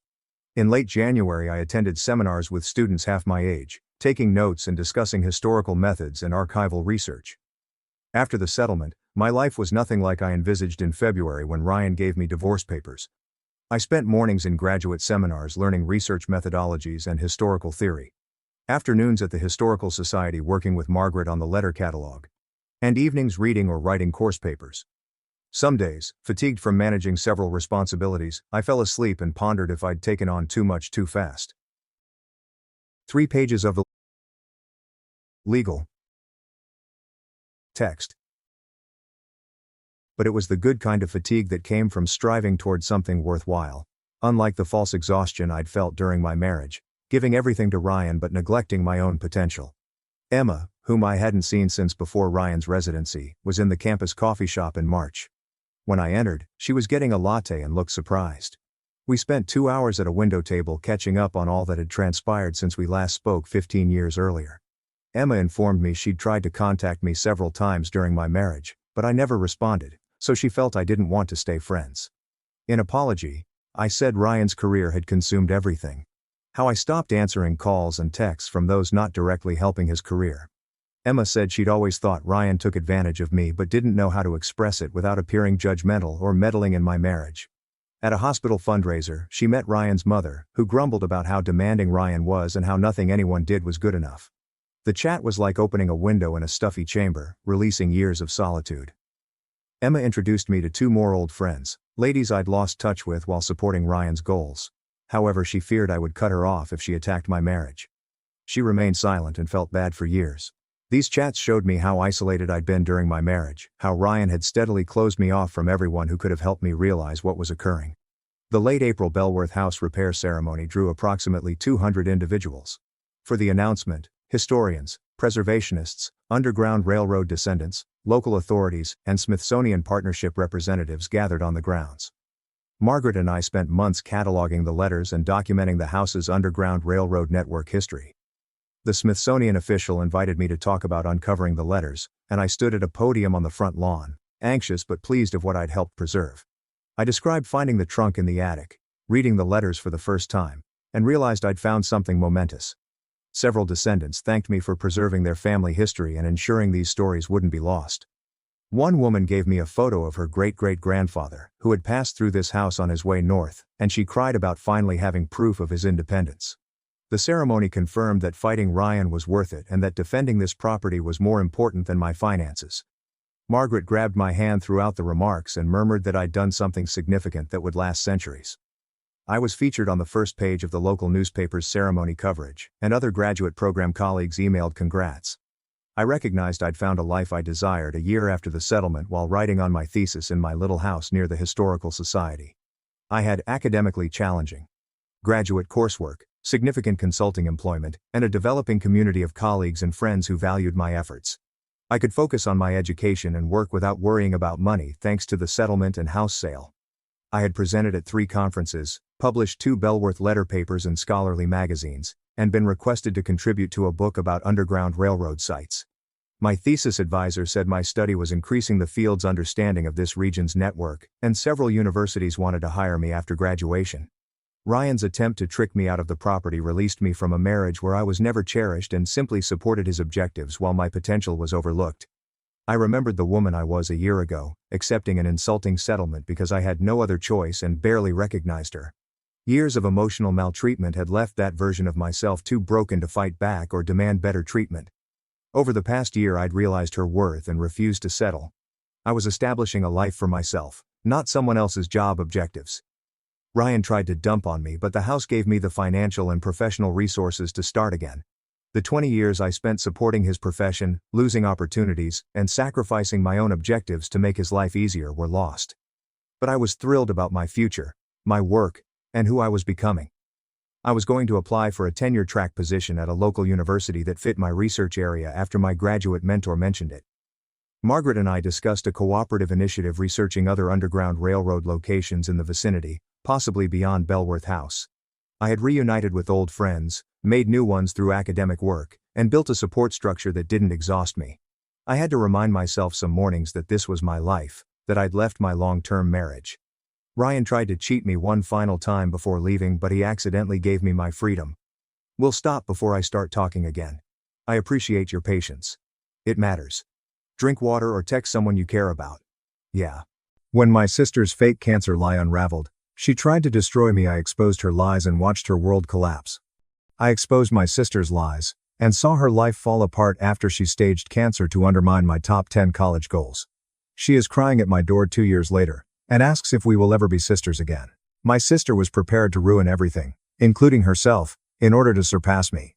I always made an effort to be best friends with Emily, my older sister, when I was growing up. I based my entire wardrobe purchase on her appearance. Additionally, I would start a hobby whenever she did. However, she began to view me as her greatest adversary rather than as my best friend. When she would return home with a running, dancing, or other hobby award, I would imitate her. The first person she told was me. She would then wave the award in my face and ask, "Bet you couldn't do this, could you?" Instead of crying or becoming envious, I would give her a tight hug and express my happiness for her. However, this only made her more irate, and she would push me away. At times, it was so intense that my whole body would drop to the ground. However, I didn't give up until my 14th birthday, when our parents gave me a pink, glittery bike that Emily had always desired. I hurried to her room and knocked on her door as soon as I opened the package. I asked her if she wanted to be the first to ride it after bringing her into the back garden and showing her what I had. "Sure," she replied, grinning broadly. She told me she wanted to ride it on the road, and since she was 17, I assumed she was old enough to do so safely. However, she didn't sit in the seat. Instead, she made eye contact with me and tossed it into the open road, where it was destroyed by a passing truck. My childhood came to an end when my heart broke. I made a commitment to never share with her my accomplishments or, for that matter, any updates on my life. Since Emily hadn't left for college yet, she overheard my parents discussing my second-place finish at the regional cross-country championships when I was 15. To my surprise, though, she asked to attend my awards ceremony rather than freaking out. I firmly believed that she was attempting to mend our friendship, so I enthusiastically agreed. The coach announced the winners on the big day, ranking them from lowest to highest. However, he never yelled my name because Emily abruptly fell to the ground before he could. Everyone turned to look at my family and inquire about her well-being. It wasn't until you could hear the ambulance sirens outside that she woke up again. "Oh, sorry, everyone," she said, startling everyone. "I just didn't eat enough food today." Everyone expressed their amazement at her well-being. All I did was roll my eyes. From that point on, I essentially concealed everything from my parents, sister, and my entire family. It undoubtedly made life more lonely, and it was difficult to resist the urge to run to my parents when I received good news. Then, at the age of 17, I was admitted to one of the top 10 universities. Before I did, my parents discovered the acceptance letter. As soon as I arrived home, my mother exclaimed, "Honey, we are so proud of you." They immediately began snapping numerous photos of me holding my acceptance letter to post on their social media accounts. And I allowed them to be pleased for me for the first time in years. I reasoned that there was nothing Emily could do to ruin it. Once more, though, I was mistaken because when I woke up the following day, my parents had stormed into my room and thrown everything I owned into black bin bags. My dad was crying, and my mom's voice was trembling when she said, "Your sister has just been diagnosed with stage 2 ovarian cancer.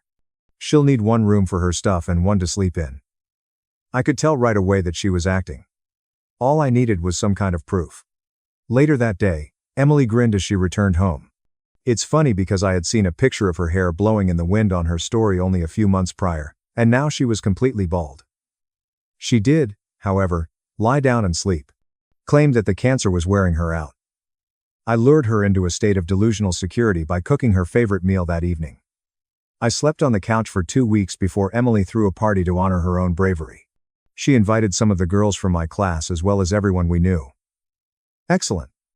I used a fork to tap on my Fanta glass halfway through. She instantly recited a speech that I had heard her rehearse dozens of times in the bathroom mirror. "Emily, make a speech. We're so proud of you."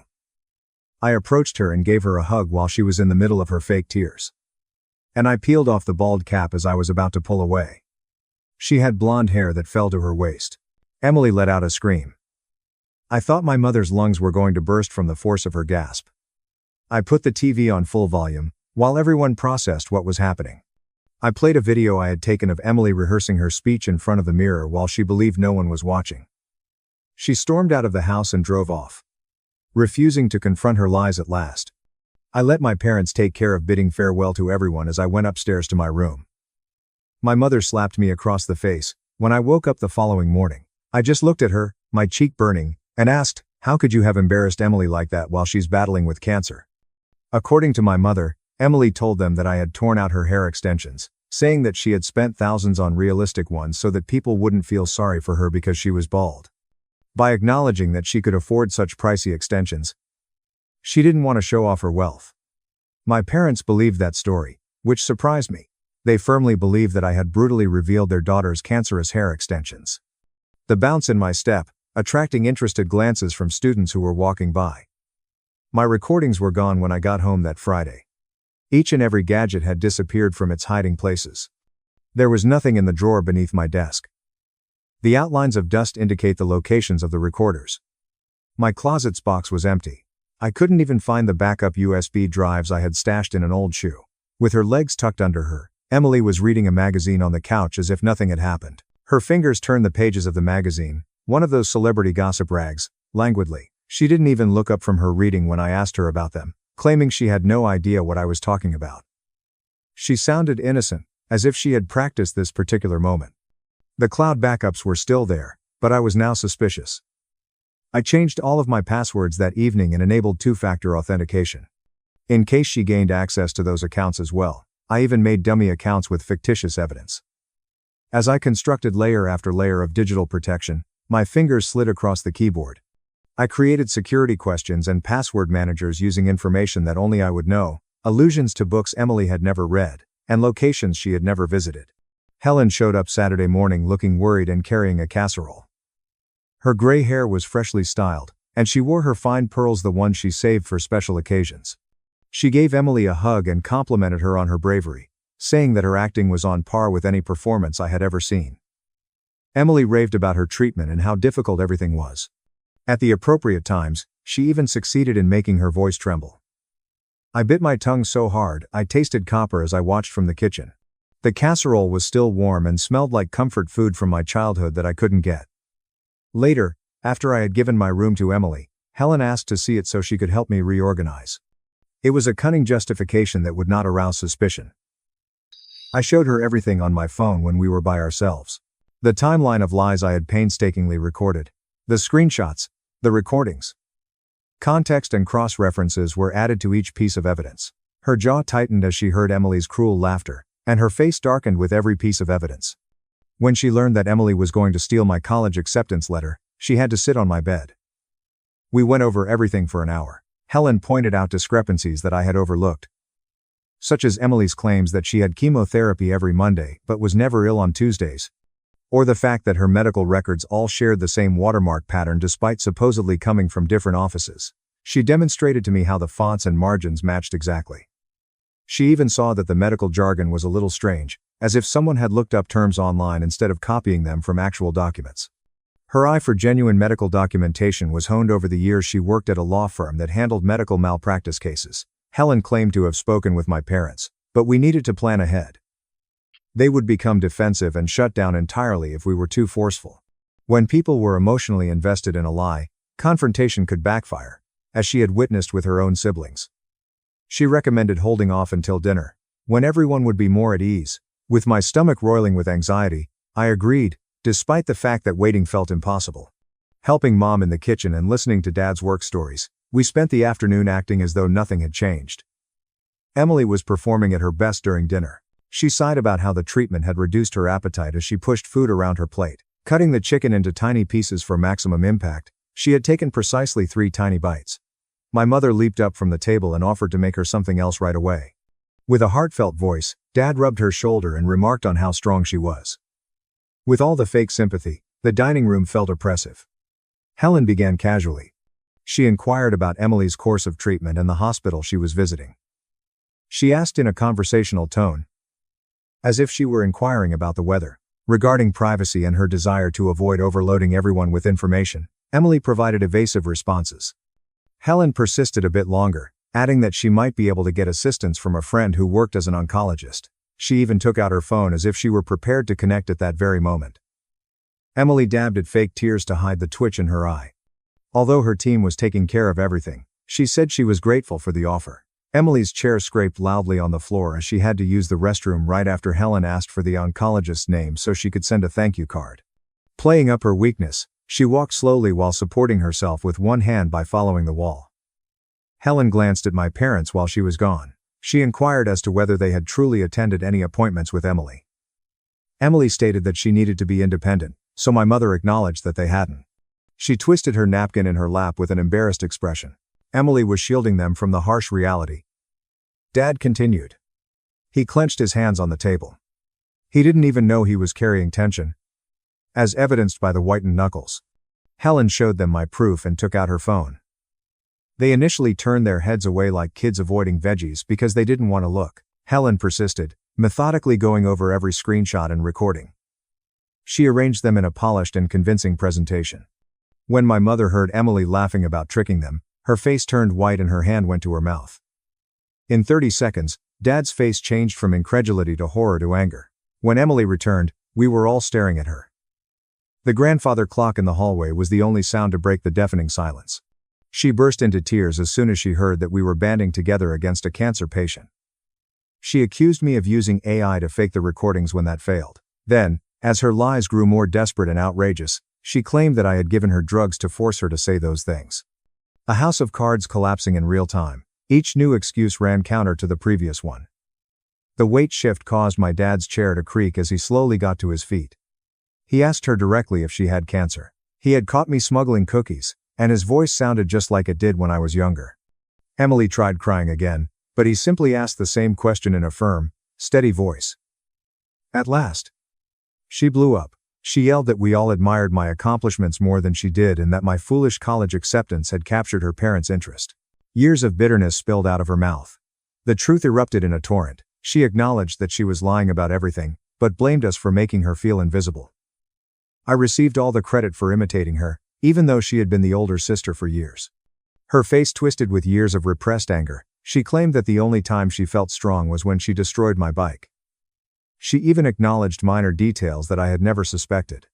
Concealing my library materials to avoid penalties. Telling embarrassing lies about me to students at school. My essays are being removed from the family computer. My mother began to cry. She heard deep, shuddering noises that rocked her entire body. Dad had to grab the edge of the table and sit back down as if his legs gave out. The wood moaned as he held it. In case Emily later attempted to refute the confession, Helen captured the entire exchange on her phone. As I watched my family disintegrate, I felt numb, as if I were floating above the scene. In the middle of such devastation, the unfinished food on the table seemed ridiculous. But Emily wasn't finished. Screaming that I had ruined everything, she lunged at me. When my mother attempted to step in between us, her fingernail snagged her arm. When blood trickled down Mom's wrist, everyone's astonishment was finally broken. Like tiny roses, the red drops spread out when they hit the white tablecloth. Mom seemed unable to understand what had happened as she gazed at her arm. Dad took hold of Emily and yanked her away. She was wailing and yelling about how much she detested me, how my birth had stolen her life, and how all of my accomplishments had served to defame her. Her voice was raw and primal, releasing years of anger in one terrifying outburst. Sensing the mayhem through the walls, the neighbor's dog began to bark. As Dad held Emily, Helen dialed 911. Her legal education kept her focused as she delivered the speech in a composed manner. The paramedics arrived to take my mom's arm. But they also took Emily. They were concerned that she might injure herself because she had worked herself into such a state. Her voice reverberated down our quiet street as she continued to scream that this was all my fault as they led her away. Neighbors looked through curtains as porch lights flickered on. After that, the house felt deserted. Mom required antibiotics and sutures. Although the scratches were deep, the doctor said they would heal without any problems. They efficiently and gently cleaned and bandaged her arm. Dad silently drove her home. The car engine's hum is the only sound. We were all at a loss for words. As we pulled into our driveway, the streetlights caught the hospital bracelet on Mom's wrist. My parents sat me down to apologize that evening. They claimed that the cancer story had shocked them. They never questioned it. They ultimately enabled their daughter's lies because they wanted to help their ill daughter. When Mom mentioned slapping me, she sobbed and gently touched my cheek. It was a tender, remorseful gesture, very different from that day. Not to offend them, but to let them know that this wasn't new, I told them about everything Emily had done over the years. The staff at the library knew me by name, and coffee became my best friend. After being observed for 3 days, Emily returned home. Twice a week, she had to go to therapy. According to the therapist, she displayed antisocial traits and symptoms of narcissistic personality disorder. She set reasonable expectations by warning us that it would take years of work to address. She handed us leaflets on enabling behaviors and family dynamics. Without saying sorry, she returned to her previous room. We made unseen barriers in our common areas by avoiding one another entirely. She had looked right through me as if I weren't there when we passed in the hallway. That was okay with me. Years ago, I had given up on ever having a sister. The house seemed to be divided into 2 distinct worlds that coexisted under one roof. She was still attempting to harm me. Though, one day, I saw her going through my college documents in my room. She claimed she was only borrowing a pen when I confronted her.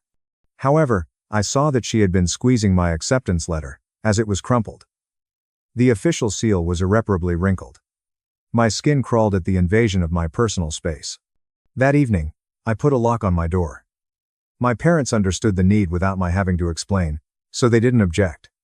They understood that while Emily dealt with her problems, we needed boundaries. Mom even tested each deadbolt's strength before helping me choose a strong one from the hardware store.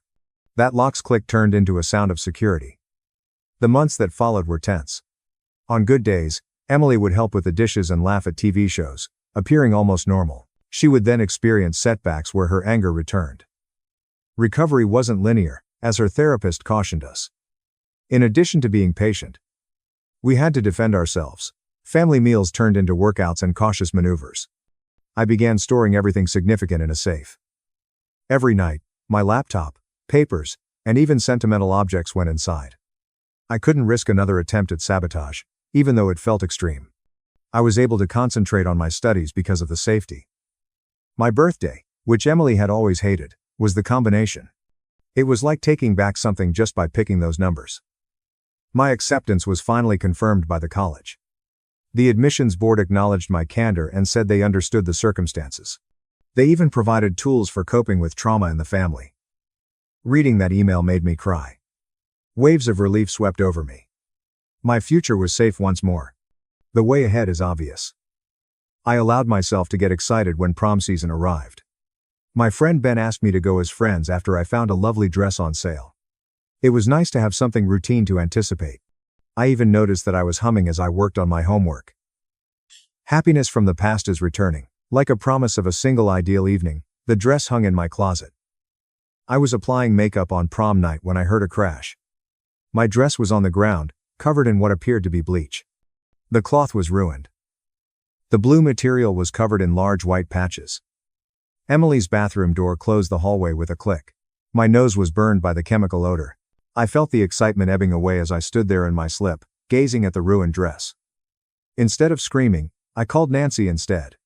Bringing her daughter's old prom dress, she drove over. Although it was green rather than blue, it fit flawlessly. I tried not to cry while Nancy did my hair. She meant it when she said I looked lovely.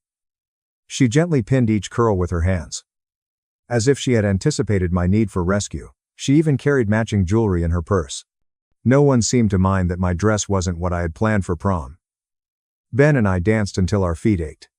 I forgot about Emily and the mayhem at home for several hours. I simply got to celebrate with my friends like any other adolescent. Silver streamers and sparkling lights transformed the gym. We replaced the staged smiles and family portraits with real ones in dozens of pictures. Emily was in the living room when I arrived home. Her expression darkened as she glanced at the green dress. She had been waiting for me to cry over the ruined dress, I realized. She hurried off to her room, clearly disappointed, when I grinned and said, "I had an amazing night." Her attempt to harm me had, for once, completely failed. Her therapist scheduled a family meeting for the following week. Emily had confessed to the dress incident and multiple other acts of sabotage, she said. In order for Emily to concentrate on healing without distractions, the therapist suggested a more rigorous program, possibly residential treatment. She clarified that the existing strategy wasn't operating quickly enough. My parents felt conflicted. They were concerned about sending Emily away even though they wanted to help her.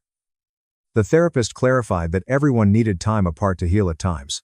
She handed them brochures, glossy pages full of recovery promises, for a number of programs that focused on personality disorders.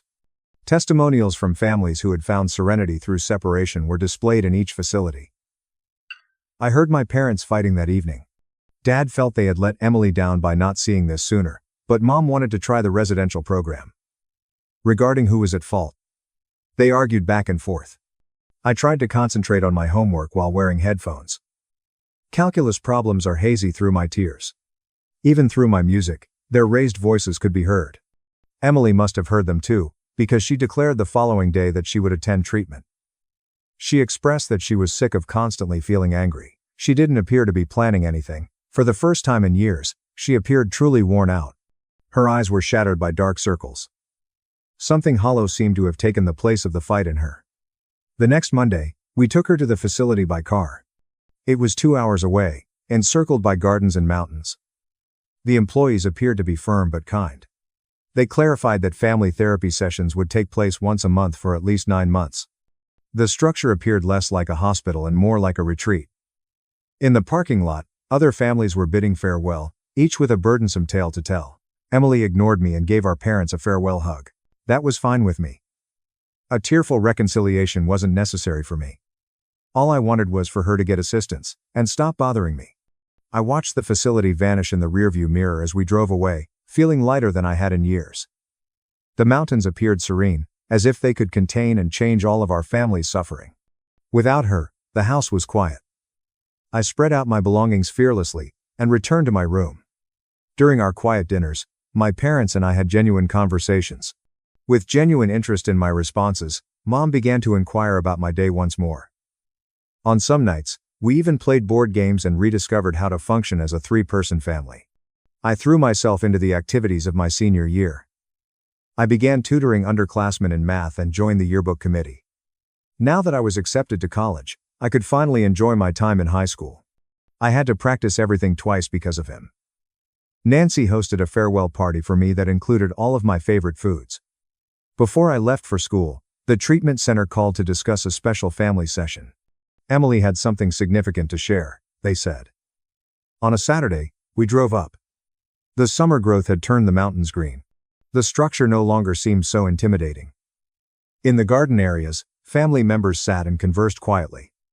Emily appeared healthier in the session room. Her skin had returned to its natural color, and she had put on weight. Her hands trembled a little as she read from a piece of paper. It was a sincere apology. She described particular instances and admitted how they had wounded me. Every memory, the dress, the laptop, the bike was scrutinized. She claimed to have been diagnosed with borderline traits and narcissistic personality disorder. That was an explanation rather than an excuse. She was learning how to control her feelings without causing harm to other people. As she talked, the therapist gave her a supportive nod. We all sat in silence for a while after she was done. She was not forgiven by me. The therapist said that was all right, but I thanked her for the apology and added, I hope treatment kept helping. That was all I could give right then. It was impossible to rush or coerce forgiveness. Everybody had a different healing timeline. We went to a local cafe for lunch. Emily arrived under a staff member's supervision. She did eat the soup that she had ordered. We discussed safe subjects like the weather and movies. I showed her the email when she inquired about my roommate assignment. According to her Facebook profile, the girl seemed pleasant. It was a quiet drive home. In the front seat, my parents continued to look at each other. Mom concluded by saying that they were pleased with my self-management and that I had demonstrated maturity beyond my years. I owed Emily nothing. Dad continued. Whatever my feelings were, they were legitimate. I was packing 2 weeks prior to college when I discovered something odd. In my desk drawer is a small, wrapped box. A necklace featuring my birthstone was inside. Emily had ordered it from the craft program at the treatment facility. According to the receipt, I stared for a long time at a small note that read, "For your new beginning." I packed it, but I never wore it. I might or might not do so in the future. Even though I wasn't quite ready to accept it, the gesture had some significance. I carefully wrapped it in tissue paper before putting it in my jewelry box. Little steps led to progress. The day of move-in was chaotic. Dad refused to let anyone else carry anything until his back began to ache. My room in the dorm was rearranged 3 times by Mom. Chloe, my roommate, and her parents looked on in amusement. Our room felt like home, even though by the evening it looked like a Bed Bath & Beyond explosion. It was more difficult than anticipated to say goodbye. The parking lot was where Mom ugly sobbed. Dad continued to check the car tires and clear his throat. I committed to texting every day and calling once a week. Before I did, Nancy sent a care package, which arrived first. Tea, cookies, and a note expressing her pride. College fulfilled all of my expectations. Classes are challenging but fascinating. Pizza fueled late-night study sessions. My roommate and I bonded over the awful food in the dining hall, and we became good friends. I made more friends when I joined the running club. I felt free because no one was aware of my family's drama. I felt strange missing the first family therapy session. After that, Mom called to tell me everything. Emily was doing well, assuming accountability on her own initiative. She had begun assisting the younger residents with their first adjustments. It was referred to as significant progress by the therapist. I was happy to be far away, but I was also relieved. Over Thanksgiving break, I returned home. The house seemed calmer and different. In addition to hosting game nights with friends, my parents had redecorated a few rooms. They appeared lighter and happier, as though they had been holding their breath for years before finally letting it out. Mom prepared enough food to feed 20 people. For Thanksgiving dinner, Emily was permitted to have a home visit under supervision. She appeared anxious as she entered. Conversation began slowly as we all sat at the table acting like strangers posing as family. She seemed genuinely interested in my major in biology and inquired about my classes. No disparaging or competitive remarks. She assisted with plate clearing after dinner without being asked. Emily asked if she could say something when her mother brought out the pie. She expressed gratitude to us for persevering in her. Stated that, although it was difficult, she was determined to improve, even though she was aware that she had caused us great suffering. Dad grabbed her hand and gave it a squeeze. The visit felt like progress, but she returned to treatment that evening. I waved from the porch, but I didn't give her a final hug. Little steps. Healing wasn't linear. According to the therapist. Even though there would be good and bad days, at least we were making progress. More changes occurred during winter break. Emily transferred to a transitional housing program after completing the first phase of treatment. She began taking online classes at a community college, and found a part-time job at a bookstore. She seemed to benefit from the structure. She had to live up to expectations and the rules. The therapist discussed reintegration during another family session. Emily could visit more frequently, have dinner once a week, and attend family gatherings with notice, but she wouldn't move home immediately, possibly never. Boundaries were necessary for everyone to feel secure. We were assisted in writing them down by the therapist. I returned to college with a cautious sense of optimism. During Parents' Weekend, my parents came to visit and got to know all of my friends. Mom took pictures of everything, including my messy dorm room, which made me feel ashamed. My college sweatshirt was worn everywhere by Dad. They appeared content, incredibly joyful. No longer pushing it. The spring semester went by quickly. I received an invitation to join the honors program after making the dean's list. The letter was framed by my parents. Nancy sent flowers as a token of appreciation. Emily even texted to express her pride. Every accomplishment felt completely mine now. There isn't a shadow over it. Not worried about reprisals. When I returned home over spring break, I discovered Emily had been there multiple times. Dinners were going well, according to my parents. She was practicing emotional control and accepting responsibility in therapy. Her work ethic was praised by the manager of the bookstore. Little triumphs, but still victories. When Mom gave updates, she spoke in an impartial tone. That Wednesday, we had dinner together. I told Emily about my research internship when she inquired about my summer plans. She inquired about the project and said that sounded impressive. Genuine inquiries rather than searching for vulnerabilities to take advantage of. She said I'd do great when I mentioned that I was nervous. The dinner ended quietly. She thanked her mother for cooking and assisted with loading the dishwasher. Said farewell without being strange.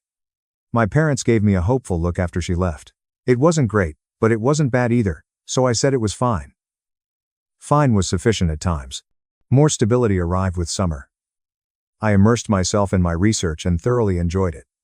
During their visit to the lab, my parents attempted to comprehend my protein folding project. Emily maintained her employment and continued her therapy. Every other week, we gathered for family dinners. With practice, conversation became easier. She asked if we could speak in private one evening. Like when we were kids, we sat on the back porch. She acknowledged that she couldn't return the years she had stolen from me, but she still wanted to improve moving forward. I told her I was grateful, but it would take time, possibly forever, to earn her trust. I understand, she said. We had one last family session before the sophomore year began. Emily had made great strides, according to the therapist, but she would require continued assistance. She was able to control her reactions and identify her triggers. Although the personality disorder would never go away, she had control over how it affected other people. Everyone had put in a lot of effort to get here. I felt at home when I returned to college. Even though my family wasn't flawless, it was healing. Emily occasionally sent texts with everyday content, such as songs she enjoyed or books she had read. When I felt like it, I answered. No pressure in either case. We were discovering a new rhythm that suited everyone. The sophomore year presented both new possibilities and challenges. I formally announced my major and began working with a professor on my research. Every week, my parents called to give me updates. Emily was doing well and attending more classes. In her therapy group, Baby Steps Toward a Normal Life, she had made some friends. Emily had her own apartment, a studio close to the bookshop, when I returned home for winter break.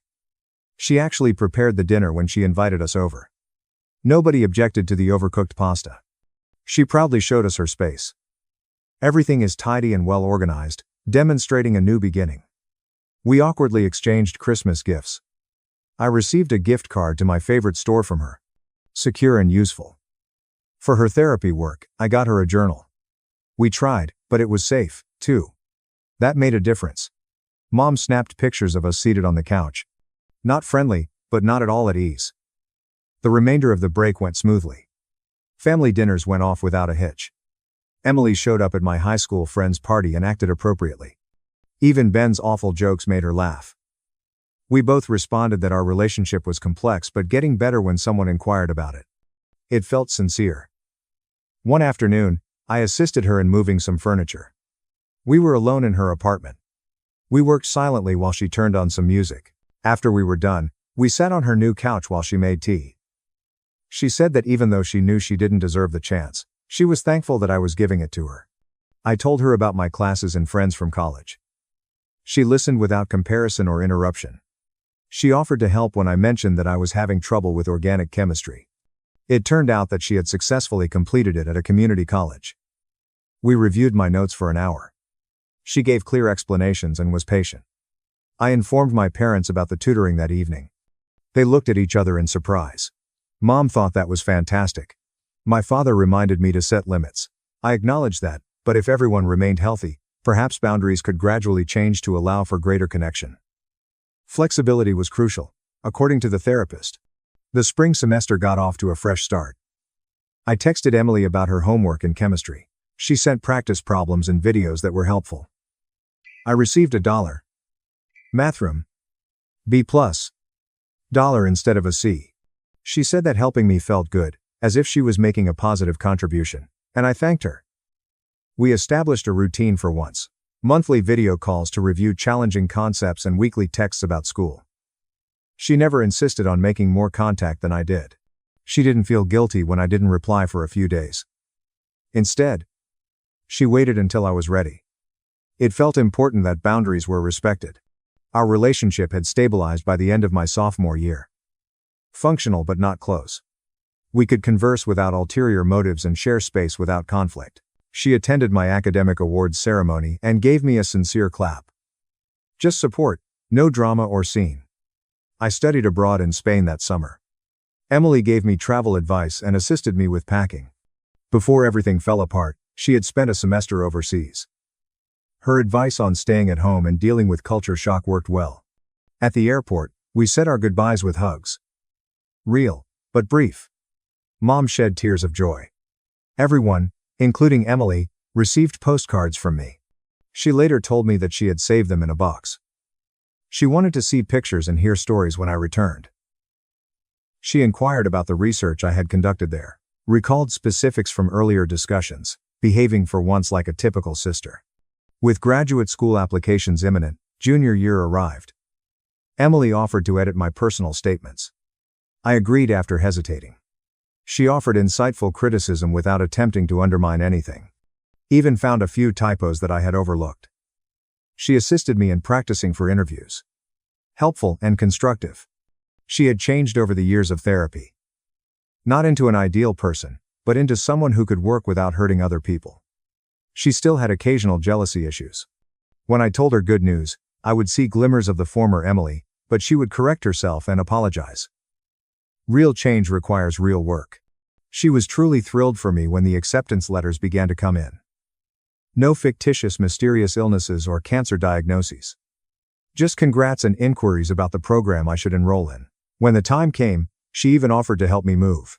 I was grateful for the offer, but I said we'd see. In preparation for the future, senior year went by quickly. Emily attended the graduation without drawing attention to herself. I sat with my parents and applauded when it was appropriate. Gave me a card with a sincere message expressing pride in my achievements and took pictures when requested. In fact, I thought she meant it. We spent more time together that summer than we had in years. She drove me to IKEA for furniture, assisted me in finding an apartment in my new city, and put together bookcases without complaining. At times, we even chuckled. No forced or premeditated laughter, just spontaneous responses to amusing situations. She asked if we could become real sisters someday the night before I moved. Not right now, but later. I said perhaps that I wanted to think it was possible, but I couldn't promise anything, after enough time had passed and trust had been restored. That was fair, more than she truly deserved, she said. Together, we loaded the moving truck. My parents are trying to hide their emotions. Emily is helpful and realistic. She gave me a framed picture of us as children before everything went wrong as a small gift after everything had been packed. We both smiled at the camera, sisters who had no idea what lay ahead. I hung it in my new apartment so it was visible, but not overt. A reminder that forgiveness was achievable even if it took years, that people could change, and that families could recover from severe trauma. I would look at the picture while studying because it was facing my desk, two young girls who were not given what they deserved. These days, Emily and I text frequently, not every day, but consistently. She tells me about her classes and job. I tell graduate school stories. On the ashes of what was destroyed, we are constructing something new. Despite its imperfections and fragility, it belongs to us. Perhaps that's sufficient for now. I can see how far we've all come when I look back. Years of therapy, work, pain, and growth have followed that awful party where I took off her bald cap. My parents are getting better at seeing. Emily is learning how to live without causing destruction. I'm learning how to defend myself while remaining receptive to new possibilities. Our family isn't what it could have been. There is too much damage for that. However, we are the family that we have chosen to be. Healing but scarred. Cautious, but optimistic. The only thing anyone can do is to take things one day at a time. And that's sufficient for now. My parents refused to attend my wedding and attempted to have it cancelled after I refused to move the date for my sister's vacation. I'm Emily Lawson, and I'm 31 years old. And because I wouldn't move the date to accommodate my sister's Bali vacation, my parents boycotted my wedding on the 15th of November 2026, which I had prepared for months with 250 guests. They never even arrived. There were still 2 vacant seats in the front row. Everyone saw it. Everyone understood. They kept their word when my father told me bluntly before that, if you don't change the wedding date, don't expect us to be there. We're going to teach you a lesson. Even before the ceremony started, there were whispers. Despite their best efforts to appear normal, their absence created an unavoidable void.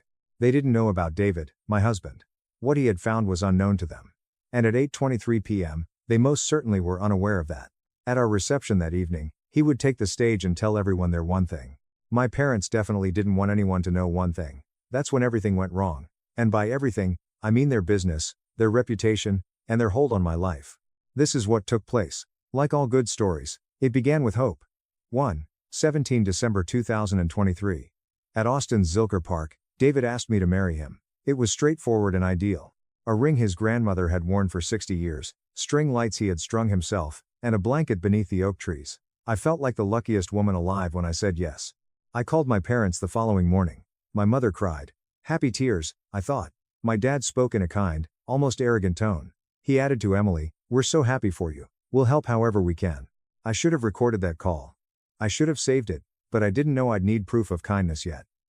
My mother brought it up during lunch at their Westlake Hills home a week later.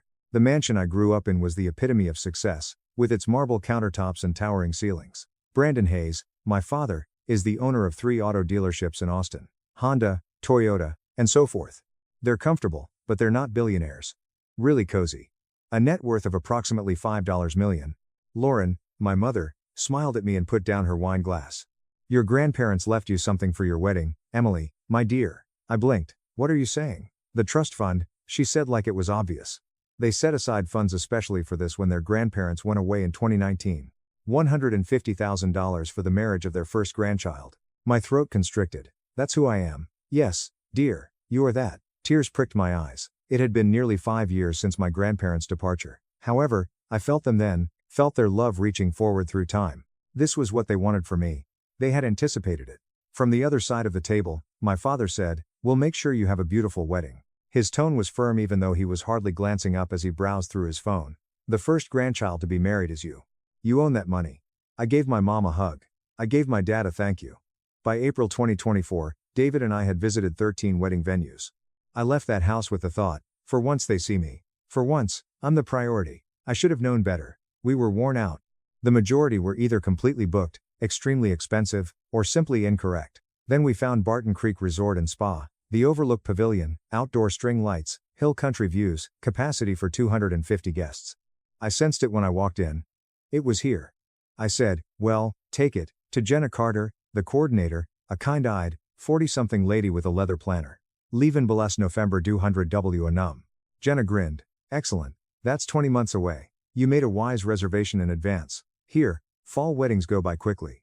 $10,000 was the non-refundable deposit. David and I split it from our savings. The contract was signed on April 3, 2024. I sent a picture of the pavilion to my folks via text. In a matter of minutes, my mother responded. "The location is gorgeous, darling. November 15th is ideal. Gorgeous pictures in the fall weather. We are so excited to honor you." That text was saved by me. At the moment, I was unsure of why. Perhaps I had a premonition of the impending storm. Despite being 28 years old and 3 years younger than me, my sister Rachel is treated like royalty by my parents. She influences people's lifestyles. Rachel Lux Life has 156,000 Instagram followers. She shares pictures of wellness retreats, cafes in Europe, and sunsets in Bali. Stuff that gives you the impression that your life is dull. She has never held a legitimate job. Everything is paid for by my parents. Trips, cars, and rent. It's referred to as supporting her dreams. I refer to it as enabling. Rachel attended art camp in Santa Fe, took ballet and piano classes, and more as a child. "Emily, you're so self-sufficient that you don't require assistance." My father remarked, "That's good, honey," and returned to watching football once I graduated with honors from college. My parents had a dinner party when Rachel shared her first Instagram reel, which received 10,000 views. I discovered early on that I wasn't the best kid. I was the trustworthy one, the one who would be all right. My father mentioned something around Thanksgiving 2019, shortly after my grandparents passed away, and I will never forget it. Rachel was discussing her plans to become an influencer while we were seated around the table. This spark was in my father's eyes as he gazed at her. "Rachel will do something significant." He stared at me after saying, "She's got that spark. You're stable, Emily. Steady does well. You'll be all right." All right. For years, the word dog-dated me. However, I no longer required their approval. David was mine. I had a fulfilling career, coordinator of a youth mentoring nonprofit program. I lived my own life, or so I believed.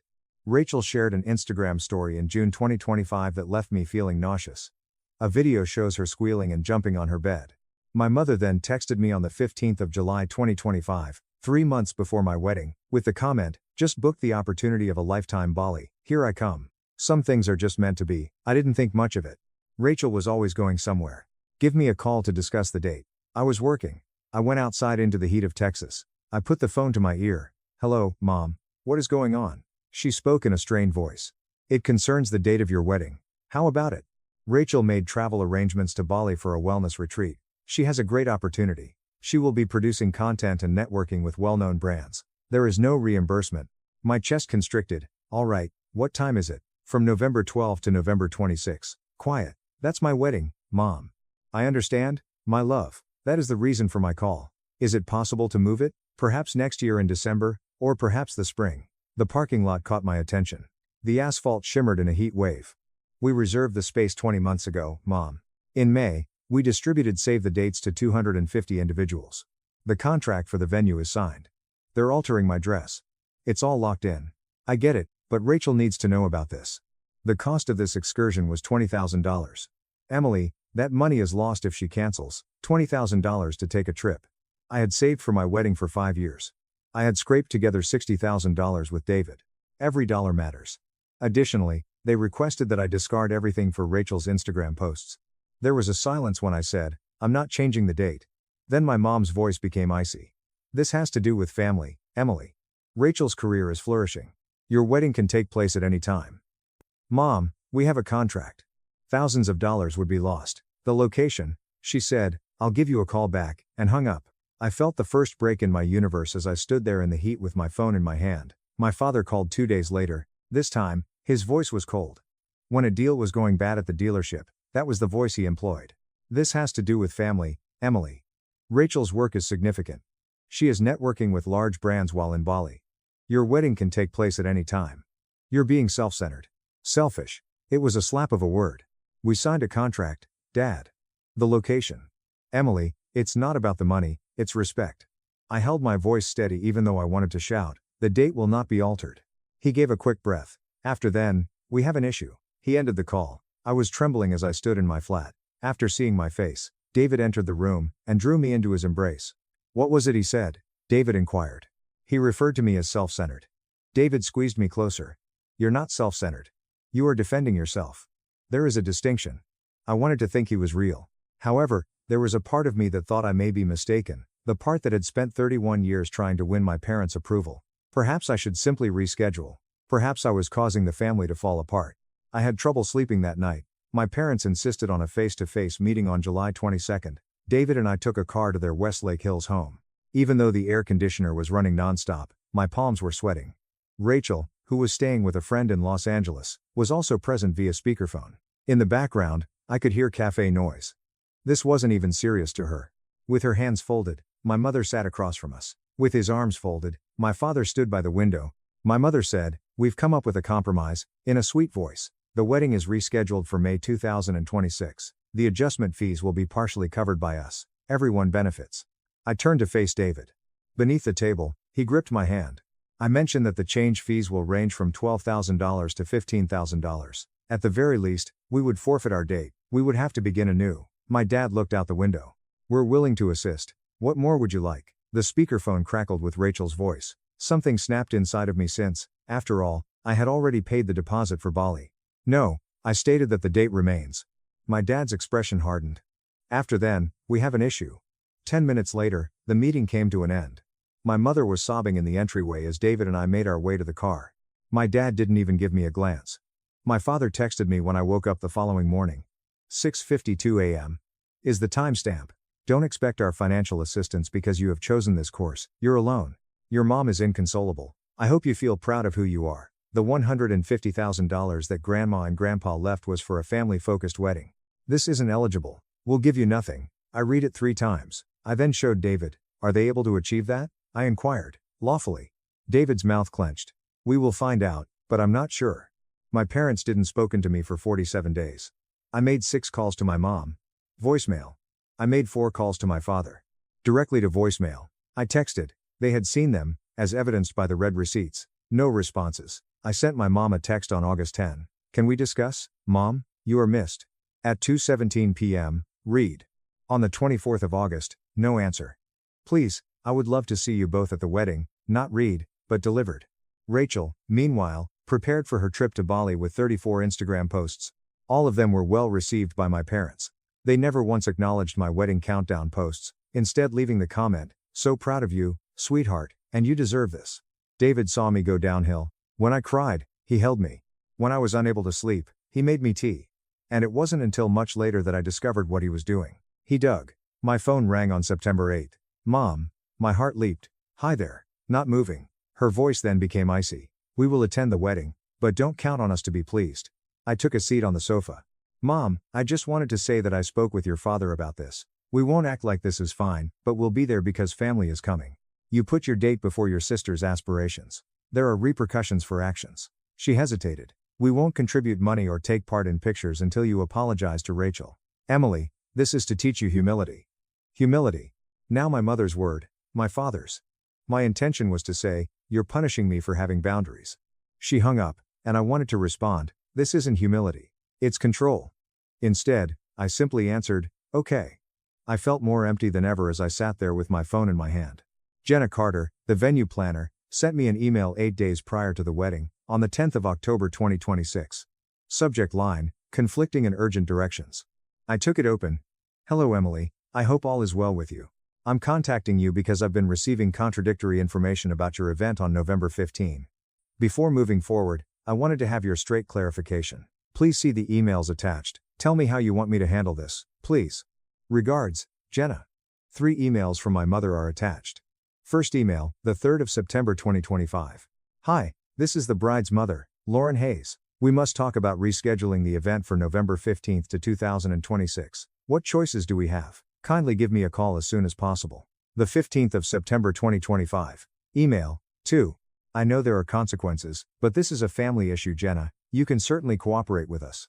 We're attempting to shield the bride from her error. Tell me, please. Email 3, the 2nd of October, 2025. This date shouldn't be used for the wedding. As the bride's mother, I'm pleading with you to assist us in avoiding this error. Give me a call now. My blood became icy. She made 3 covert attempts to call off my wedding. I typed the email and sent it to David. She attempted to call off our nuptials. He gave me a call right away. Emma, he murmured in a quiet, steady voice. Tonight, we must speak. I have been engaged in a project. What are you saying? As soon as I come home, I'll explain. But he hesitated. Emily. You underestimate how large this is. David brought his laptop home that evening.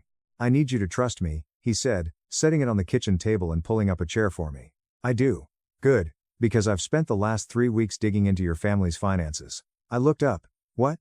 David works for Frostbank as a financial analyst. He would use the research tools that most people do not have access to. When he said, your grandparents' trust fund, the $150,000, I wanted to know if your parents could really refuse to give it to you. And he turned the laptop screen toward me. Account ledgers, bank statements, and highlighted entries. The trust fund was worth $150,000 as of January 2025. That's precisely what your grandparents left behind. I gave a note. On the 18th of July 2025, a withdrawal occurred. $90,000. I felt sick to my stomach. What? To go to the next page, he clicked. Rachel R. Hayes is the recipient of the advance wedding distribution memo. I was having trouble breathing. Rachel hasn't even gotten engaged. I stared at the screen and muttered, I know. 5 days prior to the family meeting, on July 18, they insisted that I reschedule my wedding 5 days prior. Before they even asked, they had already taken the money. David opened a second document. The 2019 trust documents, from my grandparents' will. He was reading out loud, wedding fund of $150,000 to be distributed to first grandchild upon marriage to be used for wedding expenses, first home down payment, or marital establishment as beneficiary sees fit. I looked at him. That's not Rachel, that's you, Emily. You. They are the trustees, though. They have control over it, I said. It is expected that they will act in your best interest. He gestured to the screen. This is a fiduciary duty violation. They gave $90,000 to someone who isn't even the beneficiary. It's against the law. Something changed inside of me. Clarity, something cooler, not grief or rage. How do we proceed? I inquired. David's laptop opened another folder. After constructing a case, we demonstrate their actions to everyone at the reception. I stared at him. You want to expose them at our wedding? They abandoned you. They made an attempt to call off your wedding. They stole your inheritance. David, his voice cracked. They humiliated you in front of 250 people. They deserve to know the truth. I thought about my grandparents. I thought about the trust fund they'd left. Not for my parents to control, but for me to build a life. Okay, I said, let's do it. Over the next week, David compiled everything. Bank statements showing the $90,000 transfer to Rachel, the trust documents with the beneficiary clause highlighted. My mother's venue sabotage emails, text messages from my parents. We'll give you nothing. This is to teach you humility. Screenshots of Rachel's Instagram posts, including one from July 20th, just 2 days after she received the money, showing her booking first-class tickets to Bali. Caption, treating myself because I deserve it. David created a PowerPoint presentation, 22 slides. Title slide, The Price of Humility. What? The Hayes family doesn't want you to know. This will destroy them, I said. David looked at me. They destroyed your wedding first. On November 16th, The night before the wedding, David asked, "Last chance to back out. We can just get married and move on." I thought about my grandmother. I thought about the trust fund she'd left with my name on it. I thought about the words my father had used: humility, consequences, family. "We show them everything," I said. Then David found one more thing. At 11 p.m., he called me into the living room. His laptop was open. Another bank transfer on the screen. "Look at this," he said. September 10th, 2025. 3 days after my mother called to say they'd attend the wedding, but not be happy. Transfer amount $15,500. Memo: Bali extension package plus excursions. Source account: my father's personal Chase account. I laughed. It came out broken. Almost hysterical. They paid for her trip. I said after punishing me. After saying they had no money, they paid $15,000 for Rachel's vacation. David put his arm around me. "Tomorrow, everyone knows." November 17th, 2026. I woke up at 6:15 a.m., in the bridal suite at Barton Creek Resort. My heart was pounding before I even opened my eyes. Hair appointment at 8, ceremony at 4, reception at 7, and somewhere in between my parents would arrive or they wouldn't. I checked my phone. No messages. At Bang Salon on Congress Avenue, my bridesmaids tried to keep the mood light. Jess, my maid of honor, brought mimosas. David's sister told terrible jokes, but I couldn't focus. At 9:47 a.m., Rachel posted an Instagram story, a video of herself on a beach in Positano, Italy. Apparently, she'd extended her Bali trip into a full European tour. The caption: "Sometimes you have to choose your number, living my truth, number, no regrets." Jess saw my face. Don't look at her page, too late. But honestly, it made what we were about to do easier. At 2 p.m., I was back in the bridal suite staring at my dress. Ivory A-line, lace sleeves, $3,500. I'd paid for it myself. My mother was supposed to help me into it. Instead, Jess zipped me up. I put on my grandmother's pearl necklace, the one from her estate. It felt heavy against my collarbone. I looked at myself in the mirror. "Grandma would be proud," I whispered. Jess hugged me. "Your mom is missing this. That's on her." At 2:33 p.m., my phone buzzed. Text from my mother. "We'll be there, but don't expect smiles." I turned my phone off. At 3:45 p.m., there was a knock on the door. Uncle Ryan, my father's younger brother, 58 years old, owns an HVAC company, the kind of guy who shows up when you need him. 2 days earlier, I'd called him and asked if he'd walk me down the aisle. My father had refused. Uncle Ryan said yes immediately. "Your father is making a mistake, Emily. I'd be honored." Now he stood in the doorway in his suit, eyes a little red. "Ready, kiddo?" he asked. I took his arm. Through the window, I could see guests arriving, including my parents. Back row, far left, away from everyone. 2 empty seats in the front row where they should have been. At 4 p.m., the ceremony began. The overlook pavilion was perfect. String lights, hill country views. 250 white chairs arranged in rows. 178 people actually showed up. Some distant relatives had already heard about the drama and stayed home. Patchell's canon played. My bridesmaids walked down the aisle. The flower girl, David's 6-year-old niece, scattered petals. Then it was my turn. Uncle Ryan and I walked. I didn't look at the back row. I kept my eyes on David. He stood at the altar in his gray suit. And when our eyes met, he mouthed, "You've got this." Pastor Mike, our officiant, smiled. "Dearly beloved, we are gathered here today." The ceremony proceeded. A reading from Corinthians, a prayer. Then Pastor Mike said the words every officiant says. "If anyone has objections to this union, speak now or forever hold your peace." Silence, then movement. Back row. My father stood up. Gasps rippled through the crowd. Pastor Mike blinked. "Sir, this isn't." My father's voice cut through the air loud enough for everyone to hear. "Emily, your mother and I are leaving. Think about what you've done to this family. We won't be part of this mistake." My mother stood beside him, sobbing, theatrical, loud. They walked down the center aisle. Mom's heels clicked against the stone. Dad's hand on her back guiding her.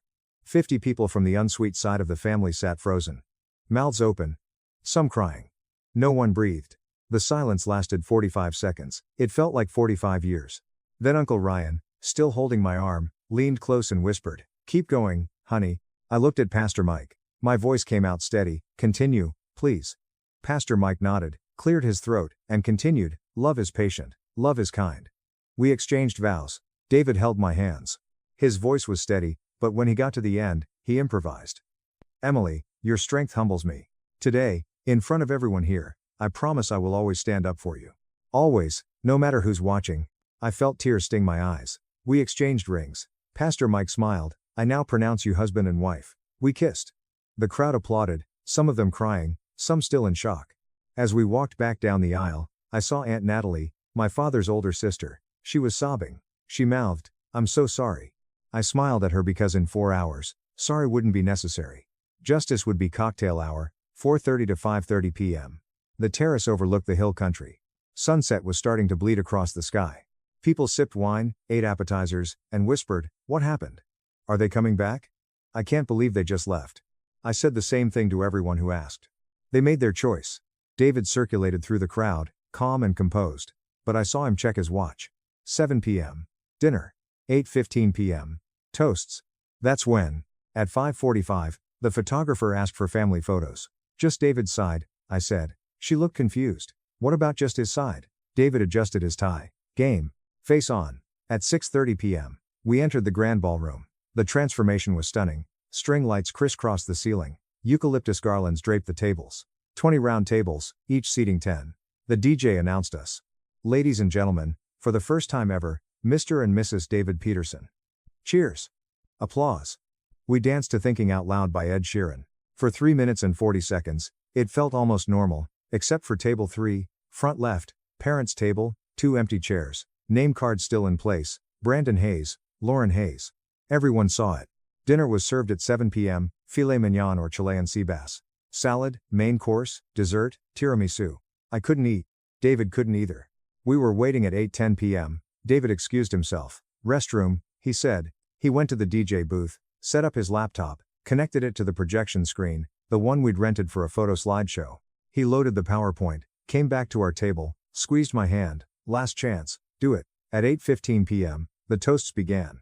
Ryan, the best man, told funny stories about David. 6 minutes of laughter. Jess, my maid of honor, told sweet stories about our friendship. 5 minutes of tears. Then the DJ said, "And now a special message from the groom." David stood, took the microphone. The room quieted. He looked at me. I nodded.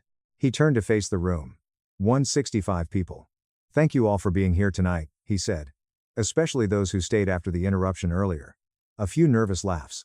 "I'm not usually one for public speaking," David continued.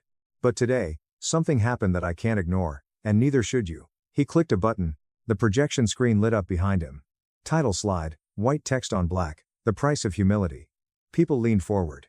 David's voice was steady, calm, deadly. Emily's father told her she needed to learn humility. Her mother said this wedding would teach her consequences. "Well, let me show you what humility actually costs and who's been paying it." Click. Slide 2. A photo. Black and white. 1956. My grandparents on their wedding day. "This is where the story starts," David said. Slides 3 through 6 showed the trust documents, excerpts from my grandparents' will. The language was highlighted in yellow, wedding fund of $150,000 to be distributed to the first grandchild upon marriage. David read it aloud slowly. In 2019, Emily's grandparents passed away. They left a trust fund, $150,000 specifically for their first grandchild's wedding. "That's Emily." He paused. "Not her sister, Rachel. Emily." The room was silent. "Here's what her parents did with it." Click. Slide 7. A bank statement. July 18, 2025. Rachel R. Hayes. Recipient. Memo. Advance wedding distribution. Gasps. People whispered. Heads turned. David paused for 5 seconds, then went on. "Rachel, who isn't even engaged, received $90,000 2 months before Emily's wedding, despite her parents telling Emily she wouldn't receive anything." Click. Slides 8 through 11. Instagram screenshots. Rachel's posts. Bali. First-class flights. Luxury resorts. The caption from July 20, "Treating myself, because I deserve it." Then another post, October 12, Bali again. The dates overlapping with my wedding. Then today's post, Positano, Italy. "Sometimes you have to choose you." David's voice was colder now. Brandon and Lauren Hayes told Emily she was selfish for not moving her wedding, a wedding she'd booked 20 months in advance for Rachel's vacation. A vacation they then paid $18,000 to extend. Click slide 12, another bank transfer September 10, 2025.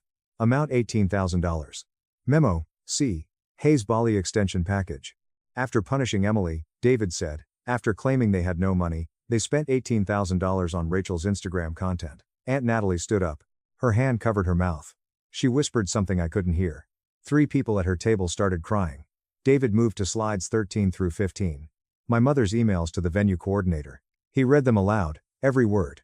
This wedding should not proceed on this date. I'm asking you to help us stop this mistake. Sent October 2nd, 16 days before the wedding by my own mother. People gasped. Someone said, "Oh my God." Uncle Ryan stood up, looked at the empty chair where his brother should have been, said loud enough for everyone to hear, "Brandon, you son of a bitch." Then sat back down. David continued. Slides 16 through 18. This morning's text from my mother. Screenshot on the screen. "We'll be there, but don't expect smiles." Then a video clip 10 seconds from the ceremony. My father standing. His voice, "Emily, we're leaving. Think about what you've done to this family." Audio crystal clear. A freeze frame. My mother's face sobbing theatrically. David let it play twice, and then today in front of 250 people, Brandon Hayes stood up during his daughter's wedding ceremony and said this. He pointed to the screen before walking out because Emily wouldn't change her date for a vacation that he paid for with her inheritance money. The silence was so complete I could hear my own heartbeat. Slides 19 through 21. The financial breakdown.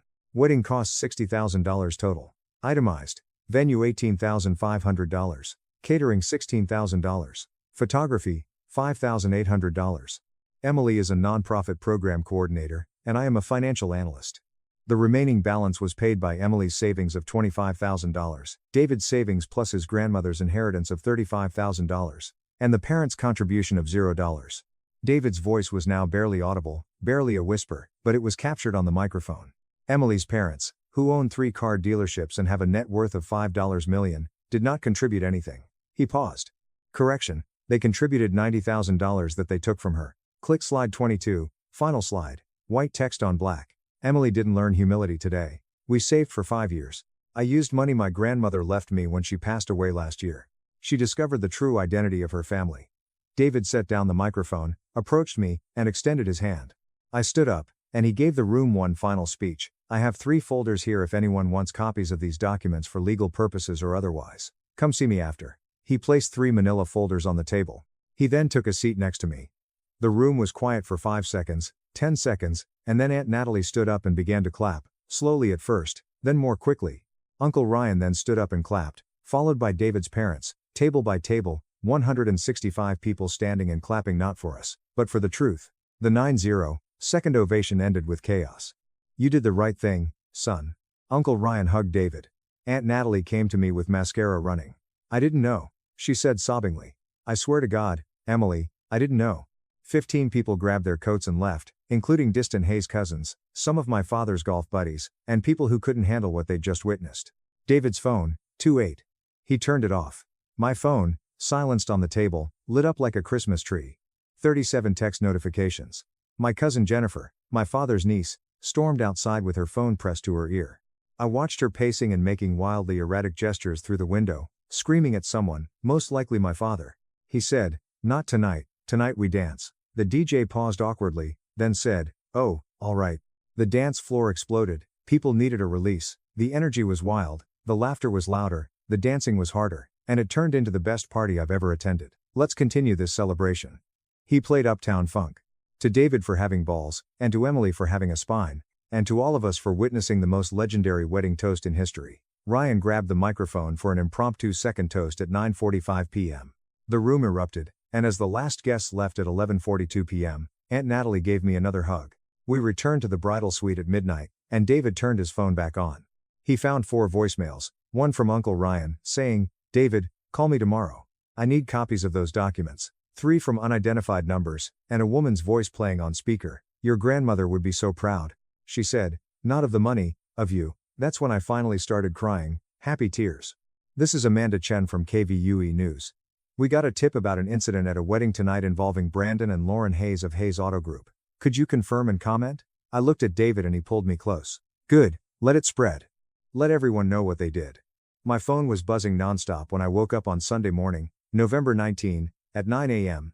3 of David's cousins had posted about the speech on Facebook, and by noon, one of the posts had 2,300 shares. The comments were harsh. "This is crazy. Sue them. Boycott Hayes dealerships." Someone had started the hashtag number justice for Emily. Austin area code, unknown number. "Hello, Emily," I replied. "This is David Brennan, an attorney. Trust litigation is my area of expertise. I witnessed last night's events. I want to speak on your behalf. Tuesday, November 21st, pro bono. David and I met David Brennan in his downtown office, which is on the 7th floor and has glass windows that look out over the city. After reviewing everything: trust documents, bank statements, emails, text messages, and 90 minutes, he looked up and said, "You have an airtight case." "For what?" I asked. "Breach of fiduciary duty. Your parents, as trustees, violated their legal obligation to act in your best interest." He was 55, silver-haired, and wore a sharp suit. He had been practicing estate law for 25 years. He did some quick math on a legal pad, and I'd estimate a settlement of $210,000, $150,000 original trust, $55,000 in punitive damages, and $18,000 in legal fees. That $90,000 distribution to Rachel was illegal. You're entitled to full restoration of trust funds plus punitive damages. I felt lightheaded. How long if they settle? 2 weeks. On Thursday, November 23rd, the 5th day after the wedding, David filed the lawsuit in Travis County District Court, claiming complaint, breach of fiduciary duty, conversion, and unjust enrichment. He grinned grimly and said, "If they fight, 6 months. But they'll settle. The publicity alone will force them." The papers were served to my parents on Friday, November 24th, at 3:15 p.m. On Saturday, November 25th, I Googled Hayes Auto Group and found 47 new 1-star reviews. For example, the owner steals from his own daughter. Uncle Ryan texted me, "Your father just called me. He's furious. Says you're destroying the family name." I told him, "You destroyed it when you walked out on your daughter." He hung up. The reviews kept coming in, and by Monday, November 27th, the Austin American-Statesman had picked up the story. Headline: Local dealership owner sued by daughter over wedding fund.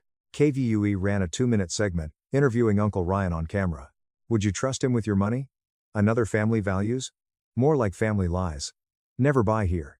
My brother made a terrible mistake, he said. Sales at the dealerships fell 35% that week, according to Uncle Ryan's insiders. David contacted on Tuesday, November 29th, saying they wanted to mediate. He allowed pride and favoritism to ruin his relationship with his daughter, and now he's facing social and legal repercussions, as he should. They're ready to settle, their lawyer told me this morning. I felt nothing, no victory, just fatigue. All right, I said, let's finish this. 2 weeks after the wedding, on December 5th, mediation took place in a neutral office building, with a retired judge serving as the mediator. My parents' attorney was combative and defensive. David was composed and methodical, and he had everything recorded. The mediator moved back and forth between our separate rooms for 4 hours, from 9 a.m. to 1 p.m., and at the end of the process, I received an offer of $210,000 in full. The mediator then entered my room and made one request: no more press conferences or social media posts. I stood up after David looked at me and said, "You take the money, they take the lesson, and everyone moves on."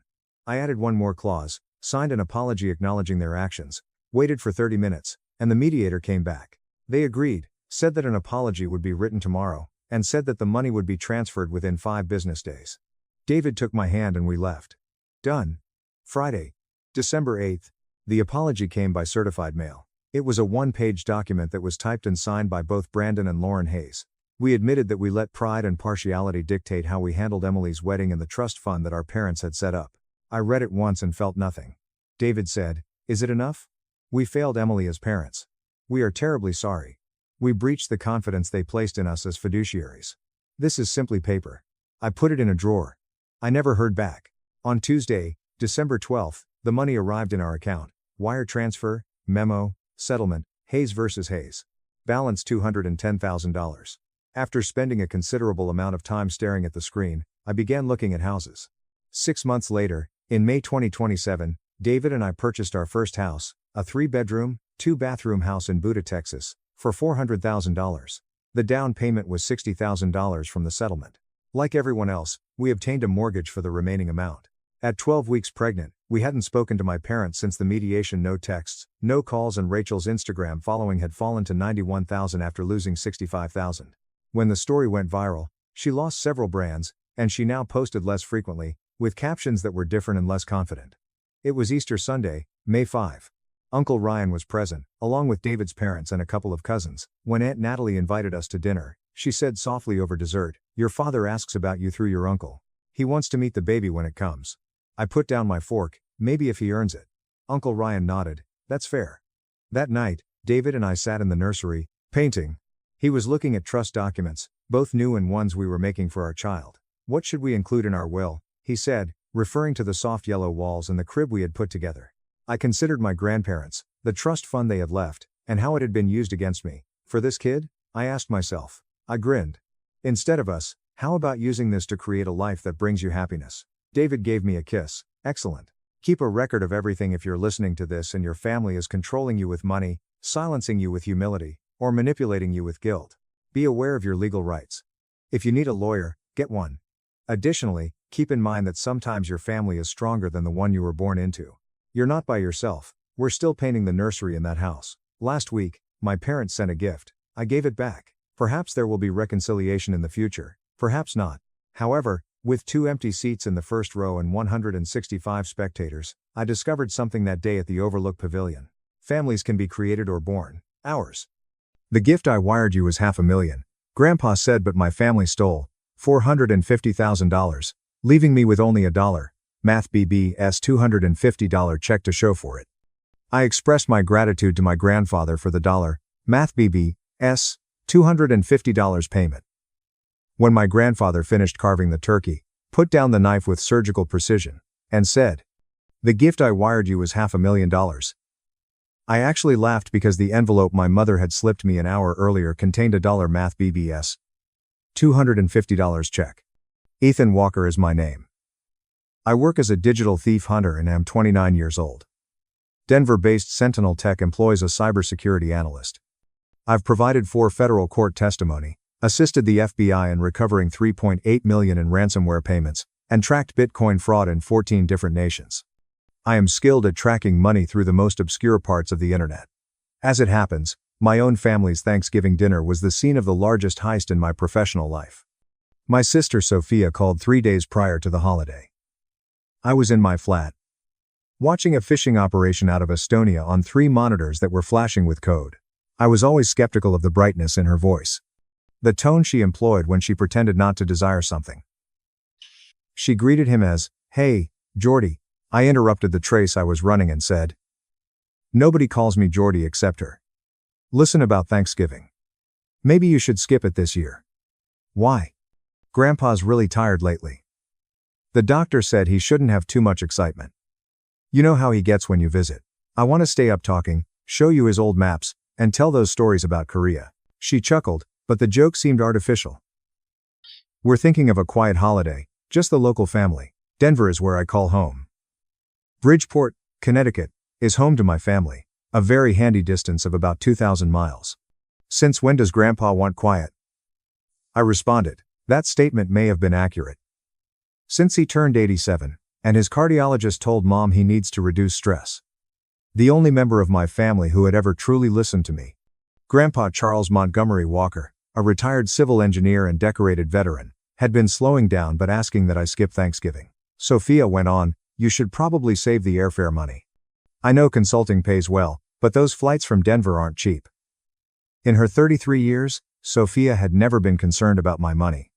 In 2019, she borrowed Math BB's $500 from me for a business opportunity that later proved to be a multi-level marketing scam. Never reimbursed me. 6 months later, when I inquired about it, she said I was being petty about money amongst siblings. When I said, "I'll think about it," before I could reply, she hung up, saying, "Great. Love you. Bye." I sat there looking at my screens for a while. There was a problem. The tempo of that exchange was similar to that of the phishing emails I examined. The phrases were perfect, but the underlying programming was malicious. Grandpa had opened a joint account with me when I turned 18, and I checked it out using my banking app. He had used Math BB's $4,500 to seed it. I was informed that it was for emergencies. "You're smart with money, Ethan," he had remarked. "This is just in case you ever need a cushion. You have you have no," he had really said again, "Ethan." I had only used it once, 2 days before exams in my junior year of college, when my laptop died, returned it in 6 months. I hadn't touched it since. $2,200 was displayed on the balance. I thought that was about right. Something forced me to click through to the complete transaction history, even though it was the original Math BB's $4,500 less the laptop loan and 13 years of low interest. My stomach fell. The 14th of August 2024. $450,000 in incoming wire transfer. Love-filled memo for Ethan. Grandpa. The 15th of August 2024. $475,000 was sent out by wire. The destination is an external account that ends in 7,392. Memo, chance for investment. I gazed at the screen. Math BB.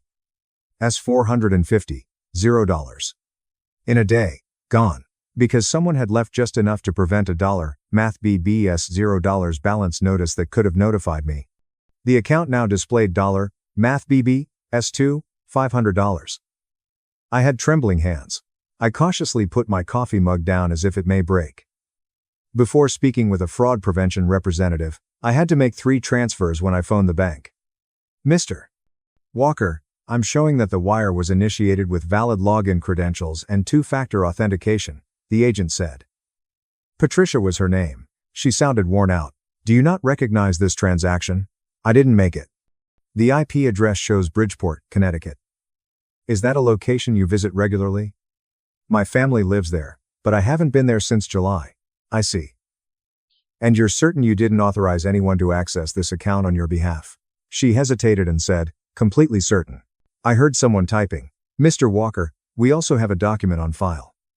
A power of attorney form signed by you on August 10th granting authorization to more typing. Claire Walker, would that be your mother? The space was skewed. A power of attorney is something I never signed. The signature matches our records. More typing. Then the signature is forged. This time it's longer. I'm flagging this account for investigation. You'll need to file a formal fraud report. I'm sending you a link now. I'm also going to need you to verify your identity with several security questions. 20 minutes were needed for the verification.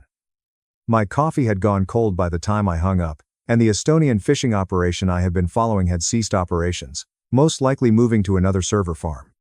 I opened the power of attorney file that I had received via email from the bank. It was a PDF with appropriate legal language and good quality. The bottom signature appeared to be mine. I knew I hadn't signed it, but the looping G and the sharp vertical stroke on the J were the same. When I sign legal documents, I have a very particular tendency. In the upper right corner of the signature block, I always add a small diagonal mark, invisible, until you're trying to find it. After witnessing too many contract fights in the computer industry, I developed a paranoid tendency. There was no mark on this signature. I enlarged the image. The ink pressure was too consistent and incorrect. This was a digital composite that was most likely made by sewing together several signatures that were scanned. Professional job, but not enough professional. I created a folder, took screenshots of everything, and began mapping the money route with the same meticulous attention to detail I applied to corporate investigations. Grandpa deposited Math BBS, $450, $0 into the joint account on August 14. Money was deposited into Ryan Carter's account on August 15. Sophia blogs from the Maldives on August 16. Flight logs. Because of my job, I have access to several databases, but only for valid security reasons. Shown 2 first-class tickets to Malay Maldives from JFK. Bought on August 14. Ryan Carter and Sophia Walker are travelers. $16,500. August 20. Announcement of engagement. Cartier Manhattan sold the ring. If you know where to go and have the proper credentials, finding credit card records is surprisingly simple. It may be argued that this was a legal gray area. I didn't give a damn. It was easy to see the trend. Somehow, Sophia had persuaded Grandpa to send me money by wire transfer. Knowing he would never say no, she most likely told him I needed it for something before transferring the money right away into her fiancé's account and using it to buy an expensive trip and an engagement ring. However, I was troubled by the power of attorney signature. Sophia wasn't like that. She lacked the sophistication to falsify legal documents, but she was impetuous, careless with money. I opened the page once more and took a closer look at the signature. Although the digital composite was good, there was one more thing. Microscopic differences in ink density and minute irregularities in pen pressure indicated that this had been practiced.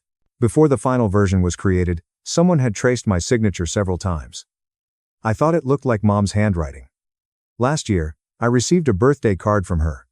She had truly remembered, which was uncommon enough to be noteworthy, so I had saved it. The G's downstroke curled slightly inward, matching the capital letters, the cross's precise angle on the T.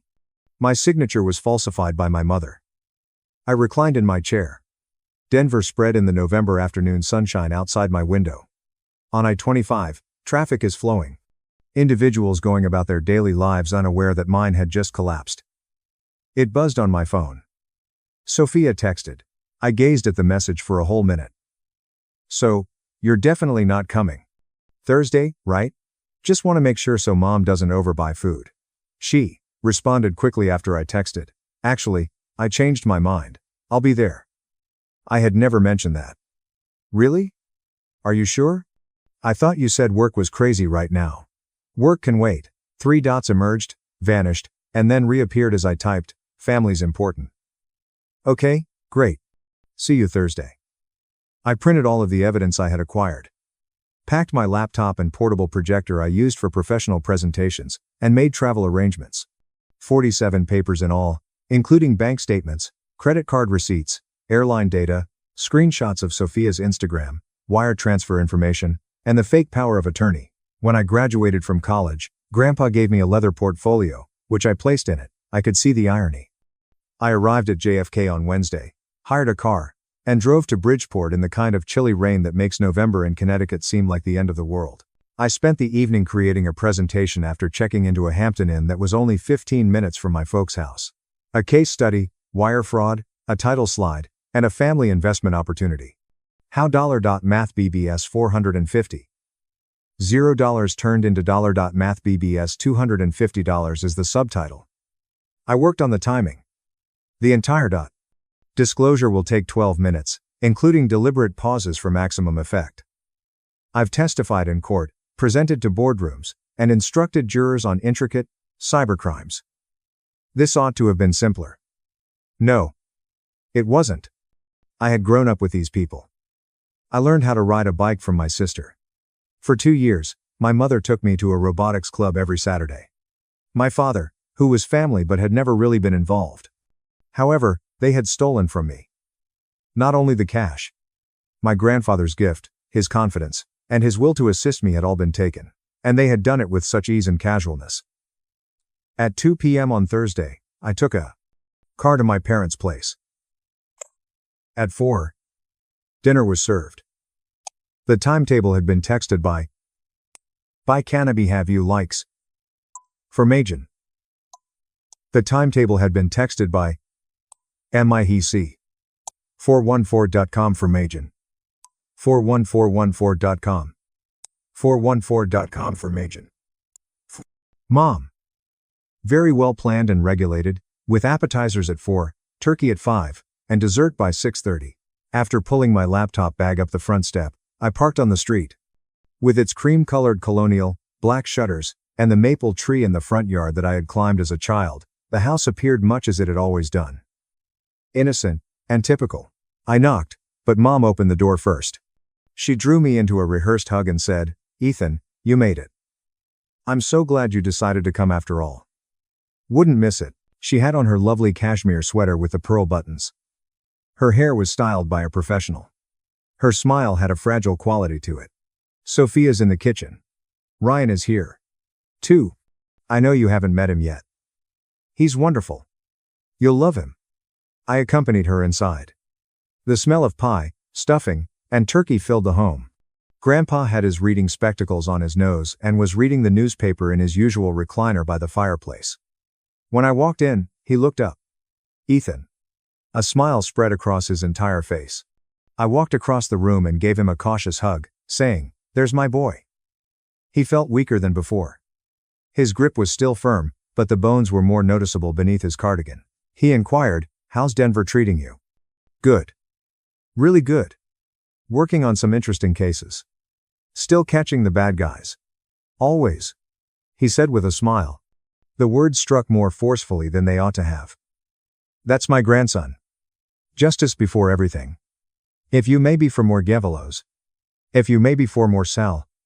The silence of with revided here. And their silence of with revided. When there with be give from with revided. When their silence of with revided here. When there with revided.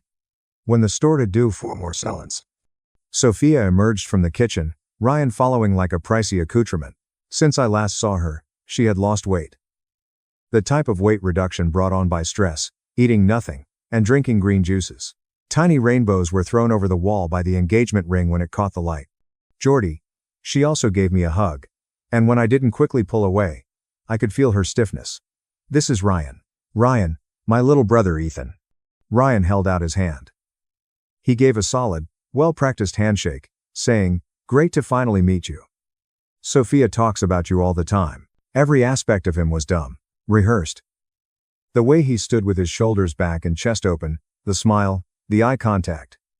Alpha stance, the assurance that resulted from never having to say no. "Congratulations on the engagement," I replied. "Thanks, man.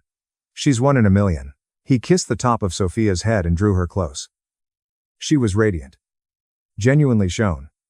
Genuinely. Either she compartmentalized the theft so thoroughly that she had persuaded herself it hadn't occurred, or she was a greater actress than I'd given her credit for. Dad was watching football on mute in the den. When I stepped in, he looked up and nodded. "Ethan, good to see you." "You, too, Dad." There wasn't much more we could say to one another. We didn't. "Appetizers," Mom said. We assembled in the eating area. Everything was picture perfect, with the table set with fine china and lit candles.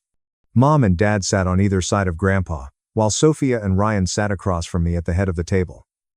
It was an aggressively normal chat. Ryan discussed a recent vacation to Scotland for golf. Sophia talked about her new job at a marketing company. Mom talked about the current pick for her book club. Dad remained silent and drank wine more quickly than was sensible. I waited. Mom got up at last. "I almost forgot. Ethan, Grandpa wanted me to give you something." She vanished into the kitchen and returned with a white, business-sized envelope bearing my name in her handwriting on the front. She whispered, "From Grandpa," and put it in my palm. "Don't mention the amount. He's a bit embarrassed that things are tight this year." I took out the envelope. There was a check inside. "Pay as directed by Ethan Walker." Grandpa's shaky signature on $Math BBS $250 written in my mother's hand. The space awaited my response. I turned to face Grandpa. His warm, proud expression, which I had known all my life, was observing me. Saying thank you, Mom's shoulders eased as she said, "This is really generous." Sophia sipped her wine. Ryan looked at his phone. For dinner, we went into the living room. A platter of turkey. Serving plates and sides. Everything was planned out like a painting by Norman Rockwell. While Mom managed traffic and ensured that everyone received the appropriate portions, Grandpa carved. Sophia started telling a tale about her wellness getaway in Fiji last month. The meditation sessions at sunrise were truly life-changing. I feel as though I'm at last learning how to truly appreciate the present, and be present. Ryan gave a nod in agreement. She returned a very different person, more self-assured and self-assured. I questioned whether he was aware that I had spent $Math BBS $1,500 on the retreat. Most likely. He appeared to be the type of person who looked over receipts. I looked at Mom. "Ethan, you should try something like that. All that computer work. You need to learn to enjoy life. Disconnect sometimes," I remarked. "I enjoy life just fine." The irony was astounding. "Do you? You're always working. Always so serious. Life isn't just about chasing criminals in cyberspace." Dad poured more wine for himself. The fourth glass. Grandpa got up and used a fork to tap his water glass. The table fell silent as he spoke. "I'd like to make a toast." "I'm an old man," he said. "I've lived 87 years, fought in a war, built bridges that are still standing, raised a family. But one of my greatest joys has been watching my grandchildren grow into the people they're meant to be." He turned to Sophia and then to me. "Sophia, you've always known what you wanted and gone after it. That determination will serve you well in marriage and in life." She grinned and began to cry. "And Ethan?" he asked, his voice becoming more passionate. "You've always been my quiet one, thoughtful, principled. You don't take shortcuts. You do things right, even when it's hard. That's rare these days." He went on to say, "I wanted to help you take the next step. Buy a house, start your own firm if that's what you want. You've earned it, and I hope the gift I gave you will make that dream a little easier to reach." I felt my throat tight. He held up his glass to Ethan. "May you build something lasting." Everybody's glasses went up. I lifted mine. "My words? Thank you, Grandpa. We're clear." His smile wavered as he said, "Thank you so much for the $Math BBS $250. The table became still. What dollar math BBS $250? Dollar, he questioned. After taking it out of my pocket, I held up the check. Grandpa's expression shifted as he said, "This check? The one Mom gave me before dinner from you. Dollar, math BBS, $250. Something sinister replaced the confusion. Mom clattered her fork against her plate, asking, "Claire, what is he talking about? Dad, you're confused. You said things were tight. The gift I gave Ethan was $500,000. Stillness. Complete. Deafening silence. Halfway to Ryan's mouth, his wine glass froze. Sophia had turned white. Dad looked at his plate as if it held the answers. Something desperate had crumpled onto Mom's face. Dad, you're not remembering correctly, Mom said once more, raising her voice. Your medication? The doctor said it can cause confusion. Grandpa's words sliced through the room like a razor. I'm not confused. I'm Icon. Transferred math BBS $450 into Ethan's account on August 14th. With trembling hands, he took out his phone and began scrolling, saying, I got the confirmation email, I saved it. Mom, please. Let's talk about this privately. You're getting upset. She replied. Grandpa responded, show me the account, Ethan, disregarding her. Pull it up right now. ATS. My laptop was already out of my backpack. I opened it. The area was lit by candles, and the screen shone blue. I turned the laptop around so Grandpa could view the bank statement. Incoming wire. Math BBS $450, $0. August 14. August 15th. Math BBS $475, $0 outgoing wire. Math BBS 2, $500 is the current balance. Grandpa gazed. He put his hand to his chest. I believed he was having a heart attack for a terrible moment. Then he murmured, where did it go? I turned to face Sophia. Now she was crying, mascara beginning to smudge, silent tears streaming down her cheeks. Though he appeared ready to run, Ryan kept his hand on her shoulder. I answered in a low voice. That's what I'd like to know, too, Grandpa. With her hands clutched at her sides, Mom remained upright. This is a family matter. We can discuss it later privately. I opened the folder on my desktop and said, no. We're discussing it right now. I took out the portable projector, placed it on the table, moved the stuffing and mashed potatoes away to create space, and then connected it to my laptop. My first slide lit up the white wall behind Grandpa, an opportunity for family investment. A wire fraud case study. Dad lost his hand and dropped his wine glass. Like blood, red wine smeared across the white tablecloth. Individuals began to rise. Mom's sister Patricia, cousin Ava, and her husband, Uncle David, and Aunt Sarah, who had been quietly in the corner.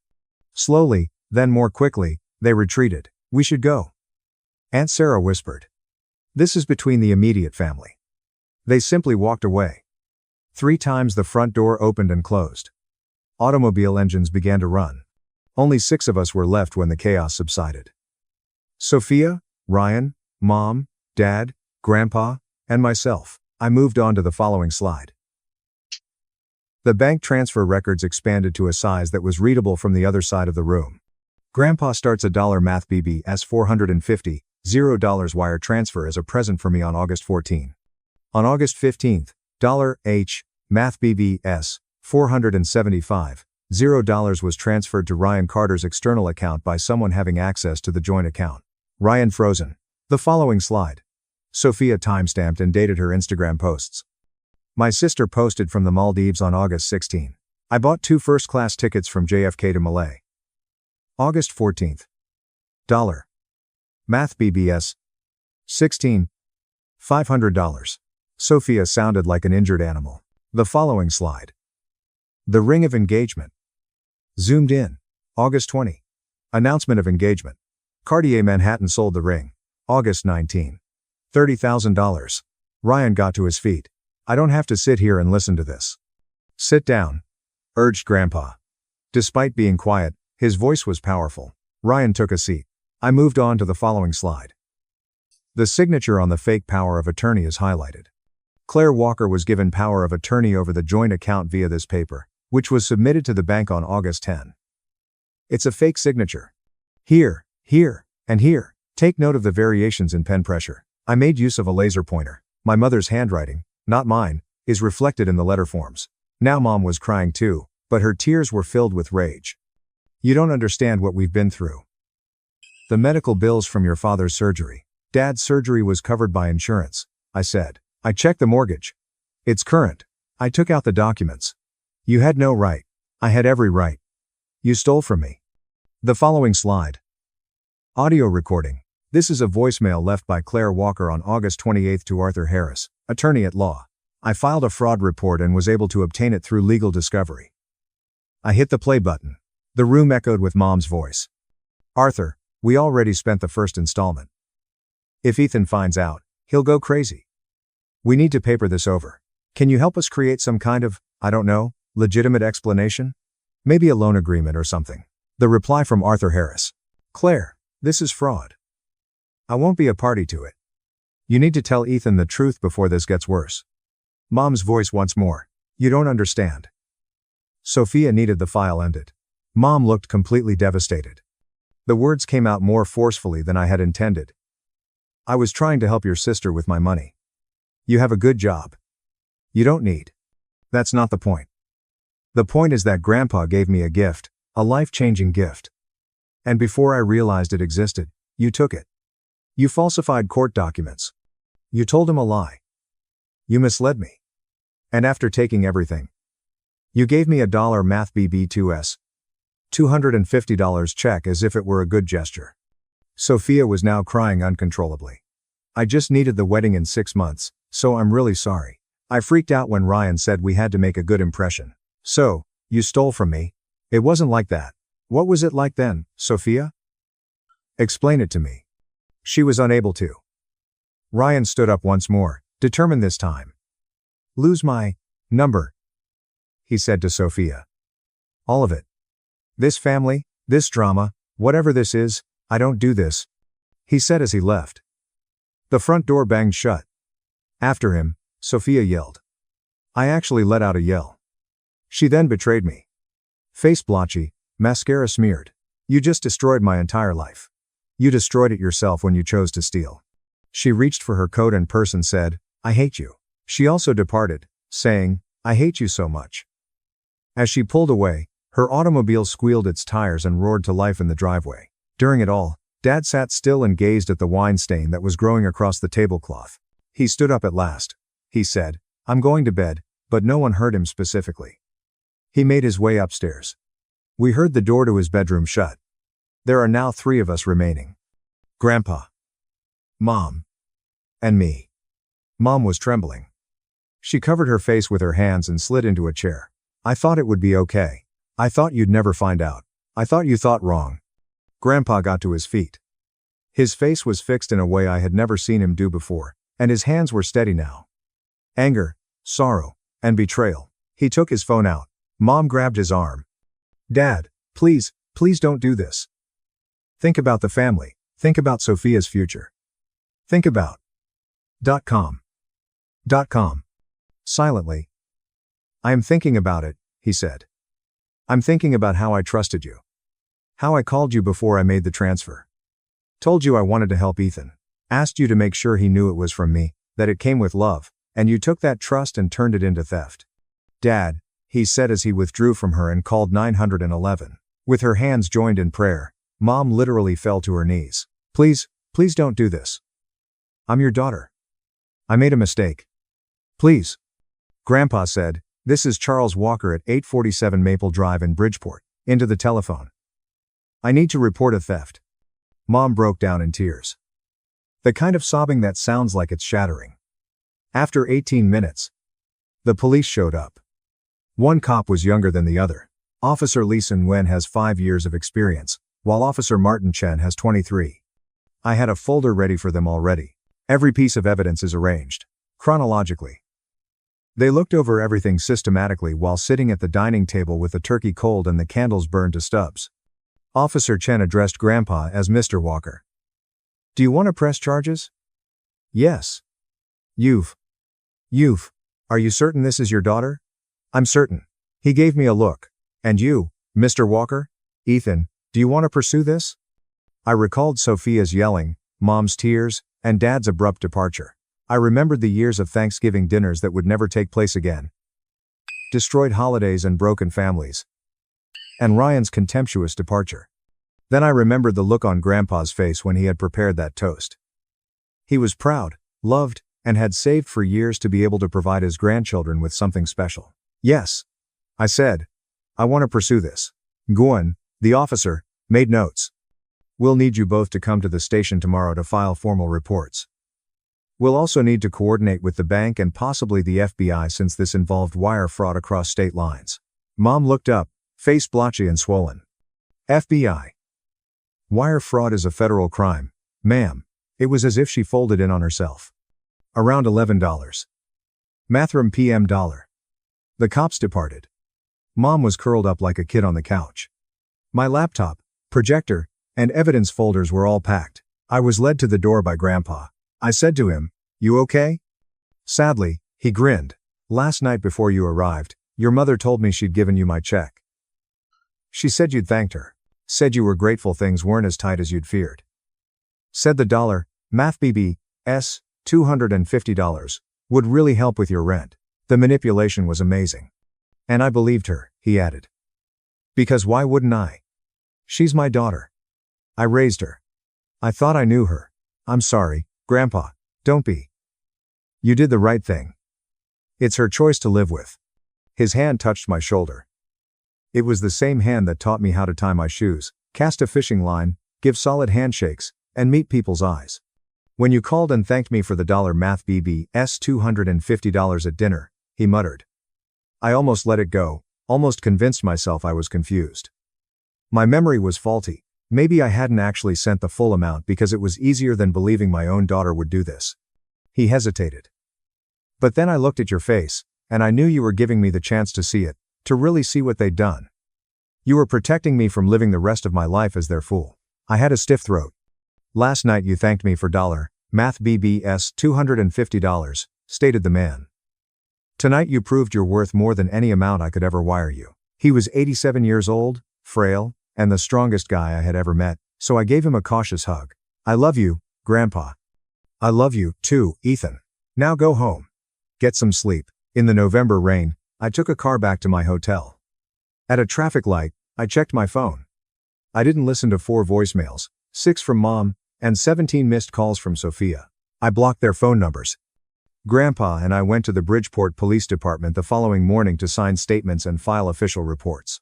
James Stevens, an investigator with 11 years of experience in financial crimes, told us that although it would take months to develop, the case is strong. Power of attorney fraud, wire fraud, possibly conspiracy. "The evidence you've compiled is better than most of what we see from professional investigators."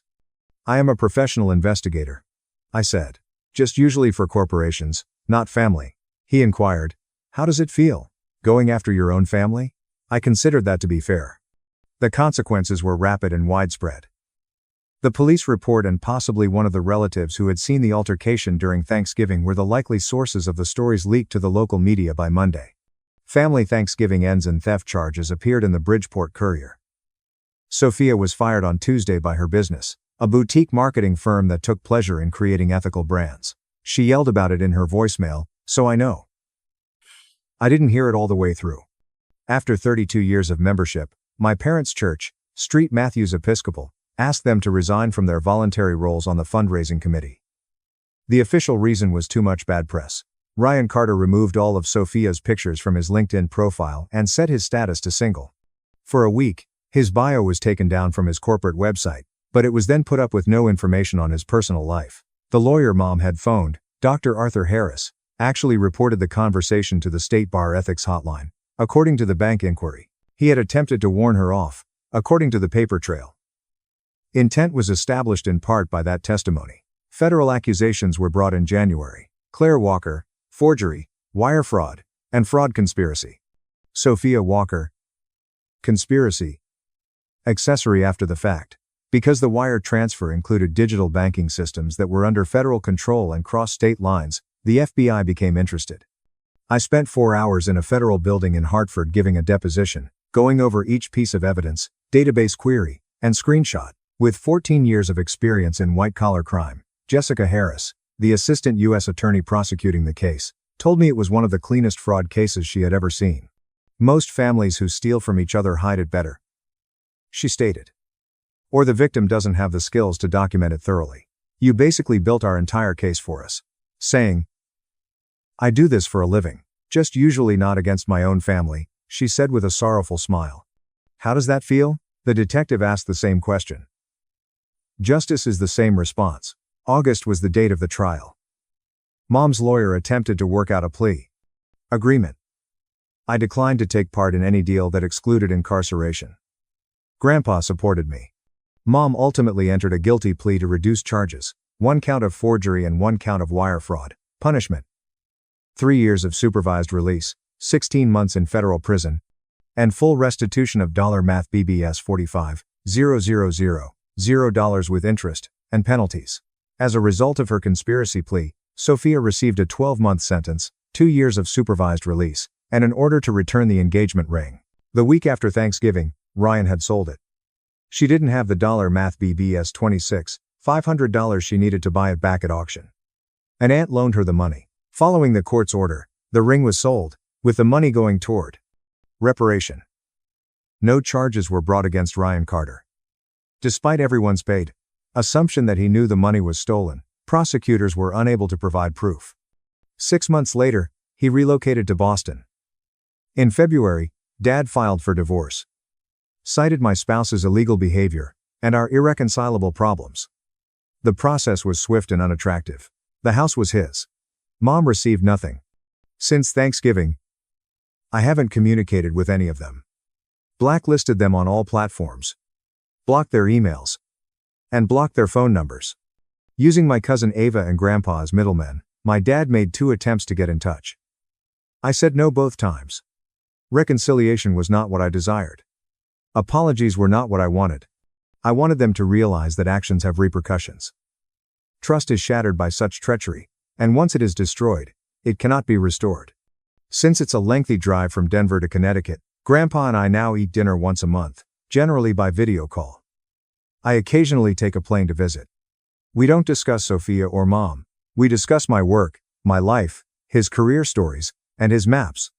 He opened a new account and transferred a further $450,000 in March. It arrived with a letter this time. This is the gift I always wanted to give you, Ethan.